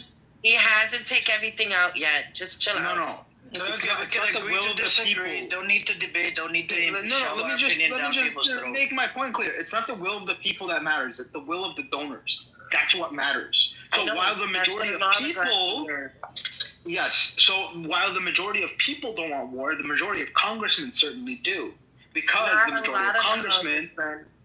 We don't got it, bro. We don't got it. We don't have the money for it. We don't even got the weapons for it. America will print the money. Bro. America will print the money no matter what. That's how America is. But anyways, Layla, do you want the more money we print out, the hang on, sister, hang on. We gotta move the mic. I want to give it to the new people that came on the stage. I want to get to know them as well. Layla, pass it to Paul since he wants to call somebody stupid. No. I already called him out. I called him out in front of you. No, I know. Did you not see? Paul. Yeah, that's it. That's it. When I call him out, that's it. That's the end of it. There's no point. Listen, I'm petty. Okay, please. You don't have to respond to everything he says. I called him out. Layla, do you want to say something? Yeah, just in regards to Trump and America getting involved, I think Trump has no other option other than to get involved. It's either, when he was elected, it was all about peace. He doesn't want wars. It's either he's going to go down as a president that dragged America into a second war, or he's getting blackmailed. God knows with what. So he is he's in a predicament. That's why they're taking their time with officially being involved. They are involved because with so the you last think they have some dirt on Trump, Layla? Oh yeah. So either way, he needs to weigh up his options. Which one is gonna ruin? Because Trump is man of public. He wants people to love him, and I think he's weighing up his options. Which one's far more worse? And I think if you look at that, himself, he's selfish. He will go into that war. So if you guys look at the Khashoggi thing, right? He was a green card holder, and back then the money mattered to him more, right? A deal mattered to him more than a life of a green card holder. Somebody that was a resident of America. So I don't think Trump gives two fucks about his own people, but there's a possibility. We have this other person in here with the Hebrew name. Are you Jewish, brother? Are you Zionist? Sure. Lion of Zion, are you Israeli? Yeah, we talked before. We did talk before. Yeah, doesn't what's your name? Doesn't look like Assad. The guy from I'm from Iran, by the way. What's your name? The gentleman from Israel? Oh, we talked before, right? Your name was Justin, wasn't it? Yeah, I'm Daniel. Oh, Daniel. Yeah. This guy's Daniel. He's served in the IDF. Okay. Are you hiding inside the bunker, Daniel? Again with your stupid nonsense. No, I'm just wondering. Are you hiding? I'm really curious. Are you hiding inside the bunker? More than curious. We build bunkers. We build bunkers because we value our lives. You're here defending people who don't even know life. Why would that be stupid nonsense? No, that's not right. You build the bunkers because you know you're gonna hijack whole countries. You build bunkers because you know how savage you are. Calm down. You're not gonna sit here and freaking. Hold on, Wednesday. Let me call him out. Let me call this idiot out. Daniel. Daniel, calm down. Do not attack women in here, right? And children. We even have children in here. And do not attack, who else? Elderly. I'm an elder. Do not attack me as well. So please, calm yourself down and just, have a civilized conversation. Why are you getting triggered? Let's civilize it. If you're living inside a bunker, so what? Just be proud of it. You're sitting here spreading terrorism. Daniel. I'm in Iran. Can I talk with Daniel for? Yes. Hang on a second, Mustafa. Just 1 second. I want to pass the mic. So who wants to engage with this person first, and then we can go turn by turn. Yeah. I just want to say one thing real quick. One thing, okay, go on one thing, and then after this, after Arslan, it's on you, Mustafa. Here, great, Daniel. He's actually concerned about you, not necessarily because of the Iranian missiles, right? That's hitting Tel Aviv, right, and making it the fireworks are going on, all that. That's not what he's concerned about. He's concerned about your dignity, because there are actually reports, and I'm not making up, of rapes happening in bunker. So if you're not a rapist, hopefully you're not getting raped. So that's all he's concerned about. Are you okay? Are you feeling safe? If you're not feeling safe, you can let us know. We'll see what we can do. No, they're raping women there? I'm not even kidding. This has actually been... That's crazy. What a savage culture you guys have. Correct. What's I want to give it to Mustafa. Do you want to respond, Daniel, or do you mind? Foreign agents. Daniel, we're not agents. Stop cursing. We are having a civilized conversation, bro. Ocean, oh you my left. God, Mustafa. Sorry, Mustafa. Go now. You could use. Let me see who you could use on here as a Zionist. Oh yeah, Steinhardt. He's sitting in there. You could curse at him. Yeah, I just wanted to talk with him. When these guys are up, you can ask him what's happening, because we don't have any reports from Israel. What's been happening? Like Iran is launching missiles, and we don't know how many of those ones are landing. What's the damage? What's the electricity situation over there? Like how many hours of the day they go into the bunkers? What's been happening? Like in Iran, everyone got shit themselves. Like I tell you guys, a lot of these governments, it has done a lot of mistakes, and a lot of people are opposing it, and they are supporting Israel, although our country is getting invaded, especially the ones that they are outside Iran, which is a shame that they are standing and they are bending over in front of these Zions. But yeah, when these guys are up, I really wish to understand, to know what's been happening in Israel. We don't have any reports. No reports are coming from Al Jazeera. All these other news reports from Fox News and this and that, they are all like rigged. So they are all fake news. So yeah, we don't know what's been happening. That's a big issue, isn't it? Moshtaba, nothing. You're getting no reports. Moshtaba. No, we're talking about Israeli reports. I know. I wanted to ask them like what's the situation over there. Some of them they may talk, so at least we understand. Are we beating them? I don't even know. Are we beating them, or are we getting like are we getting hammered? I don't even know if we have the upper hand or not. I'll tell you, they're getting the ass kicked.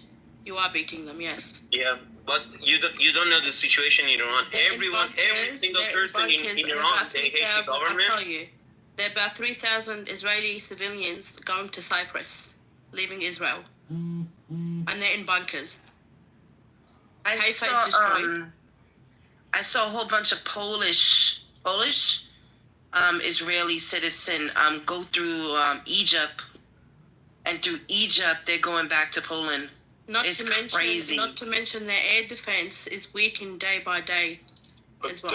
doesn't mean that they're losing the war. They're cowards first, and they love the life and everything. Okay, Iranian statement came out. Estimate by the day 12, there will be no air defense in Israel. Yeah, but I mean, cockroaches running. But that's why America. That's why the THAAD is it the THAAD air defense is getting involved, because Israel has nothing now. This things is all being said. But wait. What's going to be the radiation level of Iran? What? Say that again. I can't understand what you're saying. By day 12, what's going to be the radiation level over Tehran? Nothing gonna happen to Tehran because we're not relying on. I'm gonna answer this, but let me tell you about Israel. So they have like 6 layers of air defense, not just one. Okay, they had 5. Now they forward THAAD, and it's like 6 layers. Sorry. It's not just one layer. Live in Israel? If you scenario, 6 layers, and they even cover out of space. So what counts as out of space? Brad, do you live in Israel? No, I'm an Iranian, and I'm behind my country. But I don't want to hear bullshit. I don't want to hear that. No, that's fair enough. Iran kicks their ass and just cheer for nothing. Okay. No, that's fair enough. Actually, we have much more killed people in Iran than Israel. They're building bunkers. Let me tell you something. They're building bunkers because they know they're gonna invade other countries. Countries like Israel. I don't know. No, they're building bunkers because they're cowards. But I know for sure they don't have enough missiles. A lot of Western media have said, no, they don't. They do. They They say don't. that we don't. I Because just they know, want to listen, bring stop the it. US in. Listen, even the United States, even the United States don't have enough missiles. We've given so much weapons to Ukraine. If US doesn't have it, we have enough? Do you think we have? No, Israel. You know what they were using it? All those missiles, they were using it to kill the Palestinians. Doesn't matter. Do you What know you think how they've much? been doing since Do you know 2003? which countries are behind Israel? The whole Europe, the whole fucking Western countries are behind this motherfucker rat. The whole, even if they go out of iron or metals, they can go mine Australia or somewhere. Okay, Fred. You're undermining. Fred, just regarding your first point, let's say that's true about 7 layers. So why didn't they use these 7 layers with these impacts? They did. Why are they allowing that? At best, our missiles are penetrating 40% or something like this. Best, not more than this. Okay, so if we launch 100, 40 of them are going to go there. We are not launching 100. The most we launched, I guess, is 30 or something, and then 4, 5, or 6 are going to hit. And if they hit, they're not going to hit the exact point because they're manipulating the GPS signals and. Fred, I'm hearing that the new missile, the Fateh missile, is their best missile, and they have, I guess, 30 of them. Does 30? Iran have? 30? That's the thing I read. They have like 30,000 of them. Let's say this, okay? Oh, wow. The 30 is just one day missile, okay? That's not a problem. The problem is that if you want to hit somewhere and it's gonna go like 20 meters away of the building is there, the people are there, the facilities are there. So and the impact of that missile is like 15 meter or something like that. So the perceiving of the missile is very important. So if you think each country when they're in the war, they don't come here and say, oh, we're gonna lose in 10 days, okay? And Iran is doing very great. I'm not saying that Iran is defenseless and we are losing the war, but don't cheer for something that you don't know about it. Okay, we do our best, and we are in the right side in the history. We are in. We are not the demons. I know that I'm behind my country, but. I believe we're gonna lose this war if we don't have allies. And that's fine. Your people, our countries, this is your duty to help us because you're the next. Pakistan is the next. Yeah, Saudi Arabia is the next. You all are going to be the next one who's. That's okay. You're right. You're actually right. But if we do lose this war, sorry, I won't be long. If we do this war or lose this war, this will always go down in history about what Iran has done to Israel. But my question to you, Fred, is do you think Iran is prepared for America getting involved?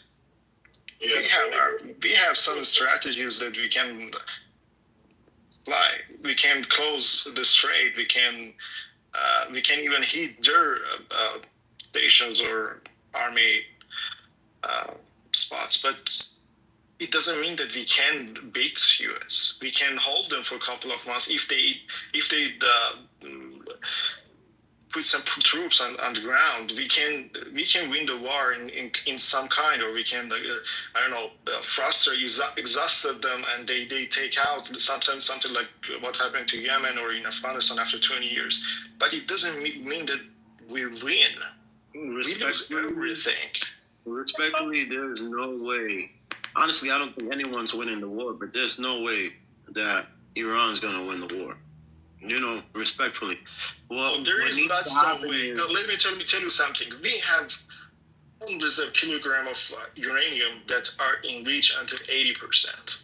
Okay, just stop here. That's just one of the things that we can use. Okay, so don't start this that there's no way. Yes, we have our own way. It's not going to be an easy way. We'll do it again. Did you just say that committing suicide, and did you just say basically that committing suicide is winning? No, sir. I can bring you. I can give you some examples that other countries did the same thing. Well, Wait, Fred. Nova, did we win Vietnam? No, that's what I'm saying. I don't think anyone's going to win, but to say that Iran is going to win, it's Nova. Fred is actually. Hold on, Fred is actually being very sensible and fair in his assessment.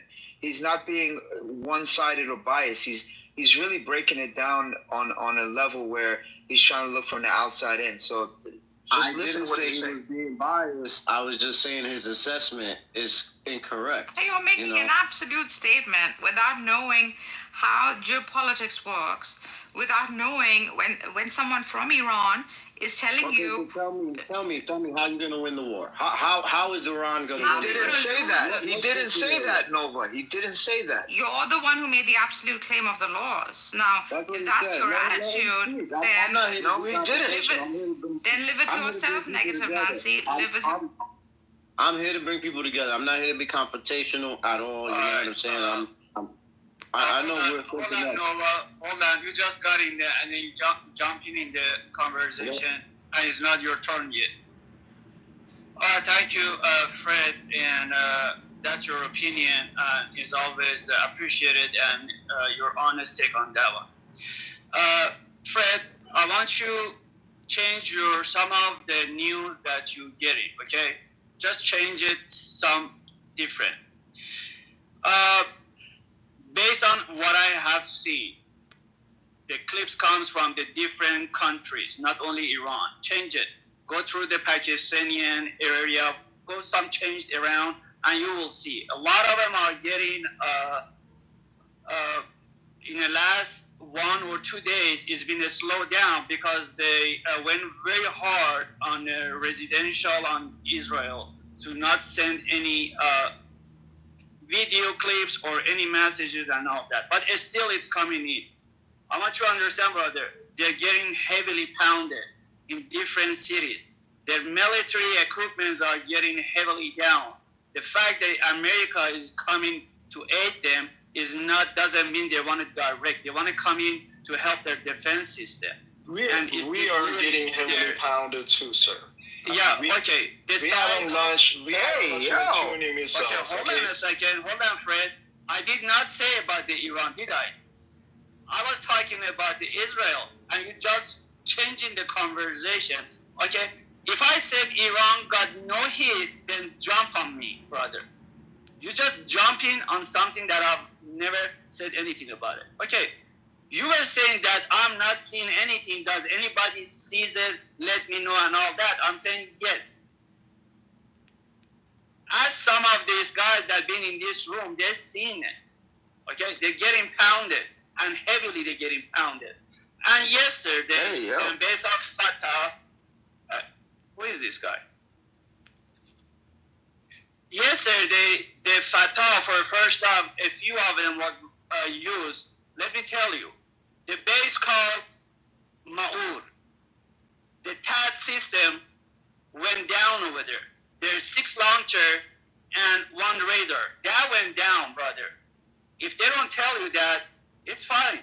You don't have to think that Iranian. And just today, Sejil missile was pounding them again, pounding after pound. You know what that means? Sejil is one of those older versions. They don't send the older version just because they get easily detected because they're so heavy. Okay, the fact it's wide open, some area they have penetrated and they're using them and they're pounding them. If you don't see them, like I said, just change your channel, your news, and you will find it. I'm very surprised you're not seeing anything. I'm very, very surprised. Again, thank you for your honesty. Again, I'm going to answer very briefly. I'm following lots of Telegram channels, and I know there are lots of impacts hitting U.S. The Israel bases, and I'm not denying this. Okay, it doesn't mean that we are winning the war. We are doing some damages. We are not that accurate. We need some help. We need Lebanon help. We need for sure something from Syria. We need help, or we need political helps too. We need just see what happens with Britain and UK and Germany.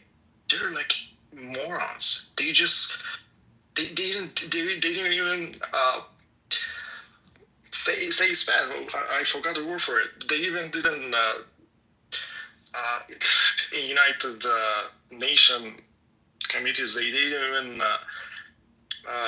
You mean the had a resolution G7? for this. Like You mean the G7? They had a meeting in the G7. محکومش هم نکردن حساسیه چیز. Yeah, they didn't condemn it.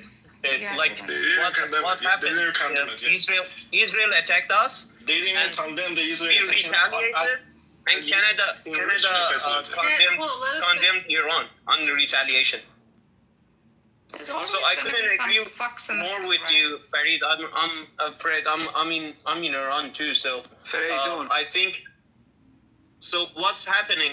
Like Iran, yeah, is a strong this and that, but Israel has the full support of the U.S. Iran doesn't have the full support of any country. Pakistan. No, hold on. China and Russia. China is supporting. They are not fully supporting it. They're wavering in the way that it's hearsay. They haven't lent the way that Israel is getting supported. Israel is a state of the U.S. Iran and China and Russia, they are allies in some extent, but they are not gonna have the full support like the way America is supporting Israel. Yeah, they're not 10 toes down. They're not 10 toes down. China has a reason to support Iran because they get 80% of their crude oil from Iran. There's vested interest, guys. Whoa. China gets 80% of its oil from Iran? That's not true. Look it up. That is absolutely, there's no way in hell that's true. I read that and I'm completely floored. No. Iran sells 80% of its oil to China. That makes more sense. Yeah, that makes more sense. But even that, I don't think so because Iran sells a lot of oil to India. But the math ain't mathing.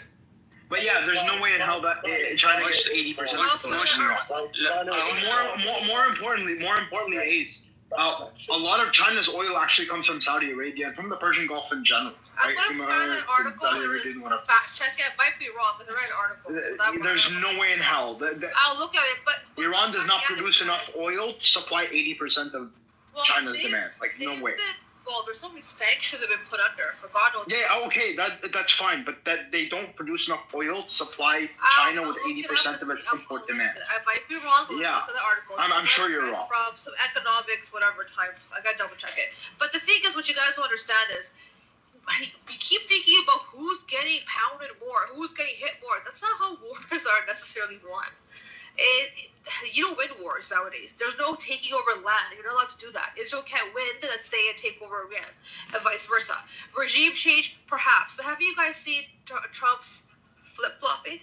He came out and said, oh, Iran wants to negotiate. They're even willing to send their people, their government officials to a White House. That's a big deal. Well, it's too late for that. They've come too far. But maybe it might happen.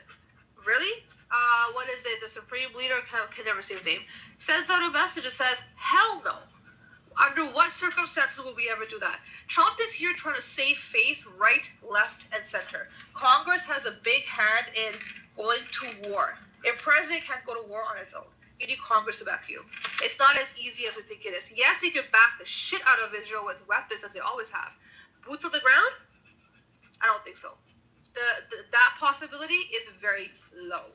So, you guys gotta look at the U.S. involvement a little bit more nuanced. So it's 16% Ace inside China. The oil that comes in. That must have been really bad. What I read. Yeah, it's no. So it's the other way around. Like 90%, Iran does export 90% of the oil to China, but that only makes up to the 16% of the total. of Chinese, their needs. Okay, got it. Let me tell you something. If Iran cannot sell oil, that's the statement, and lots of other people in Iran, like Kurds of people in Iran, in place in government. They said that we are not letting any oil goes out of Hormuz Strait, and that's not the only thing that they do, because other parts of the other ports that they can carry oil, they can hit all of them. and that's what they did to Saudi Arabia when actually Yemen was accountable for this attack. But Yemen hit Aramco, and the Aramco was out of production for a couple of days, and oil price jumped a couple of percent up, and then they got it back. And after that, Yemen and Saudi Arabia got a deal. So that was so easy for them to sit down and have a deal. The Saudi Arabia was the one who wanted to have a deal. So I'm telling you, it's not just 16% of China's, it's 20% of the whole world that passed through this Strait of Hormuz. That's a threat that Iran can put in. But that's a big problem for China, because China, other than Iran, buys from Saudi Arabia, buys from Iraq, buys from the UAE. That doesn't mean it's just for China. Let me tell you something. No. I'm not saying it's just for China. I'm saying for China, a lot of their oil comes from this region. So if there's a problem in this region, that's not in their interest, because they're going to be cut off from their supply. Then they don't jump in to solve the issue.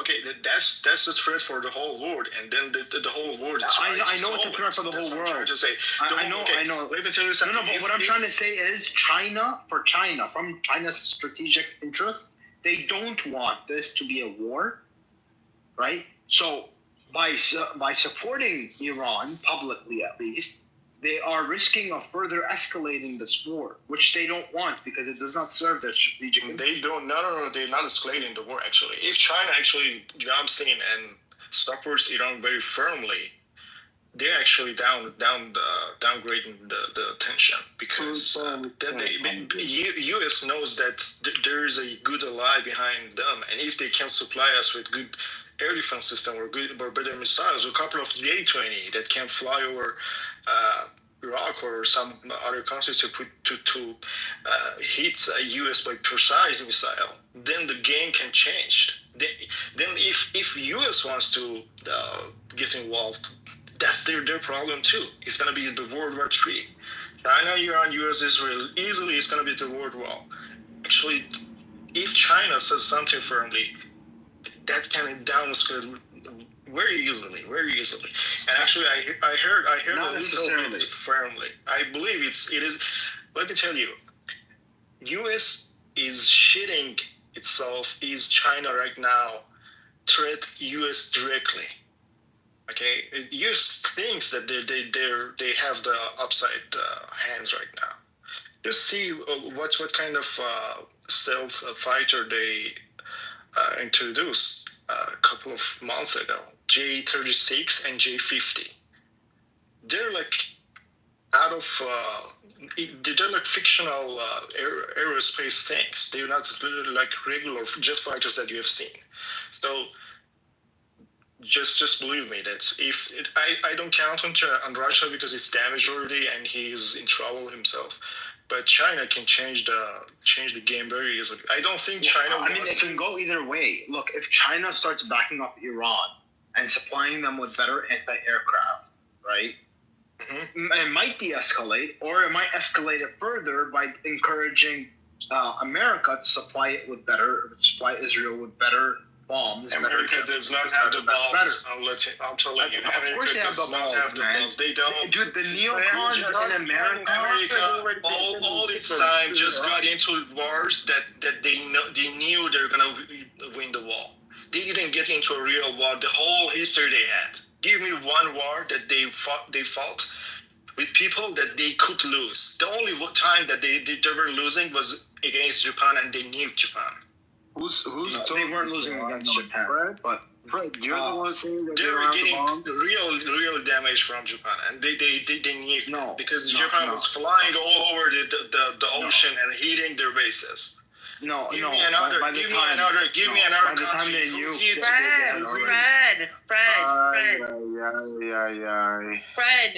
Fred, America was winning against Japan. As a matter of fact, they didn't even have to even drop those nukes on them. They were already. They could have just waited them out and let them, and they could have because they already were surrounding them.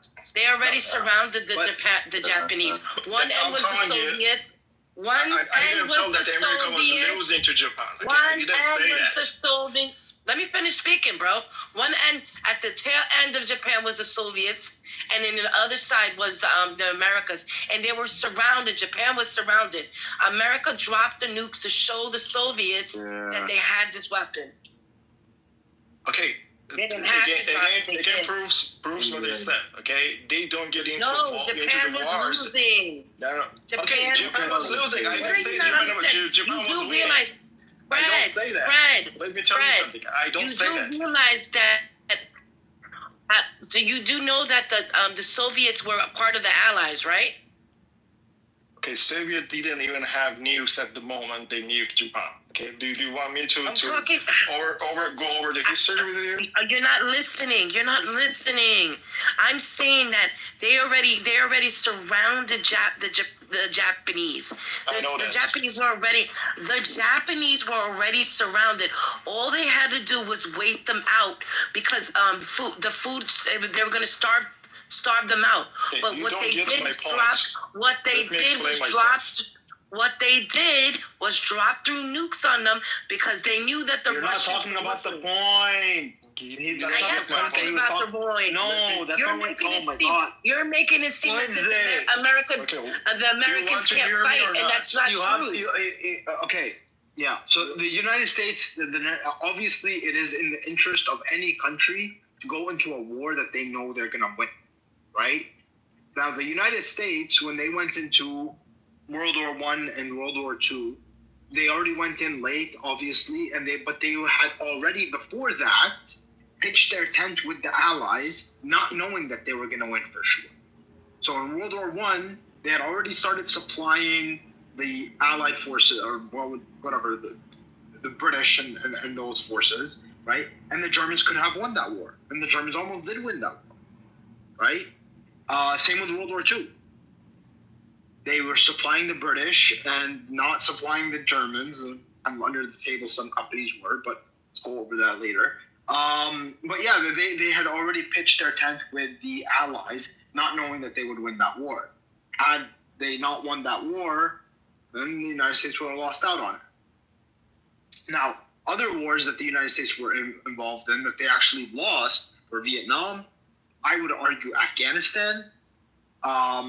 Iraq was a clusterfuck that they won, but it wasn't because they didn't have the bombs, bro. It wasn't because they didn't have the bombs. Well, I'm talking to Fred. Dude, I'm talking to Fred. Please control yourself, please. Yeah.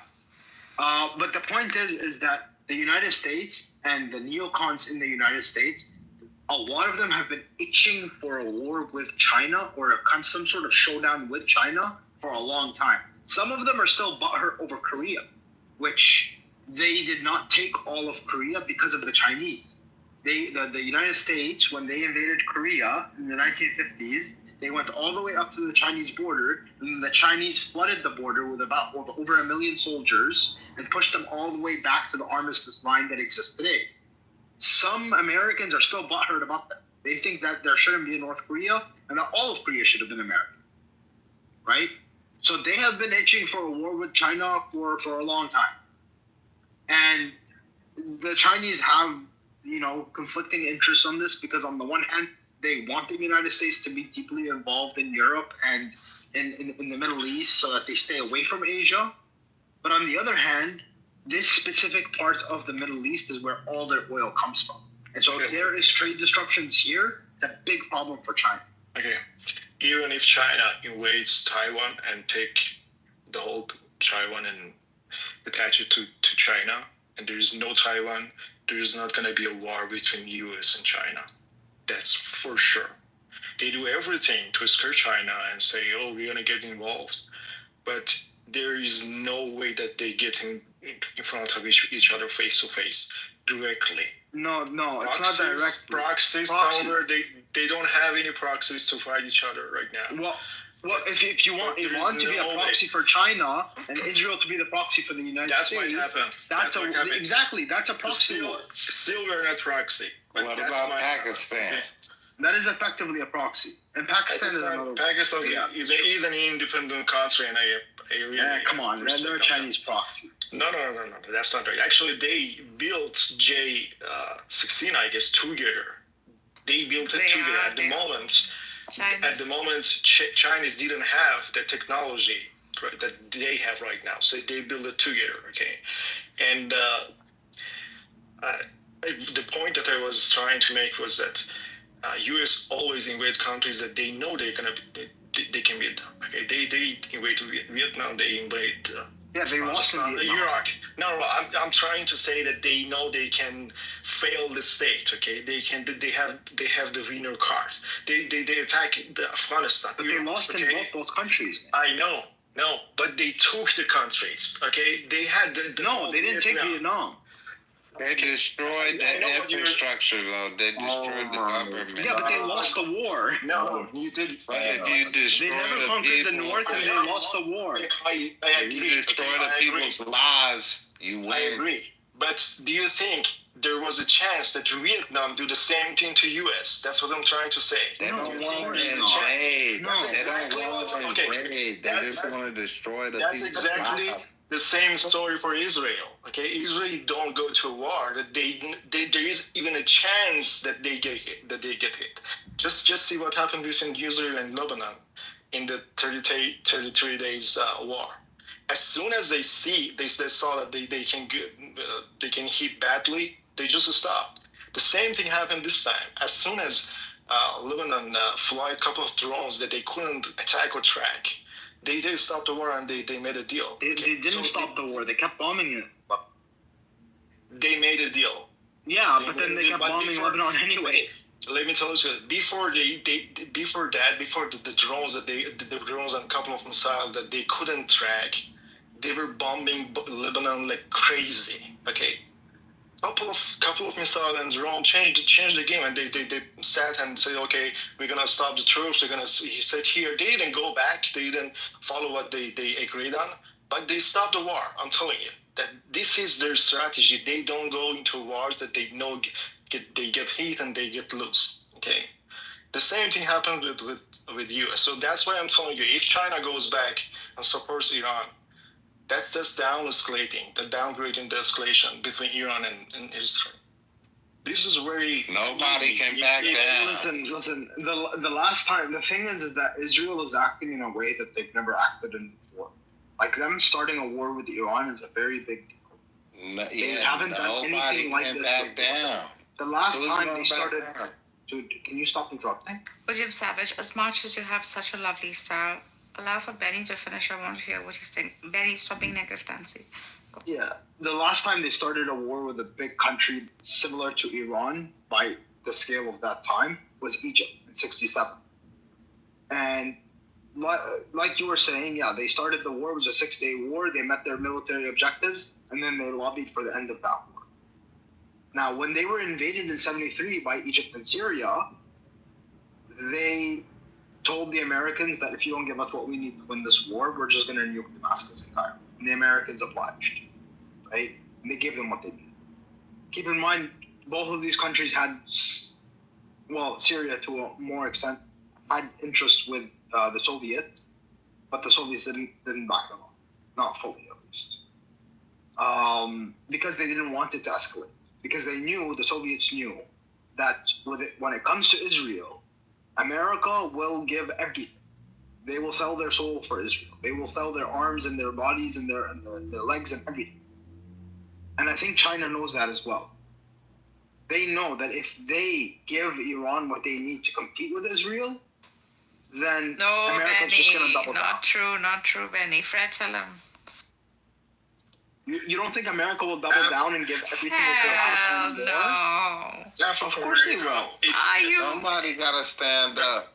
No, I agree. Halfway, I can meet you. Halfway, yeah. But half of America can sell their hands and soul for Israel, and they already sold. Okay, the half of the politicians in U.S. they actually Israel agents. I can tell, but there is left of them that they can change and they can be I don't know. They can change the I'm not talking about the American people. I'm talking about the American. I'm talking the government. Nothing speaks louder than money for the American. Exactly. Don't be fooled, Benny. The American government is full of neocons that are like super pro-Zionist, super pro-Israel. Like, man, if Israel is going to bring them down, Benny, they're not going to go down. They will go down with Israel. Fuck no. If Israel bring politicians, yes. They will not. Don't be. They will. I'm not even funny. These people are super cucked to Zionists. Super cucked. If they know they have easy bite, delicious bite, they go for it. That's what I'm trying to say. If they think that they have delicious bite, easy to go. Okay, so even if get into these people. Even neocons, they have their. What the fuck is he talking about? First of all, who's these people? Like the neocons. The neocons are, they are relentless, and whatever is motivating them, they're not gonna give up. Somebody got to stand up to them. Hold on, Wednesday, go ahead. On the world stage. I want to hear Wednesday. Benny, so I do agree with you when it comes to the neocons, but I think I think what outpowers the neocons right now are the extreme right-leaning white Christian evangelists who are mostly racist and anti-Semitic and don't want to help Israel at all. So right now, and that's mostly Trump's loyalists. Wait, did you say evangelicals are it's the technocrats too? Evangelicals are anti-Semitic and don't want to help white nationalists. I meant to say white nationalists. Take away the evangelicals. What I meant to say was white nationalists, okay? Patriot white nationalists who are very much racist and very much anti-Semitic. And that's most of MAGA. Yeah, MAGA doesn't matter. They're not anti-Jew, though. No, MAGA doesn't matter. MAGA is not who lobbies for the U.S. government's policies. AIPAC lobbies for U.S. government policies. Military-industrial complex lobbies. I'm not saying that AIPAC is not there. I'm not saying any of that. I'm saying that we will see how long Israel has a grip on America, because I'm saying a lot of Americans have woken up and they understand. And I used to think it was a conspiracy theory, and I used to think I was being anti-Semitic, but the reality is they run it right now, and a lot of people are waking up. I agree with you. I agree with you. But that's even worse. But that's even worse. You don't understand. Let me finish. Benny, chill your tits and don't be a negative Nancy, Benny. Go ahead, Wednesday. Stop giving your comments. So now, what? Not this November coming up. This November is the mayor's race. So next November coming up in 2026, we have the vote for the Congress, right? For the House of Representatives and the Senate. You don't think that fucking Gen Z and millennials are going to see who's taking AIPAC money? You don't think we're not going to be studying these motherfuckers? And if it means fucking voting third party, we will vote third party. We are done with fucking Israel, bro. That's my girl. That's the unfortunately, the majority of Nah, man. Unfortunately, the majority. I know. Benny, the majority of people don't think like everyone, this. Americans are stupid. Americans are this. Americans are. I'm here right now, bro. I'm here right now, and I'm having Black Americans telling me that the fucking Jews, Jews fucking run this shit. I'm having Puerto Ricans and Dominicans telling me that the Jews are running this shit, bro. Twelve-year-old kid knows you have to recognize that Gen Z and millennials don't vote in very big numbers. First of all, we do. Hold on. So Nargis is trying to speak. I know her mic is low. Can you jump in, Nargis? No, I'm just saying point of moderation, because people are jumping in. By the way, Wednesday, we're with you, bro. My 12-year-old knows this, Benny. Like, what are you talking about? Yeah, the thing is, Gen Z and millennials don't vote very Listen, big these numbers. boomers are dying. Don't worry about it. They're croaking, bro. But they're not dead croaking. yet. They're gone. Sorry, Benny. They're dying, bro. They're dying left and right. Let's get some new voices in here. Hold on. Guys, let's get some new voices. Let's not hug the mic. We have Super Cat, and who else was it? If anybody else want to chime in, we have Zero as well. Zero, did you speak? No, No, he I hasn't spoken at all. spoken yet, but I was listening to everyone. Benny, you've been told. No, hold on, Super. Hang on a second. Somebody, okay. No, somebody has to get muted, so I would be the courteous one. Okay, so go on, Zero. Go on, finish your lens. Make a statement or point, and then we can move the mic to a new person. I think the conversation has gotten diversed. It was Iranian somehow who. Yeah, we can bring it back. Now, but yeah, so it has gotten diverse because it has now gotten diverse to the American foreign policy up till now. So, but I had heard I'm from Pakistan, and we have a different stance. If I just have read about American foreign policy as of now, so I don't think Trump is gonna jump in by taking the troops. There had been a couple of podcasts, which you surely would have heard as well, about the interventionists and then the progressive ones.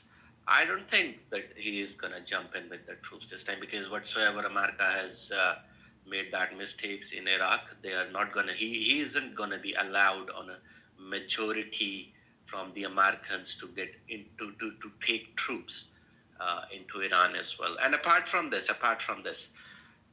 Israel is not going to win this alone. But if you are going to, if Uncle Sam is going to make his hands bleed in this Israeli war, I think this is going to be very negative impact. Apart from this, if you are all talking about China is not going to intervene in this war. This is not going to play as a proxy war between Iran and Israel. There isn't any proxy war. It's a conflict. Sir, if I may interject for a second, just for 1 second. The neocons have their way. Hold on. ODM, mute up, bro. So, Zero, Pakistan came out, they made a statement, if you were to nuke Iran, we're going to come in and nuke, Israel. But my question to you, is that just lip service, or are they going to do it for sure? No, it never had been a statement. It was just a social media hype which was created. Yeah. There isn't anything such.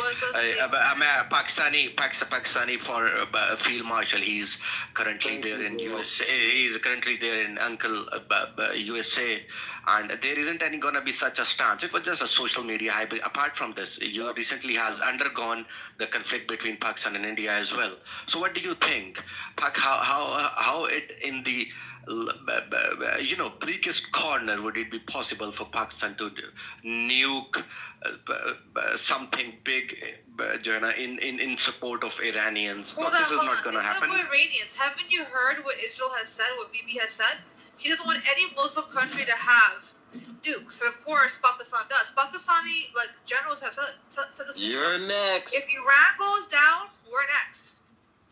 Exactly. If morally and ethically it has to be such, but on the very first stance you can see where the Arab countries who should be there with Iran are standing. There is no Jordan, there is no Syria, there is no Saudi Arabia, there is no Qatar. Do you know what nukes do? It's to deter the other country from using them. Apart from this, nukes are not gonna work even from the Israeli side. So my point is that it is the first of all. They will till they won't. They are not gonna be any nuke war as of now. The biggest take is that the Arab countries, the Gulf countries who are controlling this oil, they should have this hegemony. They are aligned with the West and the United States. You sound, World War II. The oil, the money, the oil. the monetary aspect. Give me a second. Hold on. I understand why you don't want Pakistan involved, which I understand from your perspective. But it's not a moral or ethical issue. It's a survival issue. I'll find the articles where it has been said, not social media hype, that they made this statement. They've even said to India, Pakistan, don't dare get involved in this, but we're going to get involved in this further. So they have a vested interest for survival. For Pakistan to survive, they're like, oh, hell no, we can't have Iran fall. They've said it. Israel has said it. They're next. You are absolutely right. In that matter, if you are going to talk about eschatology, so this is a prophecy. Israel is going to make a big Israel then. You are absolutely right, but this is what prophecy says as well. So then we should accept it. Iran should be accepting it. I am. Exactly. So that is what I'm telling. I would love Iran to win the war. Being a Muslim, being a Muslim fraternity. You're not sounding. Yeah, exactly. But Narjis, see, it's a prophecy as well. Israel has to, even in Muslim eschatology, it has to go till Medina. And this is the time. This is the war. It has to go, the Sinai Peninsula will come. They will go to Euphrates. You do realize that more hadiths than only your hadiths, right? This is the hadith. You realize that more corpuses than yours. Zero, brother. Respectfully, we were talking about nuclear weaponry, right? I asked you a question, but then you moved it all the way to Middle East. We already know the leaders are in bed with the Zionist entity. They're on a payroll of the Western government and whatnot. And I think it was King Faisal. He tried to control the oil at one point, and guess what? They approached his nephew, and the nephew actually assassinated his own uncle, right? So this, the Middle East is just it's a lose-lose, right? These people are in bed with the Zionist entity in America. Look at Saddam. Who's giving the weapons? It's actually UAE, right? And UAE is getting their weapons from where? Zionist entity, and where? And from America. And they found a whole bunch of weapons with American and Israeli serial numbers. Yeah, so what I'm saying to you, Zero, is we're talking about the nuclear weapon, right? I don't know how you moved it all the way somewhere else to Hadith and this and that. Respectfully, I don't look at this as like a religious war, because if it was a religious war, we'll see a whole bunch of millions of Muslims lined up right there. But they're not. You see what I'm saying? And this is the big problem. And see, so I kind of look at it as like maybe they're looking at it from from Western perspective. So Saudi Arabia came out like 9 or 10 months later condemning what happened over there, right? The genocide. It took them like almost 10 months to say that it's a genocide. And look at all these other nations. UAE literally was doing the iftar, right? And they sent out what was it?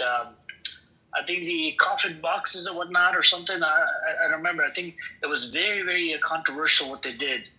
During the month of Ramadan, they're breaking fast with the Zionist crazy psychopaths, while the people on the other side across the wall into Gaza, they were hungry. Right? So we have these problems amongst the Ummah, and this whole Ummah, the concept, I don't think it exists. It's all divided, man. So all I'm saying is, I asked you a question about the Pakistani lip service. Do you think it's a lip service? Because they did knock down 3 fighter jets from India. Do you remember how India was trying to attack Pakistan, and they did use the Chinese fighter jets and they knocked it down? There's a difference once it goes to the congruous borders, and with somebody with another nation that is around like 3,500 kilometers. So there is a difference in terms of the borders which you share in between the two belligerents, first of all. Second is, this is very unfortunate, but if it is going to be nukes for Israel, I think there is a very bleak chance that Pakistan would get in. Although you all are absolutely right, we here in Pakistan are also even cognizant of the fact that this is going to be a war of survival, and we are gonna, as Pakistani, are gonna be the next ones, to be very sure. But the geopolitics and the sentiments, they don't work as they should. So irrespective of the realization, I don't think it's gonna be.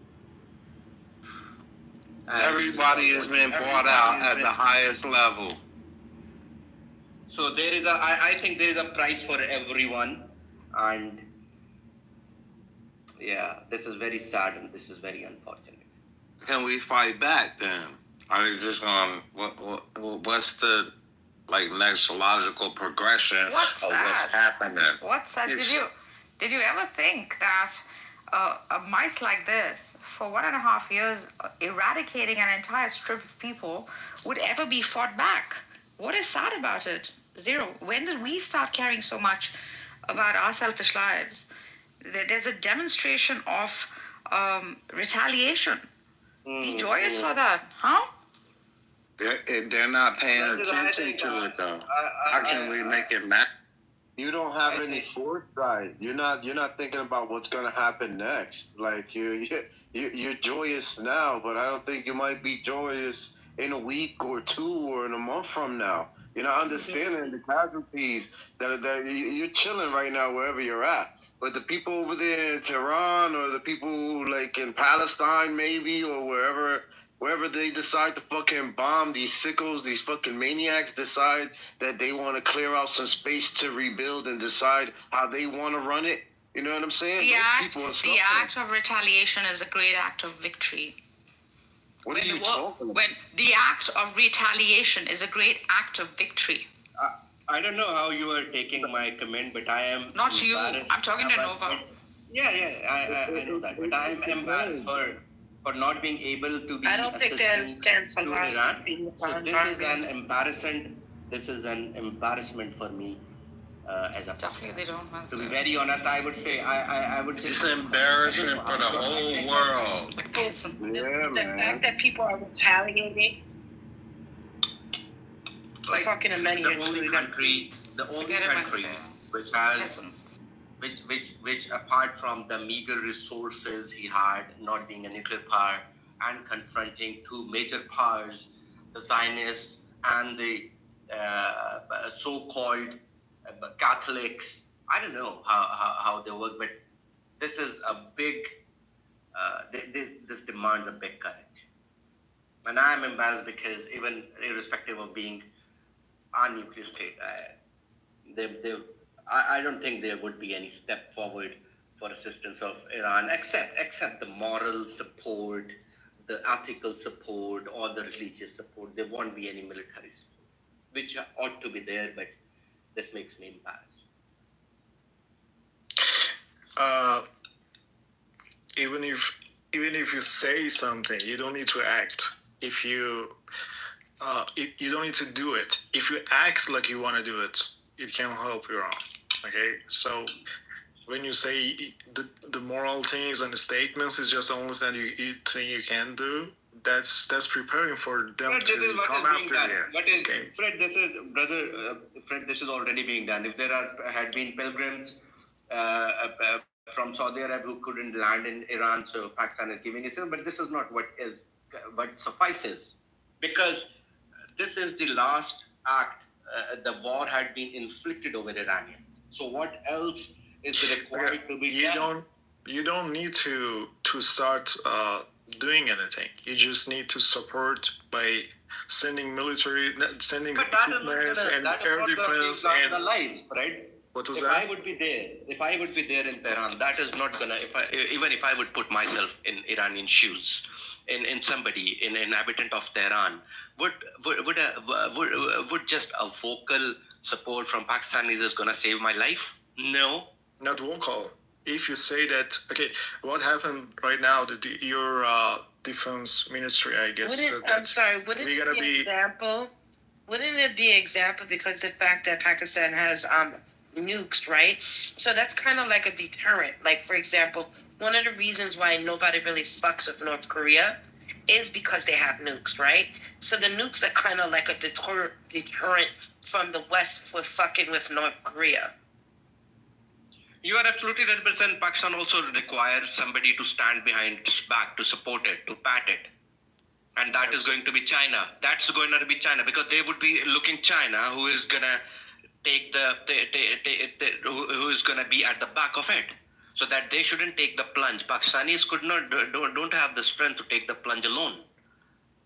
That's why you need China ally too. That's why you need your neighbor to be your allies. Okay, that's why Iran jumped in when you had conflict with India. The first days, Iran foreign ministry says that we're going to jump in to put a peace between you. Okay, that's why I'm telling you that we need to hear from you or loudly. That's actually what happens from your defense ministry. They said that we're gonna be in full extent behind Iran. Okay. No, defense minister. Yeah, and defense minister in Pakistan, he had been very unequivocal. He had been very vivid, very clear, very unequivocal that it is gonna be us. Time is short. It's gonna be any one of us. And we as Pakistani, we know it. We aren't that dumb ass. We know it. You're doing So if you know that, then why the fuck? What? Y'all better step up, man. Y'all are the last bastion to keeping these fucking neocons from, like, you guys are the key. You the linchpin. Pakistan better grow some balls today, man. Not only do you have such great style, you're also very fearless. I mean, I've been looking at, and I understand that they are the Muslim nation that has the key to keeping peace to the whole world right now. And if they don't, you are the lady that said that is a deterrent.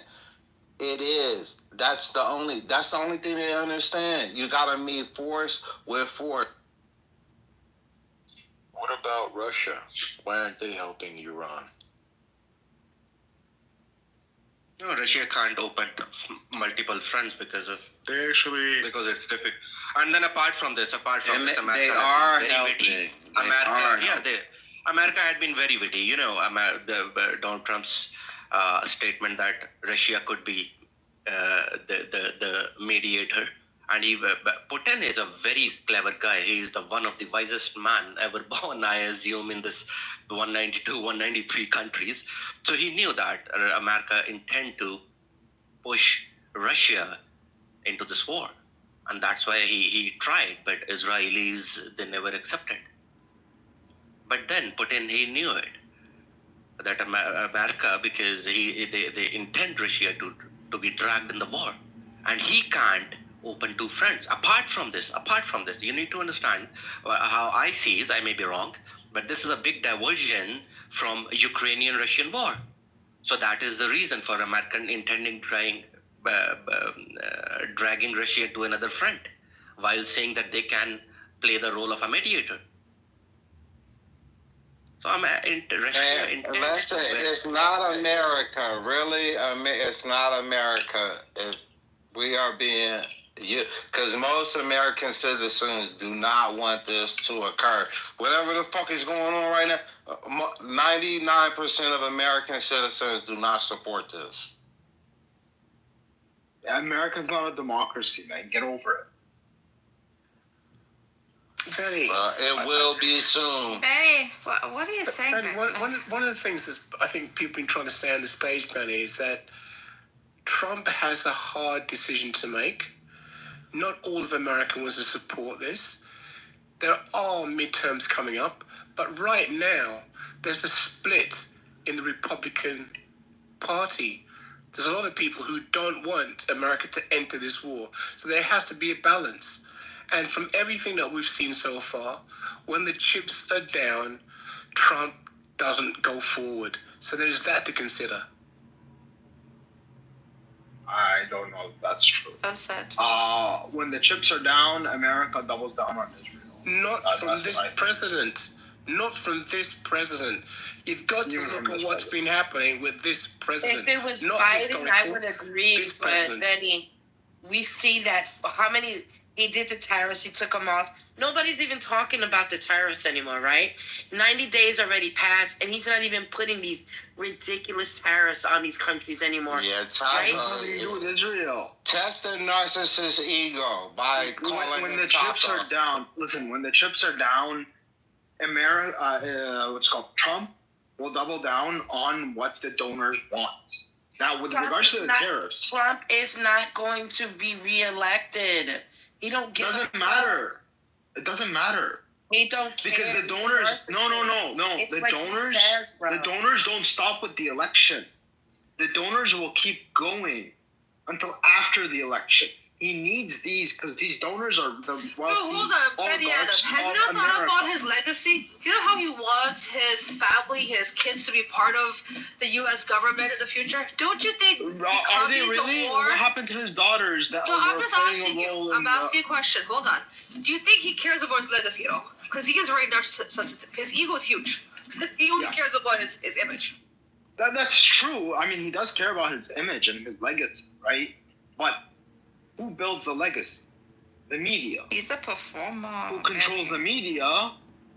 The Jews. Yeah, but come on, going into all-out war, you can't the change that. biggest But going into a full-out the war American cannot be changed. government. That perspective can't be changed. Going into a full-out war cannot be changed. I do agree that the U.S. is going to fund the shit out of Israel by all means necessary. But do I feel like there's going to be American boots on the ground? I don't think so. I don't think so either. I didn't say American boots on the ground. You know that's going to be needed. You know what's going to be needed, right? I never said American boots on the ground, right? But the point is that America, it could be boots on the ground. I'm not saying it can't be. It doesn't have to be. But the point is that America will sell its soul, go further into bankruptcy, do everything for Israel. Because they're the donors. They're not that the donors are who controls. But what about Qatar? This is crazy. This shit is. The Saudis are not the biggest donors in America. These guys are not and they're stupid money. Country. And they're stupid money. No, listen, you cannot compete with APAC in a single year of a single conference where you promise to make some investments from nations that don't have any leverage in America. Hold on. To be honest, I think it's more blackmail than even just the money. I think that probably has more weight. Yeah, there's probably more to it. I don't doubt that. But just on a money and influence and lobbying perspective, right? Obviously, there's more going on behind the scenes, and there's blackmailing involved, not just to Trump, but people in his administration and the individual congressman. There's no doubt about that. Right? But just on a lobbying perspective, you cannot compare one conference in which a bunch of GCC nations with next to no leverage threw money at the U.S. hoping to get something to the decades-long infrastructure that APAC has built. 98% of the congressmen in the Senate and the House of Representatives are the APAC picks. All right, that takes decades of investment, influence, and infrastructure. That doesn't change overnight. Hold on. Now, hold on. Let me finish. Let me finish. You've been talking now. You gotta ask a quick question because this matters to what you're saying. Do you really believe APAC's will ever be able to replace the money that they're funding with how much it'll cost to go into an all-out war? For America? No, of course not. Again, that's not the it's point. Not money, it's blackmail. Believe me. Yeah, okay, fine, whatever. Call it blackmail, money, whatever. That's obviously APAC's not giving them more money than they are convincing the U.S. government to put in. Obviously not. Obviously, because APAC gives money. APAC gives money to the individual congressman. The congressman can pass laws so that the government as a whole, from taxpayer dollars, not from their own pockets, pays money for the wars. Obviously, it's not coming. But most importantly, Israel and APAC recognize that there is a change in the trend of the American opinion towards Israel. They recognize that the new generation is not on board with this let's back Israel all the way. So not now, even the new, hold on. Not even the new. A lot of the new generation. Yeah, the new generation. Not even the new. Have you seen some loyalists? Okay, sure. Benny, The point is, it's mostly millennials and Gen Z. But the point is, let me just fucking finish my point. The point is that because this is happening, Israel recognizes that it does not have long for it to retain the amount of influence that it has today. They know that their peak influence is behind them, not ahead of them. And so now they're going all out. 10 years ago, 15 years ago, they wouldn't have done what they did with Iran. But they're doing it now because they're desperate. And desperate people resort to desperate means. And desperate means for Israel means starting a fucking world war. But could not be a miscalculation. It could be a miscalculation. Ben Gvir was asked recently about why you drag us into this, and he said that they didn't realize how many missiles, how much strength Iran had. Yeah, really, the extent to which Iran is infiltrated.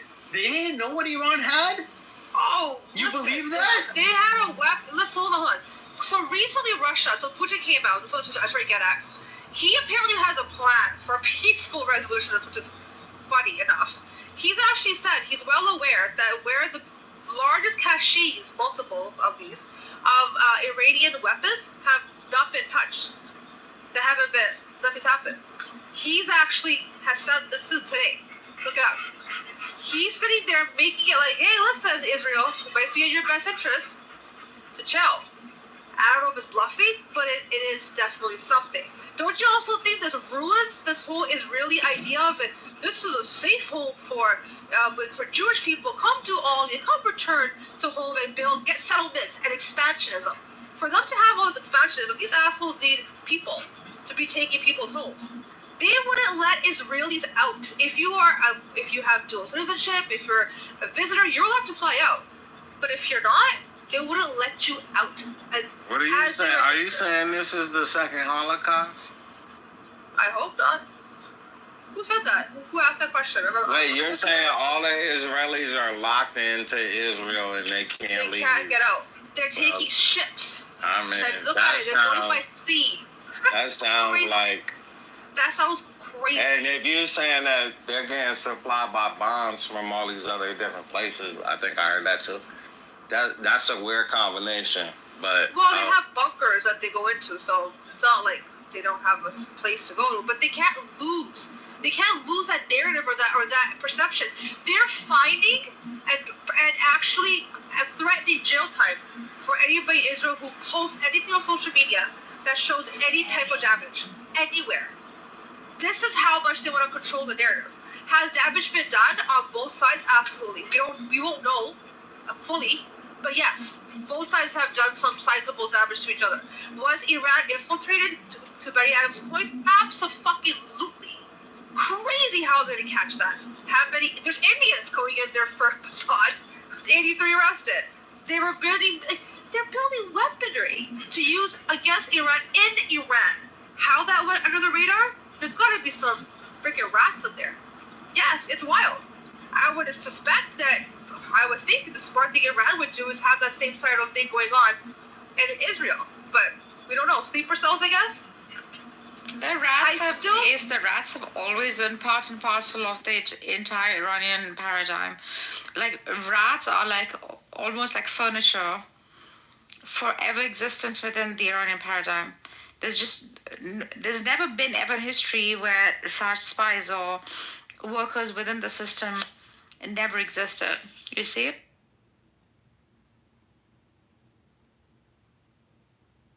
I think that exists in America too.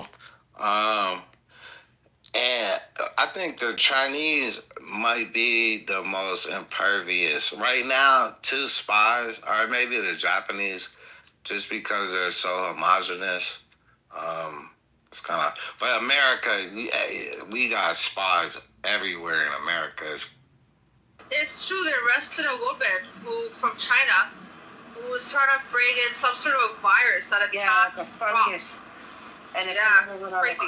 Can we kind of chill with the stupid anti-China propaganda for a minute, please. Come on. That was Hey, we love China. That wasn't that. Stop it, you boomer. You boomer. That's actually what You happened. can't be real in here. Oh. We can't. Wait. You can't talk about Jews and you can't talk about Chinese. China, but China isn't like America, so why wouldn't it do that? Real people, you're like a idiots. You're like a fucking grumpy old man, you are. I just think, I just want to know how ODM attached that flower to his bandana. Like, I think that's just it. I can't stop thinking about it. Is there any way you can explain to us, ODM? Yeah, I was in my mojo at that time, and it just happened. I didn't. Mojo's was that chi? You call it chi, yeah? It was just, yeah, it just felt right at the moment, and so I put it together. But again, there's more important things going on in the world that we gotta figure out, man, for real. It's like Chinese viruses. Okay, like the Telegram just said that China sent mystery transport plane into Iran. Yeah, they did that a few days ago. Yeah, I just saw the article now.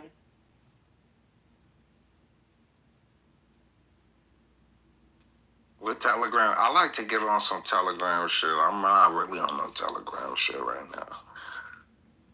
No, this one is actually the newspaper, the Telegram. Telegraph, I'm sorry. Telegraph. Well, you know, it's actually networks around the world on WhatsApp, Telegram that are really reporting. Telegraph, it's a newspaper. I know, I heard her. I'm just saying what I heard. No, I meant to say telegraph. And what I meant to say.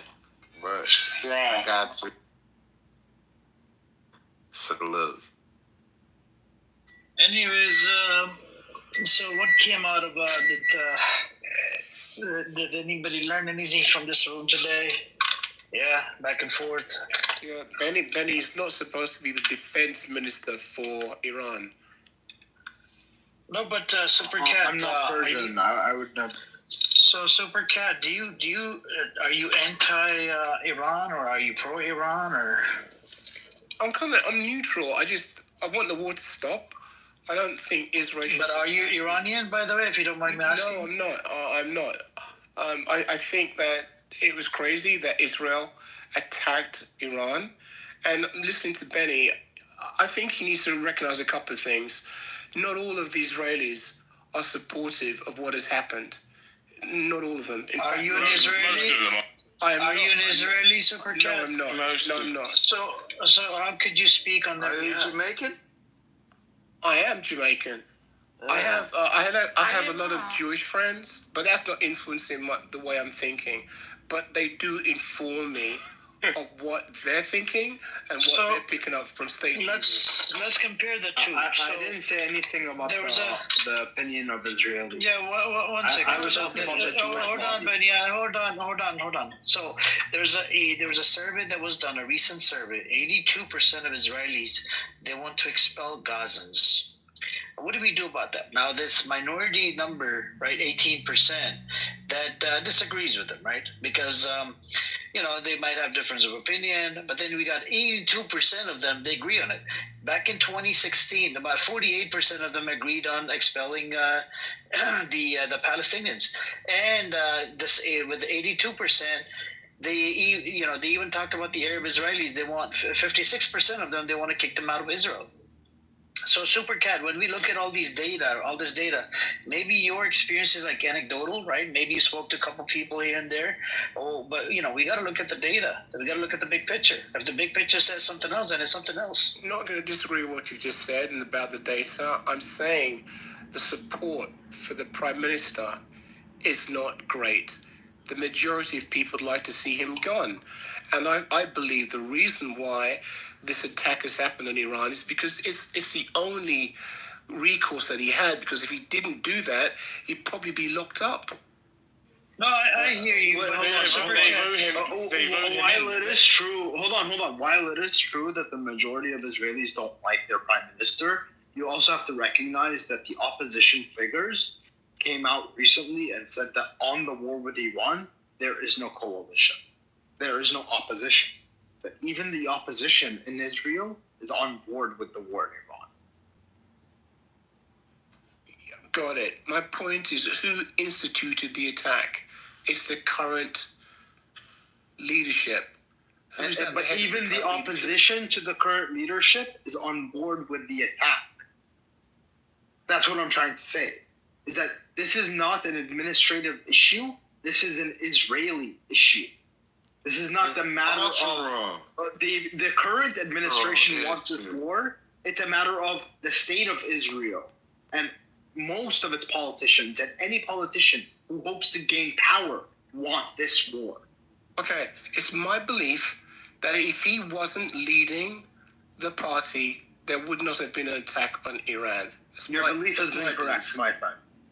No, it's incorrect, Super Cat. If you look at the Americans' propaganda, the UK propaganda, you're from the UK, I believe, right, Super Cat, if you don't mind me asking? So, UK propaganda, Germany propaganda, the US propaganda, this is all, they're full of fucking bullshit, right? They think that Iran, they're spreading this bullshit narrative for years that Iran is the biggest threat in the Middle East, even though we all know who's the biggest threat is actually Israel, right?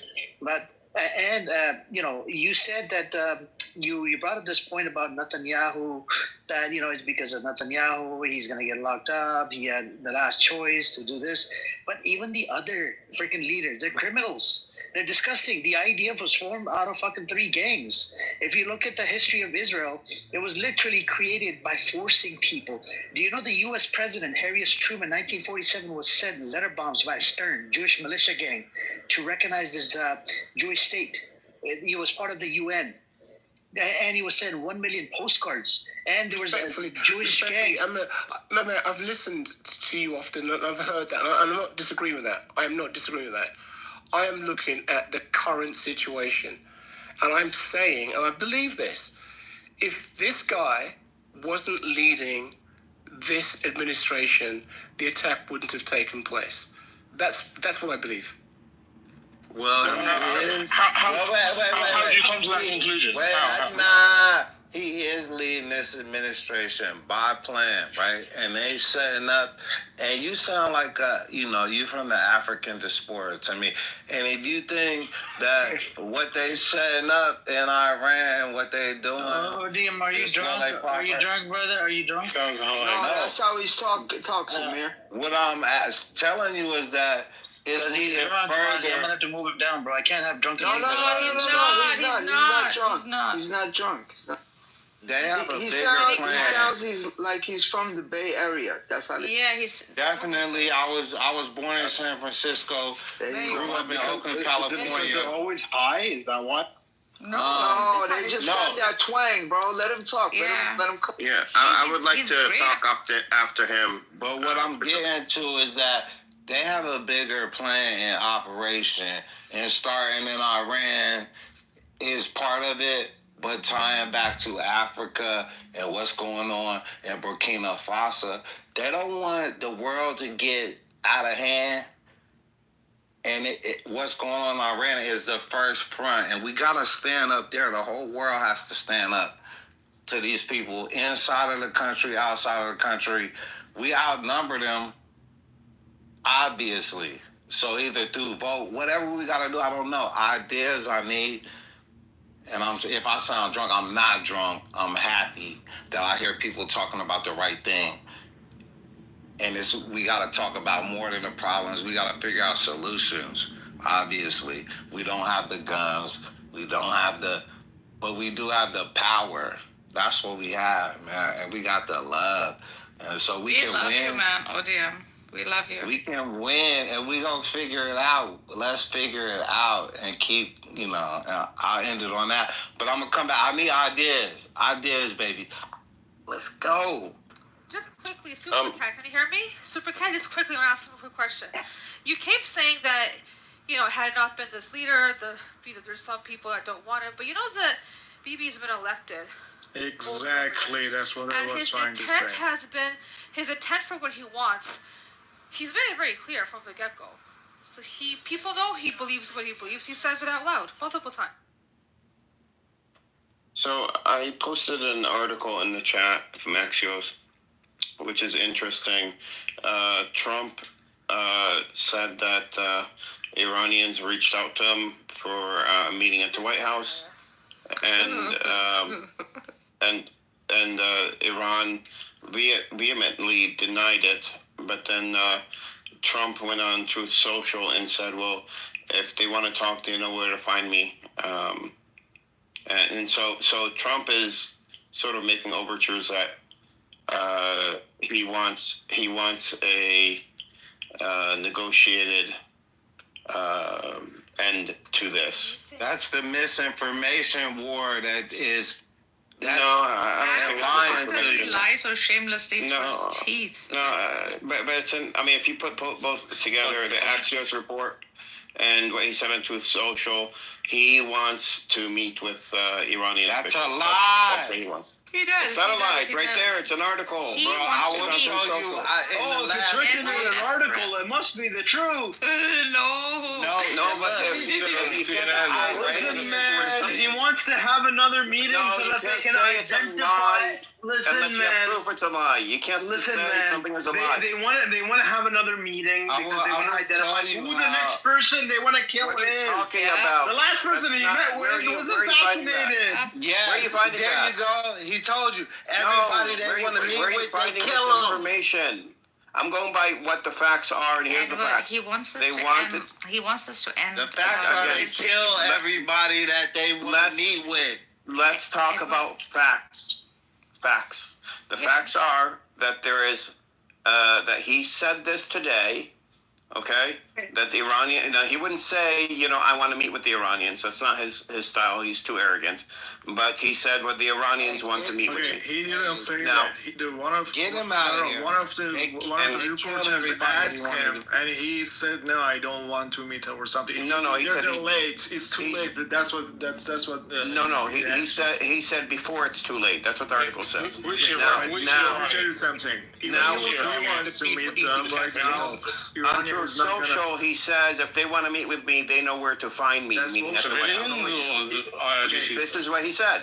No, this but is the let me tell truth. you That's the something. reality. Let me tell you something. What's happening in Iran? Even if he wants to meet them right now, they're not going to sit with him because No, I'm not saying that they do. I'm not saying that they do. What I'm saying is there's other facets to this. It's not so black and white. It's not just America attacking or not attacking. There's other things going on in the background. I think it looks like to me that unofficially that the U.S. is pushing for Iran to negotiate or to meet, behind closed doors. White supremacy is destroying all opportunities for peace negotiation. Well, I mean that's a different story. That's a different conversation. I think of white supremacy. I mean, I don't disagree there.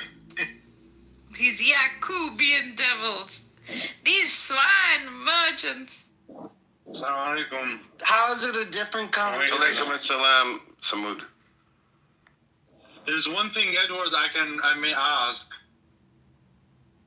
If this is the case, if Trump actually genuinely wanted to negotiate with the Iranians, why would he allow Israel to initiate bombing of Iran? All I'm reporting is what was in the Axios article and what he said on Truth Social. Right. I know. I'm just saying that there's something else going on. Right. Yeah, I'm just trying to add to the conversation, for us. I can answer this. Just look how he treated China when he wants to, solve the tariffs problem. He put 120% tariffs to solve the problem. This is how dumb he is. Okay, he wants to start a war, so they come back to negotiation and he takes more, as what he wanted to offer. That's the strategy that he had, and I think you're giving him too much credit. No, actually, that's him. That's him. Then the dumb people that he gets around, he keeps around. That's it. You believe that Israel did it without knowledge of U.S. That's actually not right. I believe even the 2 months that they give Iran was saying, and in cooperation with Netanyahu, because they needed 2 more months to be prepared to attack Iran. I absolutely believe this. So can I just say my theory, and this is only my theory, and conjecture. I think Iran is waiting for the best deal possible and to be in the best position to negotiate as possible. Iran knows that it's Israel that does not want Iran and the U.S. to come to an agreement, and I think Iran. They know it's in their best interest to come to an agreement with the U.S. It would shut down Israel, and it would shut them down for good. But I think they're not stupid. Iranians are not dumb. They're very, very calculating and very strategic. So they're saying we will not, negotiate under these conditions, which is reasonable. That's reasonable, obviously. But I think give it a few more days of attacks on Israel, where Israel's getting more desperate. Now, keep in mind, Israel has only about 10 days of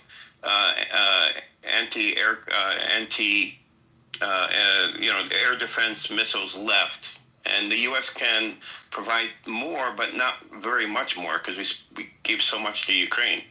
So I think Iran would know this, and I think they will eventually sit down with the U.S., not directly, but through back channels, and negotiate a deal, and then come out and say, well, we negotiated a deal, and now it's time to de-escalate. And it would force Israel into de-escalation. That's only my theory. I don't have any proof of this, but that's my theory. So right now, time is in favor of Iran, because that was one of the reasons that you said was correct. But the other reason is that the more time we have, the more Iran can spot Israeli spies. That they're actually taking control of the war in Iran right now. The 90% of the job is done by the spies in Iran. That they have hid a lot of which may be a war crime, by the way. Well, that's inside trolls for sure are who can blame them? Who can condemn them? Okay, but yeah, for sure they're terrorists. But right now, every hour you hear news that they found some places with this missiles and this arsons, and the time is in favor of Iran a lot right now. So that's big time. Big time. Yeah, and I believe that Israel had a plan that in 2 weeks they can fill the country. And right now they see that it's not going to happen. I also heard that Netanyahu is pretty much begging Trump to come into the war because they can't win this without the U.S. and they're running out of missiles. And like you said, time is on their side, which is true. Iran will come to the table when it is absolutely in their best interest and they have leveraging power. That's when they'll come to the table. But Trump, I think, knows this and is leaving the door open.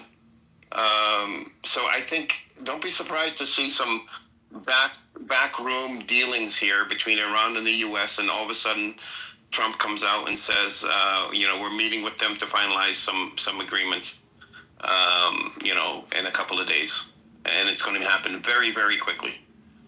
And that's what I think. And I think he will also snub Netanyahu. So Trump wins, both ways. He's the hero, stopped the war, got a nuclear deal done with Iran, and he got to snub his enemy, Netanyahu. Edward, he did this shit with the Pakistan-India situation. Why is Netanyahu? He took the credit for himself. Do you remember how, he took the credit and said, it was me who made the deal, very good people, you guys were great. Obviously, I know. People get word, right? These countries are all connected. There's a conversation happening. He made it seem like it was me who brokered the deal. In this case, he's already kind of setting the precursor by saying certain things. Oh, Iran, they wanted to come. He actually said Iranian officials were to come all the way to the White House Yes, that's what he said. Yeah. But he goes, I know it's hard, it's tough. Well, the time's passed, but maybe, it's kind of late for it, but maybe. Do you see how he's opening two sides open to it? Because he can go either way. Everybody's saying that. Everybody, even here, in America, is saying, we don't know what the fuck this guy is saying. He's like, I think this is my theory, and I think they are trying to regenerate the American economy under a wartime economy, right? To get our manufacturing back going. And we just gonna start making bombs, drones, and everything we need to fucking kill the whole world until our population says we're not gonna do it. But if our population is getting jobs and all of a sudden we're able to buy homes and fucking afford all the shit we need to afford in America, who's gonna turn it down? Can I say something here? There is a big reason that they started this war, and that's a pattern that every time U.S. is on asteroid and they get too powerful in one aspect of the military, they start a war. That's what happened in Iraq. That's what happened with Vietnam. That's what happened again this time. This time is AI intelligence, the Palantir. They have too much power and intelligence on AI and the information that they're getting, and they can spot people and kill them instantly, directly, and like precisely, that they couldn't resist getting into this war. And they know that in 3 years, China can catch up, Russia can catch up, and they're gonna be equal. So they wanted to get into war before they can achieve this level of intelligence. And I believe Palantir is the main reason that Israel got into this war, because they knew they have the upper hand and they can somehow kill all of the Iranian general heads in like a couple of hours. Every time U.S. is on asteroid, U.S. gets too powerful in army and military, they start a war. It's a pattern that you can find it in the history. So, Mood, did you want to say something? You still in here? I'm still here. I'm driving. Actually, I like what this last person. I'm sorry. I'm driving. So I don't know who the name. The person who was speaking. Yeah. Are you Irani? I'm Fred. Yeah. What's your name? The last person you spoke. Brett. Yeah, Brett. You are Iranian. I am Iranian. Yes. Yeah. Actually, to your point, this reminds me of one thing. Back in I'm old, so I remember these things. Back in 1989, the United States attacked Panama. And right after that, a year after, or a year and a half, they attacked Iraq. And what they did in Panama, actually, the United States was trying new weapon technology in there. And based on people who were observing, the war, they said that they've never seen types of weaponry that's being used by the United States. They tried it in Panama. It's a small-scale war, and then right after that, if you remember, 1990, the United States introduced new types, of weapons. You mean Grenada? And the stealth. What is that? Was it Grenada? Oh, no, Panama. This is Manuel Noriega. Yeah, I remember the Noriega days. They kept chasing him. Grenada was in 1982. It was a small. Yeah, Grenada is very minimal. But the Panama, 1989. They used new weapons in there. They killed a lot of people. This is Manuel Noriega, and the war was on the Panama Canal. He was a drug dealer. What is that? Noriega. Manuel Noriega. Yeah, but they accused him, of all of that stuff. But anyway, the point here is that to the person who was speaking before me, the United States actually shocked the whole world with the weapons that they used in Iraq. And if you remember the stealth bomber at the time, the stealth bomber was introduced for the first time in the Stealth was 1990s. state of the art back in the early 90s. Yeah, exactly. Yeah. So that's a good point. He brings nowadays with AI technology. Yeah. But the thing, if I were just, go ahead. I want to know if bombs are dropped on the mountain that has the radioactive energy in it, does the radioactive energy come out and kill people? And also, it will spread. Does Iran have the capability of protecting this mountain from these bombs? I actually spoke about this earlier. There's a lieutenant colonel on YouTube, and he had I think it's a physicist from MIT on, and they were discussing the how successful is this 30,000 pound bunker buster bomb that the U.S. has, and he had a slide deck and he was presenting it. The Chinese actually did a lot of research on this, multiple tests in the 2010s, and they wrote multiple papers on this. A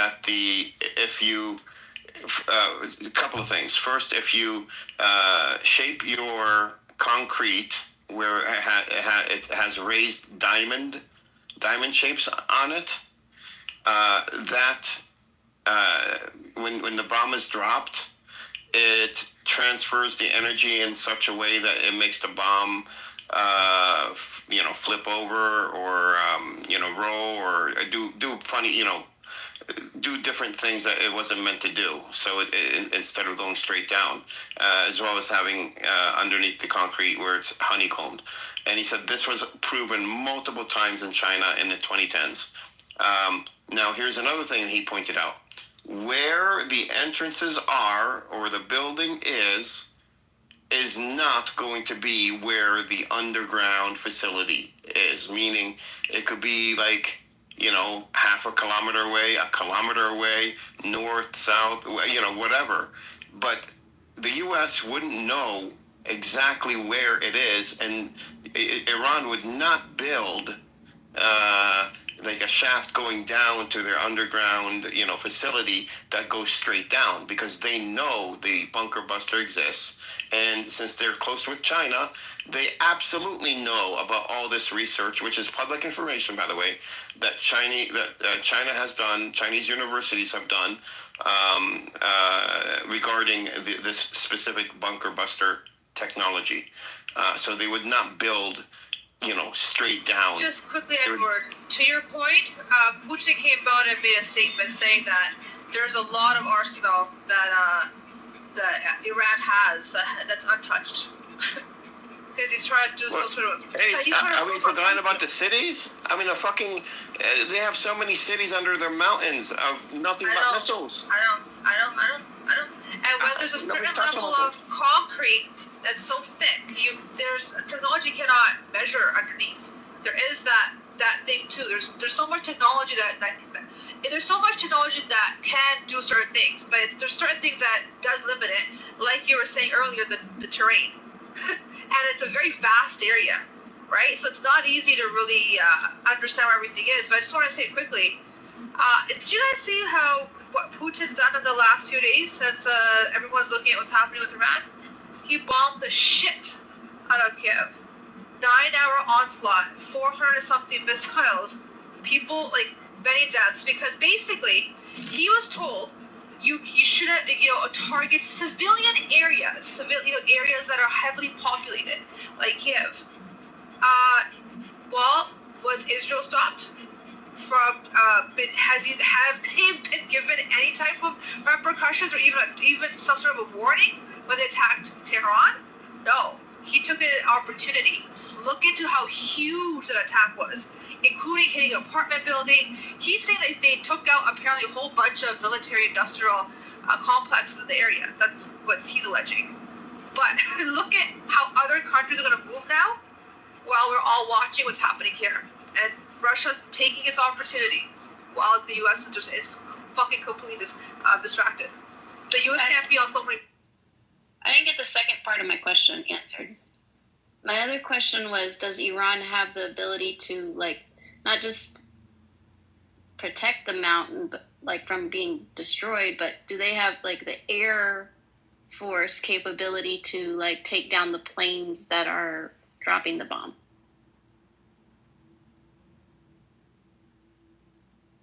They do. They've actually allegedly took down 3 fighter jets.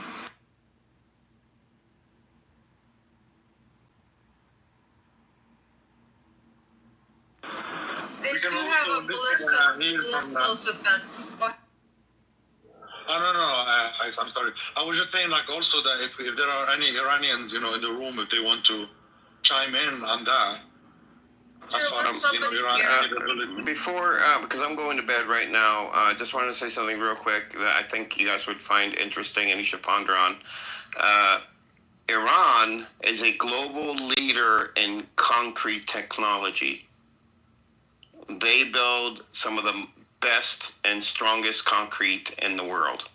It is, they actually, they published multiple papers over the last 20 years on their advancements in concrete. It's throughout their universities. I think they even have degrees in it. That you can actually get a degree in concrete science. But they are a, global, basically, hub for research and development of concrete. So, that's something to ponder on too. I wanted to answer Odom's question about one thing, because he said, what are some ideas? And it's just a small idea, but I think the general propaganda is that Iran has nuclear weapons. And I think if the general American public understood that Iran does not have nuclear weapons, and Israel... Tulsi Gabbard already said, and this is... Let her finish, please, and come in right after. So first of all, Iran does not have nuclear weapons. And second of all, Israel is the only country that won't declare how many nuclear weapons it has. Not only it won't sign the National Proliferation Treaty or whatever that is, but they also won't claim how many nuclear weapons they have. So they need to be in check with their nuclear weapons with the rest of the world. Totally agree. I think they don't even let the IAEA come in that's the governing body to investigate. But who else was speaking? I'm sorry, the guy. I'm not looking at my phone. If you want to chime in, you said something about he said something. Tulsi Gabbard, which is supposed to be our director. Yes, I've heard. National Security said that Iran was not processing nuclear material for nuclear weapons, and they were only using it for civilian capabilities. Yeah, as she said, it might be. Other people said it might be a few years. Yeah, which is, if our president and our leadership is not going to listen to our most trusted military civil, which I trusted Tulsi Gabbard personally. I didn't think she was like a neocon or any type of like psychopath. But I may have to, rethink my strategy because obviously. But she said we didn't have it. So if they're not listening to her, they're not listening to anybody. Did you see what Trump said? Trump is not listening to her. No, he said, yeah, they have it. They're a few days away from it. Trump, it wasn't even just her. Multiple governing officials from the USA said the same thing, that they don't have it. If anything, multiple years away. And Trump is superseding them. J.D. Vance is doing it. That dumbass Ted Cruz, all of these idiots are saying the officials, the professionals are apparently wrong. American. But didn't Iran negotiate with America and agree to stop any nuclear plans for nuclear weapons? Yeah. And so now Iran has followed through with their promise, and this is what Iran gets for their Yeah, but also keep in mind Iran kind of had to some extent, because think about the intense sanctions on them. So it's kind of getting some sort of wiggle room from those sanctions.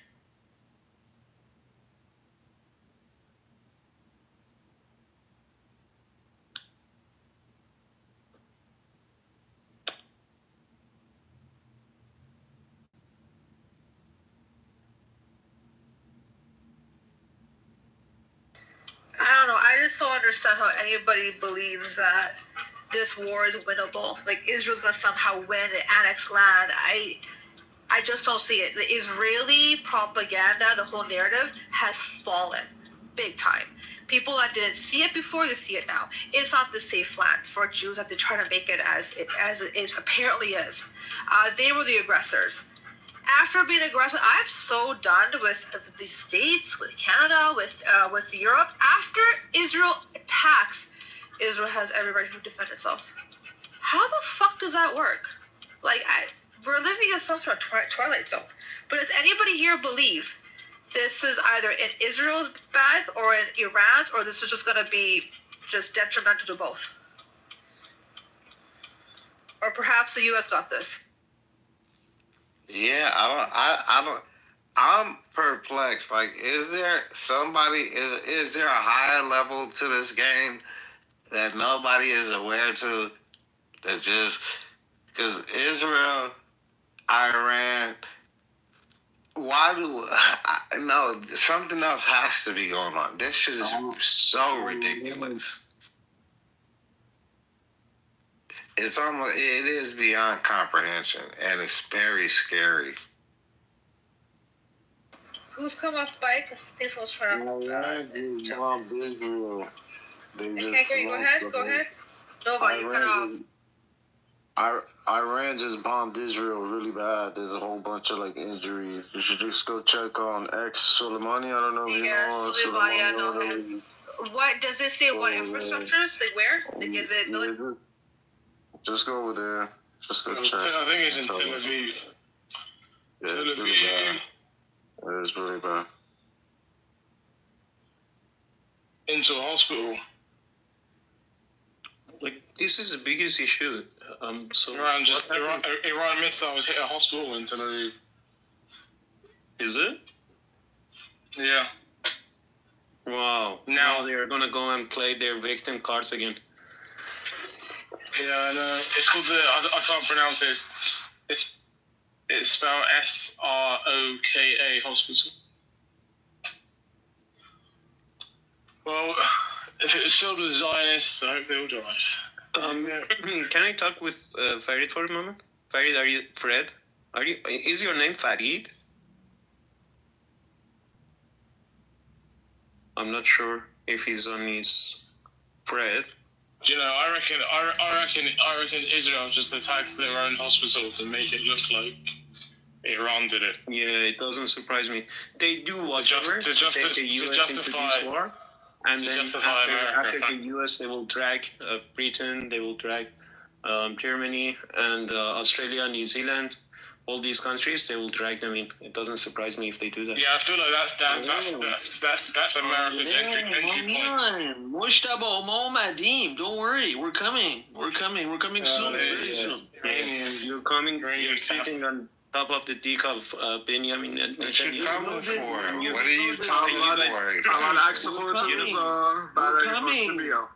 We're gonna wipe out every single. You know what do they call you? Change your picture first. What do they call your leader in Iran? They call him a koskish. It means a cuckold. So what he's doing, he's cuckold.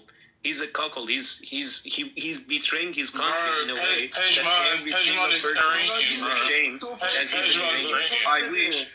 I wish these guys that you put. Okay, let me talk to you. All right. BB June. Yeah. So you see, you put the picture of Reza Shah as your picture. If he was alive, he would kill him without a trial, for betray to his own country. Just to let you know that. Reza Shah, he would kill his son to betray his country. Whatever He you was think, that whatever sort you of. think, He wasn't. whatever He you wasn't. think, Whatever you say, he wasn't a whatever you cuckold. say. So Whatever you say. if you wanna change a picture of this guy of Reza Shah and put Whatever you say. maybe it's better to put a picture of Benjamin Netanyahu or Tom No, Morley. I like Reza So Shah maybe more. it's I like more him a lot more. more No, suitable. I want Reza. No, I want Reza Shah. Don't worry. Yeah, you want Reza Shah? Yeah, but yeah, he was. Reza Shah was a real patriot. He wasn't like that. He wasn't. Bring up Ryan. Bring up Ryan. Ryan, bring up Ryan. Well, wait, hold on, Pejman. No, you You're guys happy that your whole country, your ancestral homes, they bombed? See how ridiculous. Like, what the fuck's wrong with you? He's happy because he think he can fuck his wife too. I'm happy they are targeting the Islamic Republic. Yes, targets of the Islamic everyone Republic. can assimilate his Yeah. wife. And 9 One months by one. and 9 months old baby has died. It's a fucking war. Do you understand what a war is, Moshe? Or you want to play games and word games and mind games? What do you mean Don't it's a play games fucking with me, huh? war? Iran was attacked Hey, preemptively. Hey, Don't fuck me. I'll fuck the proper after It's a war. That's what he's saying. He's serious. You're not serious. This man's Iranian, and he's so down for his country to be desecrated. He loves Zionists that much. It's like, I was talking with him the other day. He hasn't even seen Iran even one day for. yeah, but it's your ancestors, These man. guys, How you don't these guys betray are your sitting ancestors? in LA and they are begging a country like Israel that's committing genocide in front of the eyes of the. No, you don't worry about the genocide. You worry about He your own supports genocide. genocide. He years. supports it. He supports it. For 46 Yeah, years. no, so they are their time committing is a up. genocide, and this guy. You go defend. They are bending over in front of him. Come for Iran. Iran is a country for 2,500 years. We are not going to bend over in front of him. You are worried about the Islamic Republic. I'm not worried about the Islamic Republic. Yeah. The Islamic Republic is occupying Iran for 46 years. Don't worry. Their time is up. Do you have any family in Iran? Yes, a little bit, yes. His cousin actually. His cousin is very famous in Iran. Yeah. Dude, I want to send everything you say about the IRGC to them and see how they treat your family.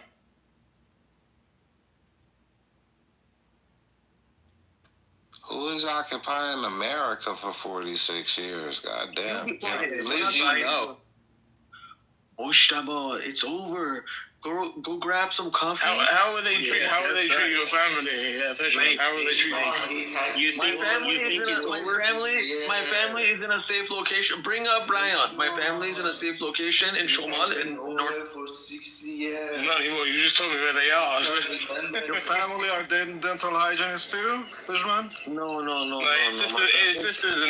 His sister's an astronaut or whatever you fucking call it. I don't want to talk about any of that. I don't want to talk about any of that. You worry about your family. I'm Pejman, gonna worry about if my you family. were in Tel Aviv, they wouldn't even lecture the bunker. That's pretty. Okay. Bring up Brian. Bring up Brian at the bottom. He wants to come up. Bring him up. Is that person's hand raised? I don't see it. Yeah, they're friends. Don't bring him on. They're gonna be annoying. Yeah, I don't like that guy. He's racist as fuck. Yeah, he's not gonna contribute anything to this conversation. He's a guy. His hand is up. His hand is up, and it's gonna. They're like each other. They're like two bitches. Just go, man. Suck each other's dick. It's such a shame. It's such a shame that you go and bend over in front of Israelis to come and invade I don't give a your fuck country. about It's such a Israel, shame. bro. It's such a shame. I don't give a fuck about Israel, Zionists, or this shit. I give a fuck about them targeting the regime of the Islamic Republic. Why did you change your family name? Do you want me to tell you your family name? What type of family name do you have? That's the only That's the only thing I care about is the targeting of the regime. Pejman, you don't really give a shit about Raz, and why do you care about that? You haven't been Do you care about targeting civilians in Gaza? Do you care about how many children? What a shame. What a shame. Fuck you. Hey, Fred, if you're concerned about Gaza, then they shouldn't have attacked on the 7th of October. Oh, wait. Did Israel attack Iran? They shouldn't be occupied. Now they're paying the price. What price? National Gaida. Can you fix it to English? It's people read on in history, okay? They're gonna pay for it. Can you not? Thank you. We'll be dropped. I don't know what to say. English, please. This is called mental masturbation. Like people who are weak and orphan, they are like this. They get together and mentally masturbate. Dude, those two do it in real life, bro. Let me tell you what's different here. Pejman and Freedom Rayan, they do that shit in real life. Let me tell you what's different here. People like me, I want the country with the sovereignty, the whole country I want. If I want it free, I want it in the whole. People like Pejman, if a country splits up in 3 or 4 or something like this, and if they give 2 cities like Tehran and crash to them and say, "Oh, this is Iran," they're gonna be happy. You assholes. You just want a ticket to fly to Iran, and you call it Iran. Okay, that's it. No, you don't care about splitting up Kurdistan, splitting up. Azerbaijan, you don't care at all. I'm telling you, if you did care, you wouldn't support a war to your country. You do a war that I support the targeting of the regime. Country. I support the targeting of the regime. So you really think that Israel is not going to kill civilians within They already Iran? have. Israel already killed civilians. Huh? Israel has already killed civilians in Iran. But they might kill you. So why do you support the killing of the civilians within Iran then? But they're killing civilians. I understand, but it's a fucking war. Nothing to Israel. War happens. So you support the killing of innocent civilians within Iran No, I do not. To end the regime. They coming to steal your resources. They coming to steal your oil, and you don't even know it.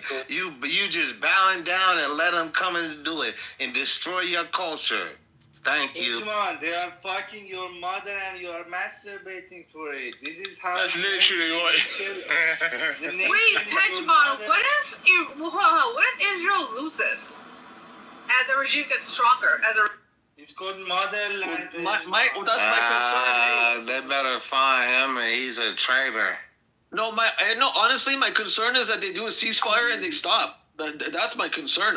If you're gonna go all the way, you gotta go all the way. Concern is that, of course, you're concerned. If you don't, I like don't want BDMS. You like BDMS, your mother. No. Yeah. I don't want them to do a ceasefire. If So you're 80% why do you want of the way this there, regime gone so bad? Why? Why do you want this regime gone so fucking? Ace, go ask the 80% of Iran. Don't ask me. Guess what? They're united after this attack. Ask me, Pejman. I can answer you. I'm going to Iran, living Iran half year, okay? What's wrong with Iran? What was the last time you've been to Iran? I don't have the permission to go to Iran, that's why. That's it. You don't need permission. You don't have permission to talk about Iran. خواهی دارم کسکش منم این نظر اوین چونی برم کجا What have you done? Why can't you go to Iran? What do you mean? Have you done anything political? Have you done any spreading any shit? No, you're a dental hygienist. That's it. No, you don't know. Free Iran, Pejman, go free Iran. Why you don't go? Why you are sitting here masturbating? Go free Iran. مگه تو ایرانی؟ نه. But you want to go free Iran. تو چرا فرار کردی؟ چونیه تو برو برگرد ایران. تو که اینقدر دفاع میکنی ازش تو برو برگرد English, we don't understand. 3 times. Sorry? Fix your fucking mic with your cheating Confucius. I can't understand you guys. English. Yeah, I'm in Iran. What's the problem? Mushtaba, listen, forget about Israel, forget about US, forget about... Do you want a referendum in Iran or not? How can you forget about the war maniac that invading your country? No, I'm asking you a simple philosophical question. Do you support a referendum? I don't. Let me tell you, I don't support the regime too, but I'm gonna fuck everyone who wants to touch my soil. It's not American business. Wait, let him it's finish. Iranian business. Let the Iranian man finish. He's speaking. I can't. Hold on. Not Pejman. He's a traitor. So hold on.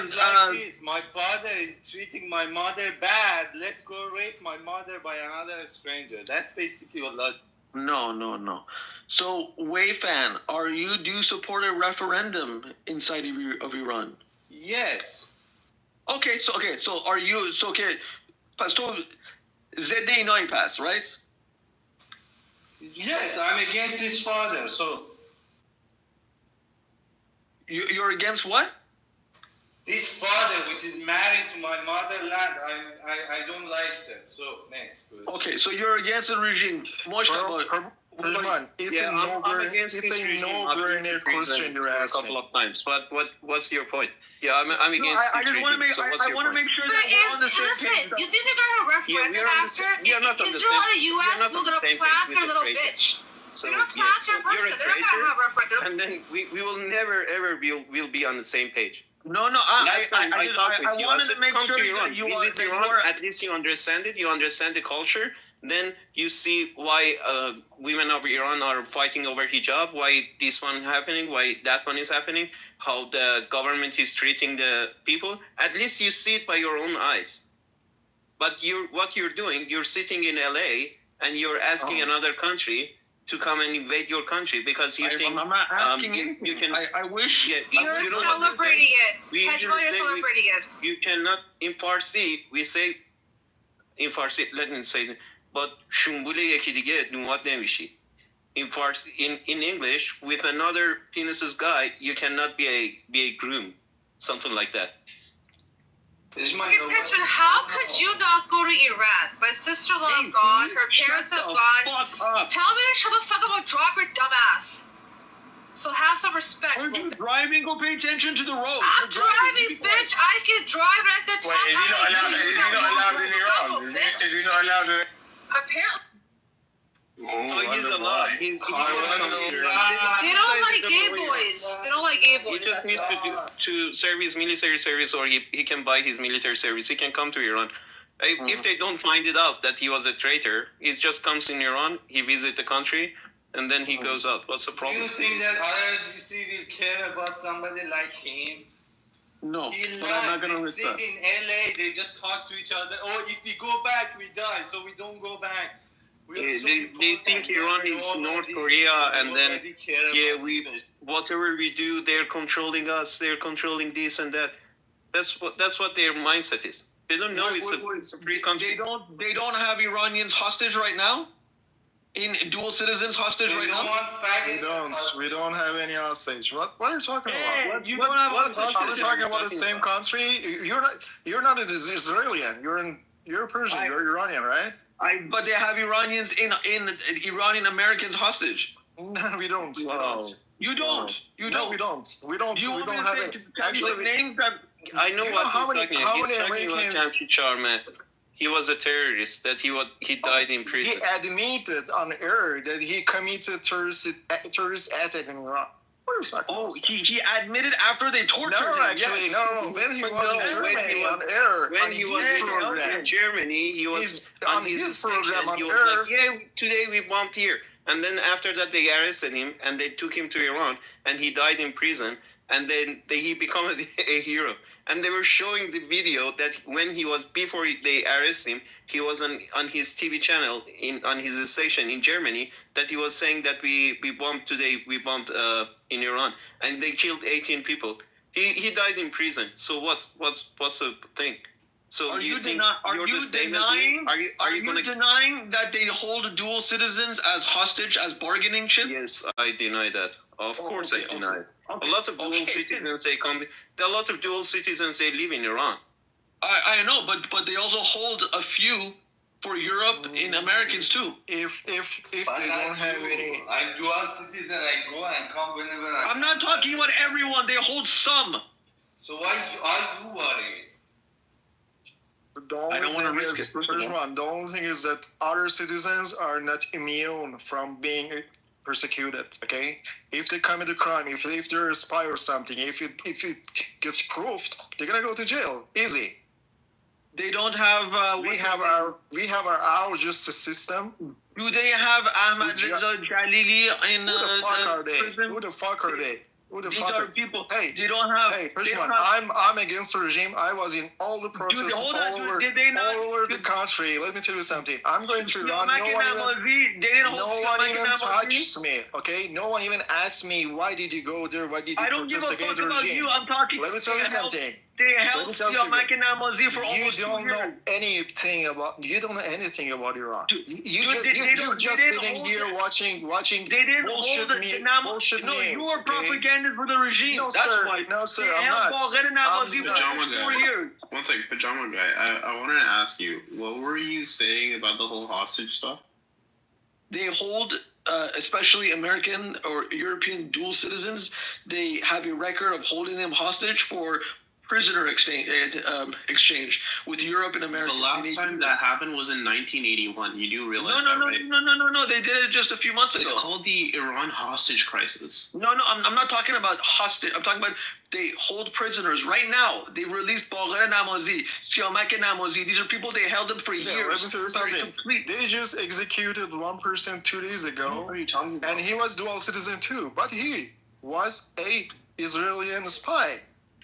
They didn't hold. That's it. So don't talk about if we have someone. They hold. If they commit a crime, they go to justice system and they decide about it. That's it. What about Ruhollah Izam? They killed him. Yeah. How many Ruhollah Izam was provoking violence against the government. Yeah, no, he had a Telegram channel. You're a fucking liar.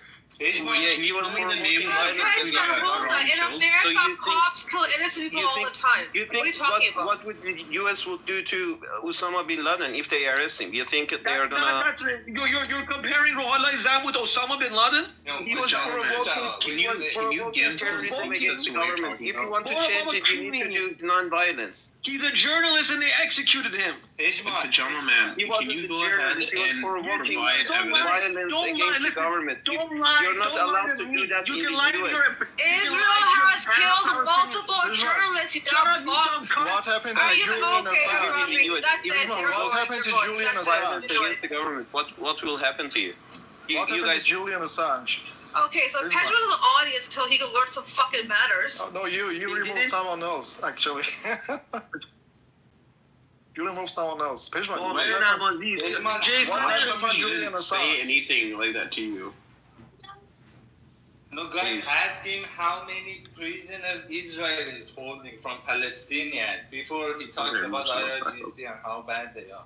No, the problem I'm having is he talked about hostage crisis, which the only hostage crisis Iran's ever had was back in 1981, and he was talking about someone died. So like the way I substantiated my claims to him yesterday, I wanted him to provide proofs, but again, this is a guy that goes ahead and just cries on the call. Okay, hold on. No one cares. Moshtaba, you were the one that was saying you're in Iran right now, right? That's right. How the hell is your internet work right now? I'm in Kish. Oh, is that right? And still we have internet here. You have اطلاعات کار میکنی نه؟ Oh yeah, that's right. Okay, I tell you guys a funny story. You work for IRGC. Oh yeah, and then you're working for Mossad, huh? This is the mindset of. I know you shouldn't have told him that.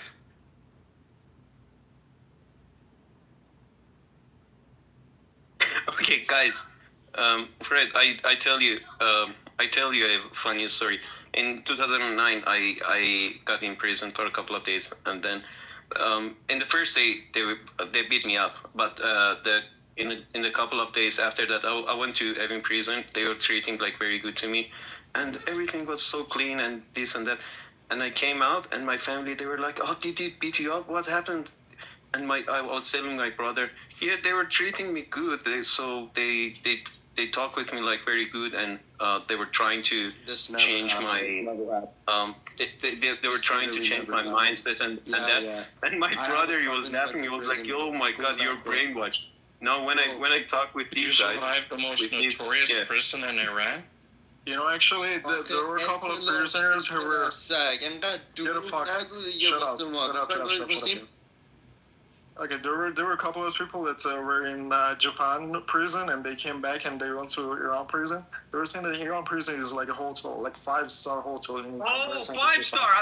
It's a Beverly Hills hotel. You can go see yourself. I'm not talking. No, Sweden and Beverly Hills hotel. You're right. Hotels.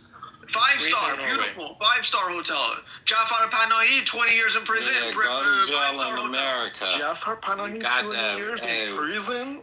Are you just making Jafar Panahi, at the moment he's in Australia. He just got his trophy. Okay, I'm not saying it's full open country. At least we are not getting invaded by a country like Israel. They are committing a genocide in front of the eyes of 8 billion people. Your defense of sentence of 20 years for Jafar Panahi is that he's free now. He's free now.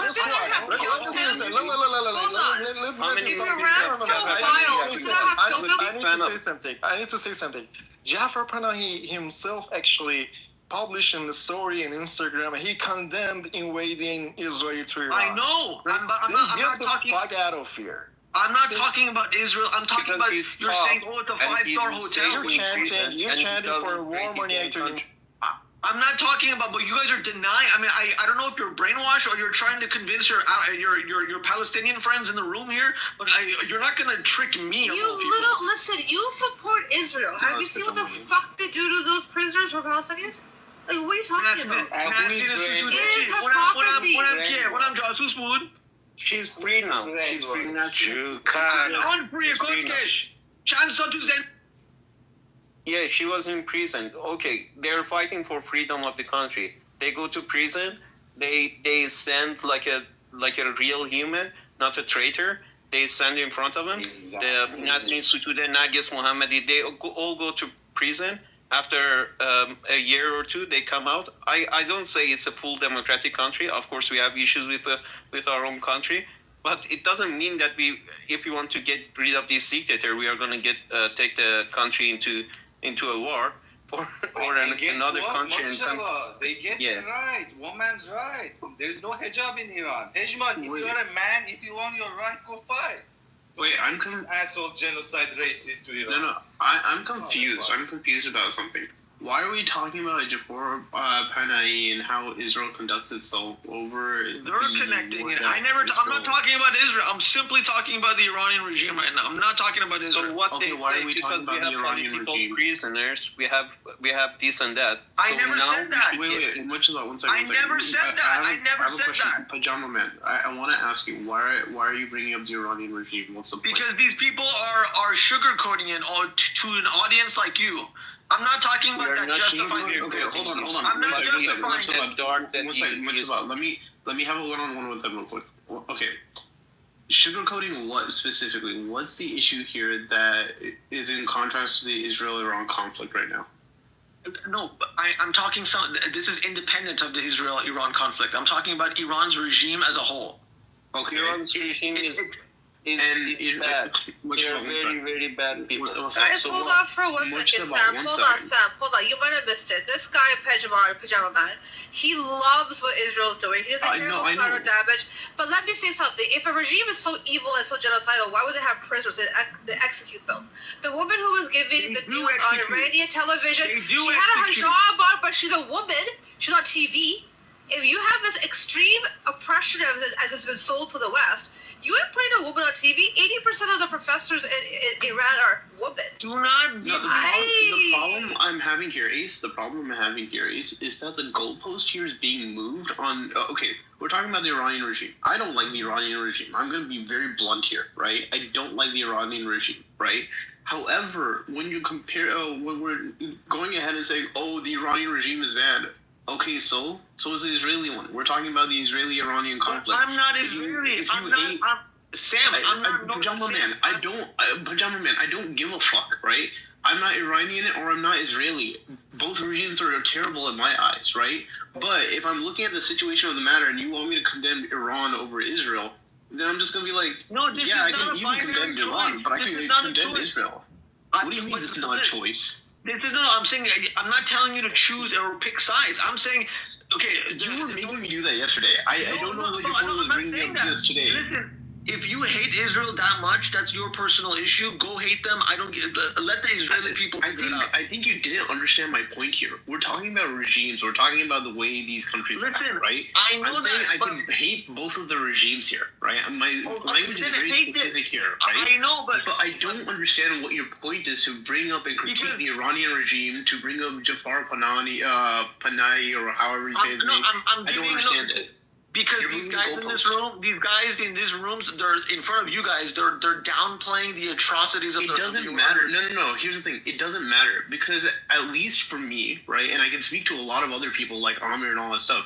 We actually fact check everything we're told. We read upon it. That's why I can sit here today and still say, no matter what anyone says about Iran, I have my own personal views. I can fully say I don't like Iran, right? That doesn't matter if someone speaks in favor or against Iran. I know exactly the factual statements that Iran has come out with, what they've done, so on and so forth, right? So you should not be concerned about that. What I'm more concerned about is why are you trying to move the goalpost to, oh, this is how Iran morally is, when the entire point of this room is Israel-Iran conflict. Well, Israel-Iran conflict started 4 days ago. I'm talking about in general, the regime needs to go. I'm not saying by force. I'm not saying hold on. Why does the regime all of a sudden now needs to go, right? Let's actually have this conversation. It's not all of a sudden. It's been the reason why it's all of a sudden is that before, the previous regime was overthrown by the Iranian people because they did not want a puppet. Don't interrupt me. I'm saying that the last regime was overthrown because it was a puppet from the Great Britain, Israel, and America, right? You have this regime right now. If we're talking about regime changes, that is for the Iranian people to decide because they have been very adamant for thousands of years about they want to put their own regime in place. Whether they want to go ahead and have a civil war or not, that is their choice. Why do we give a shit? First of all, you are correct. I do agree that the people of Iran should ultimately decide. Absolutely. Okay, so then why are we giving a shit right now? Like, what does this conversation do for us? Because the guys that are above me in this room, they're downplaying it. They're saying, "Oh, it's a 5-star hotel." Okay, and that's their own personal opinion. It doesn't change the facts. It's bad. You cannot go and buy liquor from a shop. You need to call a motorbike guy. He will bring it for you, and it's really, really bad. So why do you support an aggression to your own country? I can't understand it. You don't understand what I'm saying. I want the Iranian people to topple this regime. End of story. If you want to topple it, we do it ourselves. Do we ask Israel to come and help us to do it? If we want to topple it, we'll do it. You know what's we insane don't want about this? to do it by force. We don't want to do it by violence. We do it non-violence, and one day or the other we will topple it. Here's what's insane about this. Or we do whatever we want to do with it. It's a sovereign country. Much of it. You said it finally, right? It's a sovereign country. If the Iranian people want to overthrow it later on down the road, they fully can. Why do we have a concern about it now? Like, if I'm concerned about Iran, I should be in Iran. I should be living amongst the Iranians. I should be involved in their government, right? Am I there? No. Are you there, Pajama Man? Absolutely not. This is much of a problem than is yours right now. I don't understand. No. 1 second. Pajama Man, understand something here, right? You want the Iranian regime to be overthrown, that the Iranians should overthrow it. Again, who gives a fuck? If someone from France went ahead and came up to me and says, you need to overthrow the Trump regime, I'm going to sit there and be like, why do you give a fuck all of a sudden, right? It doesn't matter.